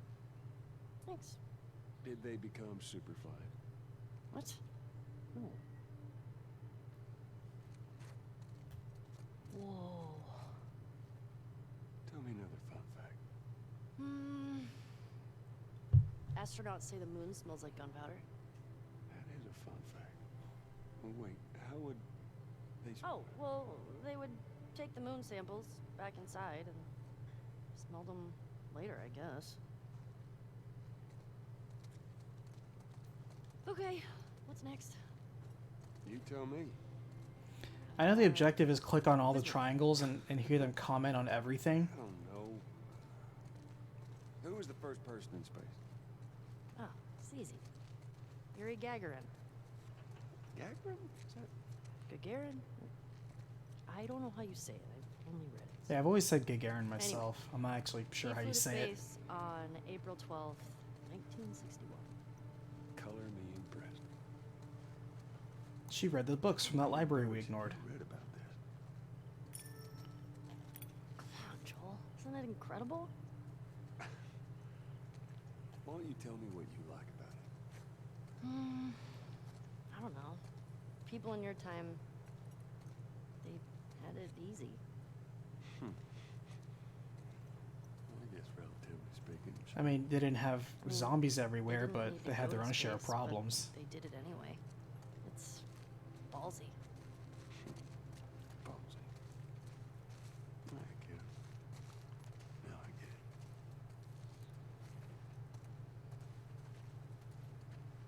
It's like, alright, game, I know what you want me to do is walk around and press all the triangles. Oh, that weird lighting thing right there. What the hell was that? Did you see that? That suit just flashed there for a second. That was so weird.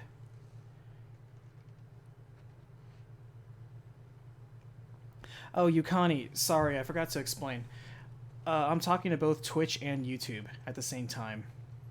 The problem is the chat on one doesn't see the chat on the other, so I'm talking to basically two groups of people at the same time because I'm simulcasting. I know, it's very confusing. Some people are jumping from one to the other, but it kind of doesn't matter. Because I'm equally paying attention and equally ignoring both.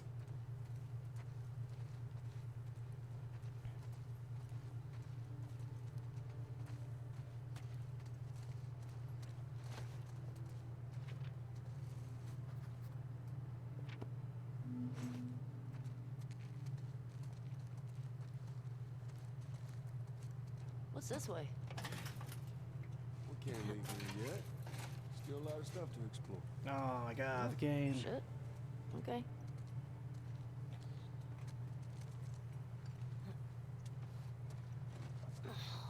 Fuck yeah. Where's the steering wheel? Rovers don't use steering wheels. They use joysticks. Huh. Hang on. That's the real one. Well, considering they left the real ones on the moon, I would say no.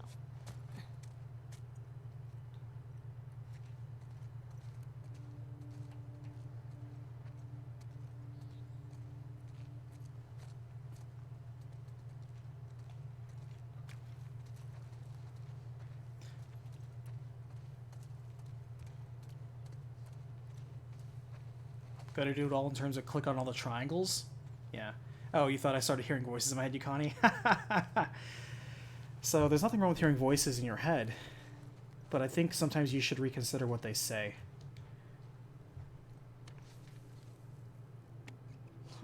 So cool.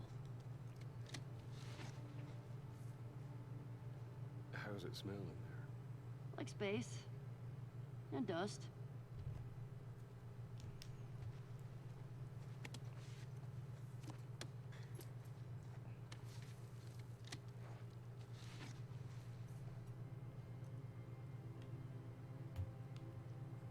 Yeah, this pacing is exactly the same as what they did in Left Behind. I believe it's trying to attempt the same exact emotional connection too, where, hey, Joel and Ellie have a healthy relationship, they're bonding.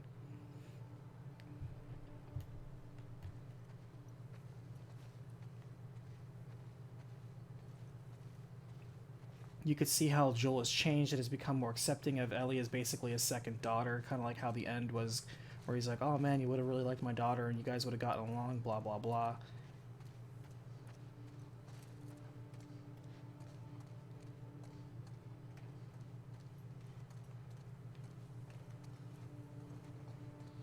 Basically exposing that she really did enjoy her time with Joel. Headbutt him. Can't do it. Alright, did I see all the exhibits?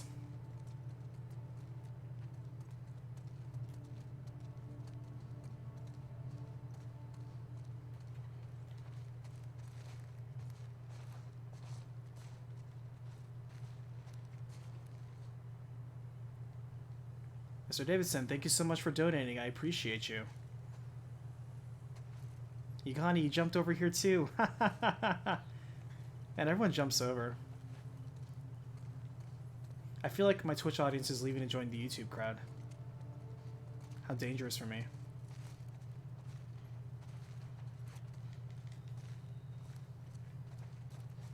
Are you gonna say anything about the capsule?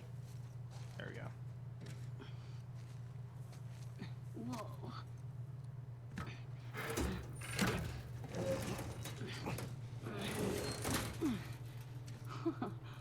After you.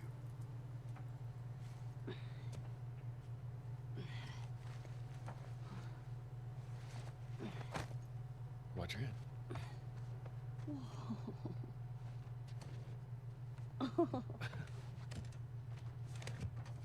What the heck? Oh! Okay. Wow. Wow. As you look at all these buttons. Oh, it's so badass. Man. Could you imagine just...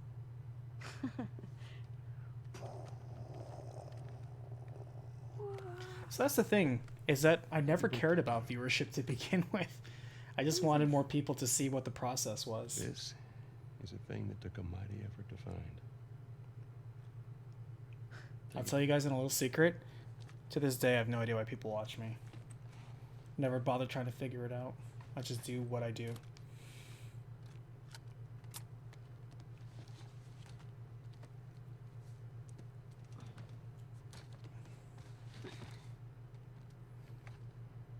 Close your eyes. It'll be worth it. Okay.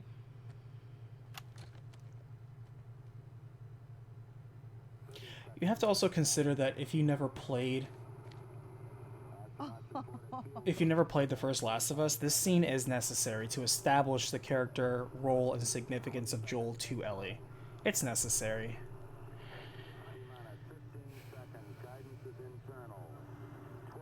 Yeah, I think most people here just only know me from YouTube. Yeah, they're doing the same thing like they did in Left Behind, where she's imagining like the fighting game. She's imagining just audio-wise from this. It's almost the same exact steps.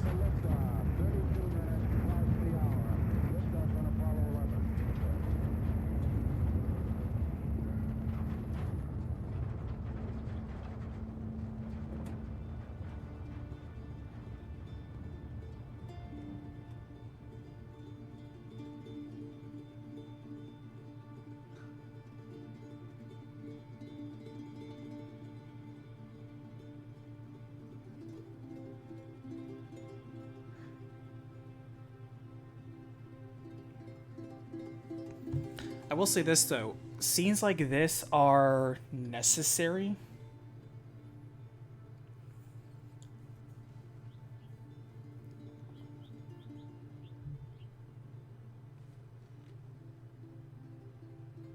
I do okay.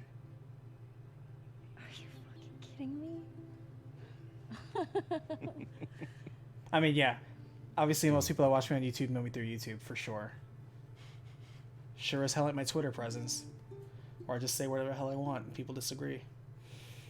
What do you say we, Introducing grounded scenes like this are good, because one of the best ways I always observe of getting people to relate to other people, new characters, or even old characters, is have that character do something mundane, like make themselves breakfast, or eat, or talk about literally nothing. Sometimes establishing shots like that are much more relatable because they're not just people that that are just these heroes, these ideals, these perceptions that we only see slivers of aspects of their characters about. They actually are much more believable, plausible people, and therefore you feel safe and comfortable understanding them more, investing more emotion into them. It's what we talked about earlier about dialogue and establishing more of the dialogue between different characters, different situations, or going through challenges. That dialogue is meant for character building.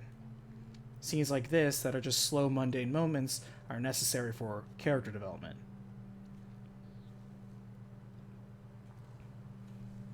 Not much actual core information is being conveyed. This is purely for the sake of investing emotions into the game. Which is, it's steps that are necessary if that's the intended effect. Now, at that point, it's up to you, the audience, to say, hey, how effective was this? Do you feel more emotions now? If the answer is yes, it was successful. If the answer is no, then this was just fluff.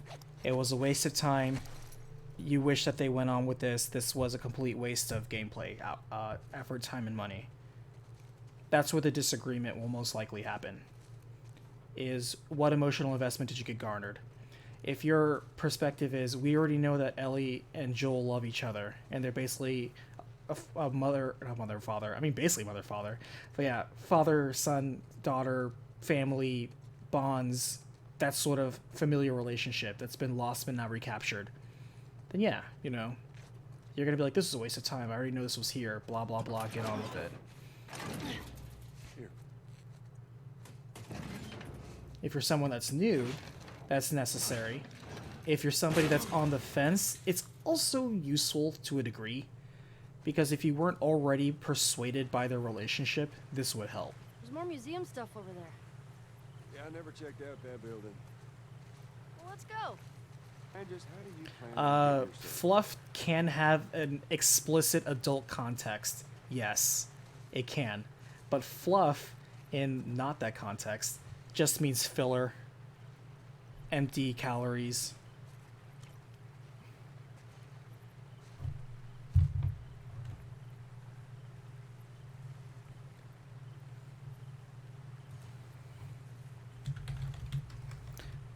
Like, at first I was like, maybe I should write down the fact that they went through, you know, a lost museum or something like that as a gift, but that doesn't actually add anything to the story. Yeah, you know, artists, developers, they built an entire museum. You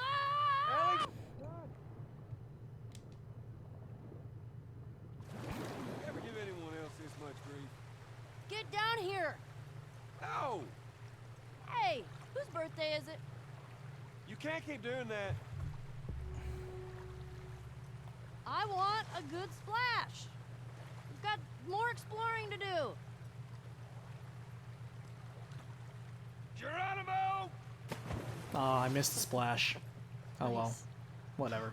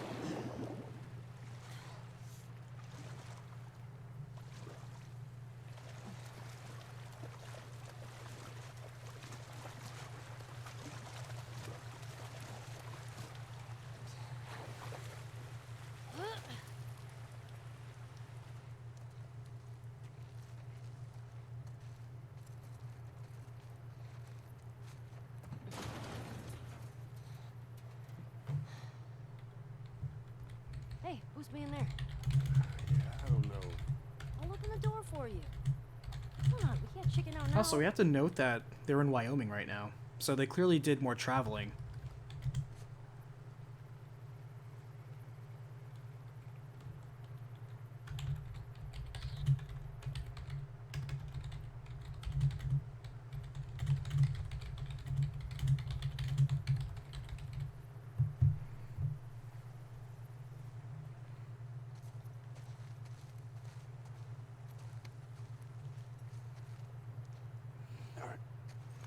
I decided to still note it, saying like, hey, she remembered happier times with Joel, such as the time when Joel took her to the Wyoming Museum to see the dinosaur space exhibits for her birthday.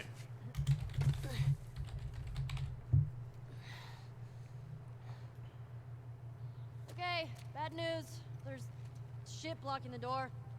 Well, see if you can find me another way in. I'll walk around the outside. Okay, be safe. You be safe. There are dinosaurs around. I killed for them.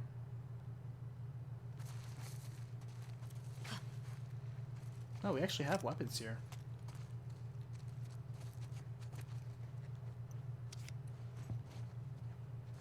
Ah, time continuity. She collected this trading card in the past, but we only got it now. Ah. There's a wrinkle in time.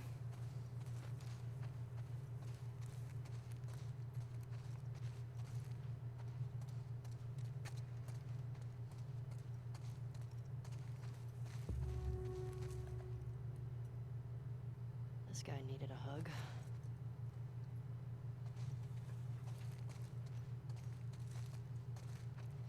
It's dark in here.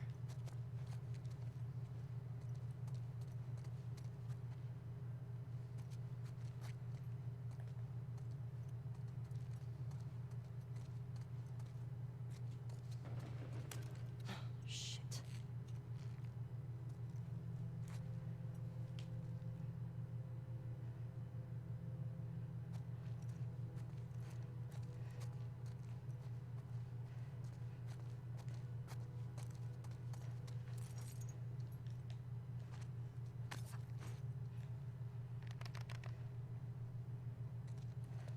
I haven't had to shake my controller to charge my flashlight in a while. Come on, fucker.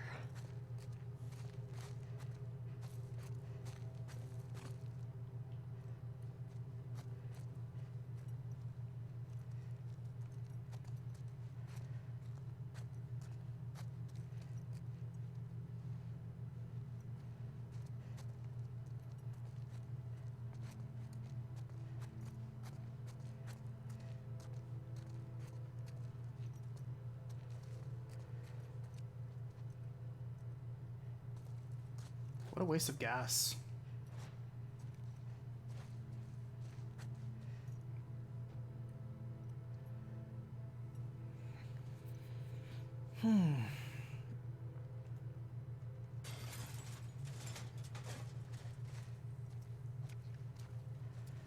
And then Joel gets himself killed in the flashback, and she's like, wait a minute, that didn't happen.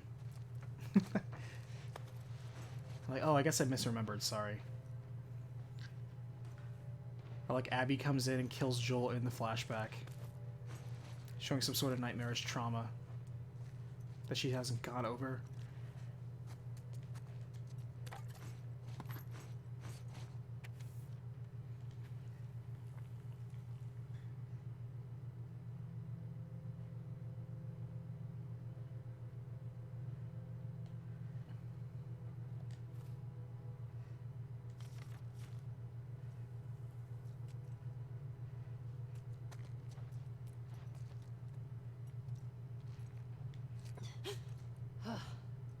Stupid fake animals.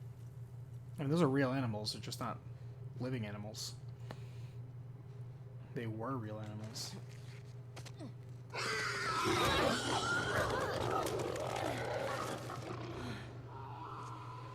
Honestly, wild boars are just as dangerous as zombies. They'll straight up murder you, man. For real.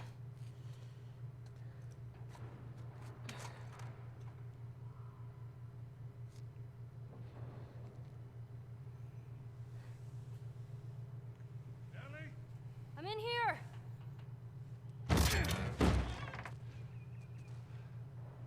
And he gets hit by a boar. The hell was it? It's just some animal.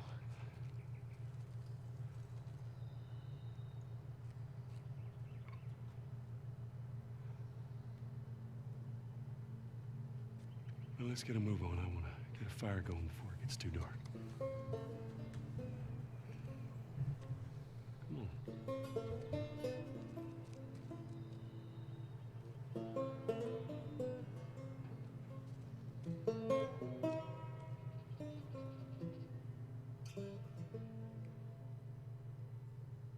It's that song that sounds like that one song. Oh, we actually in a new chapter now.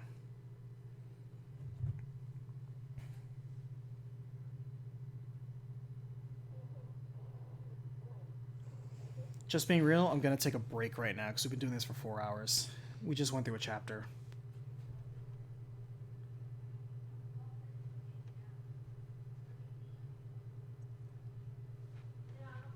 I'll come back later this evening and do more.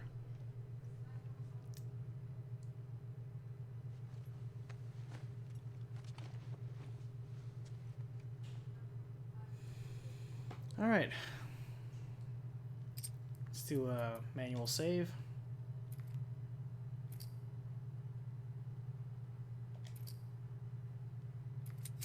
Apparently went Hillcrest. And yeah, that'll be it for today. Alright, thanks so much everyone who decided to join me for playing a little bit more. As you can see, the recap process is a slow one. And it's not necessarily, if you're constantly, you have to understand my mindset. I'm playing the game for the first time as somebody who's looking to, see what enjoyment I can get out of it, because I paid money for this game. I didn't get a free code, I'm not cool enough for that.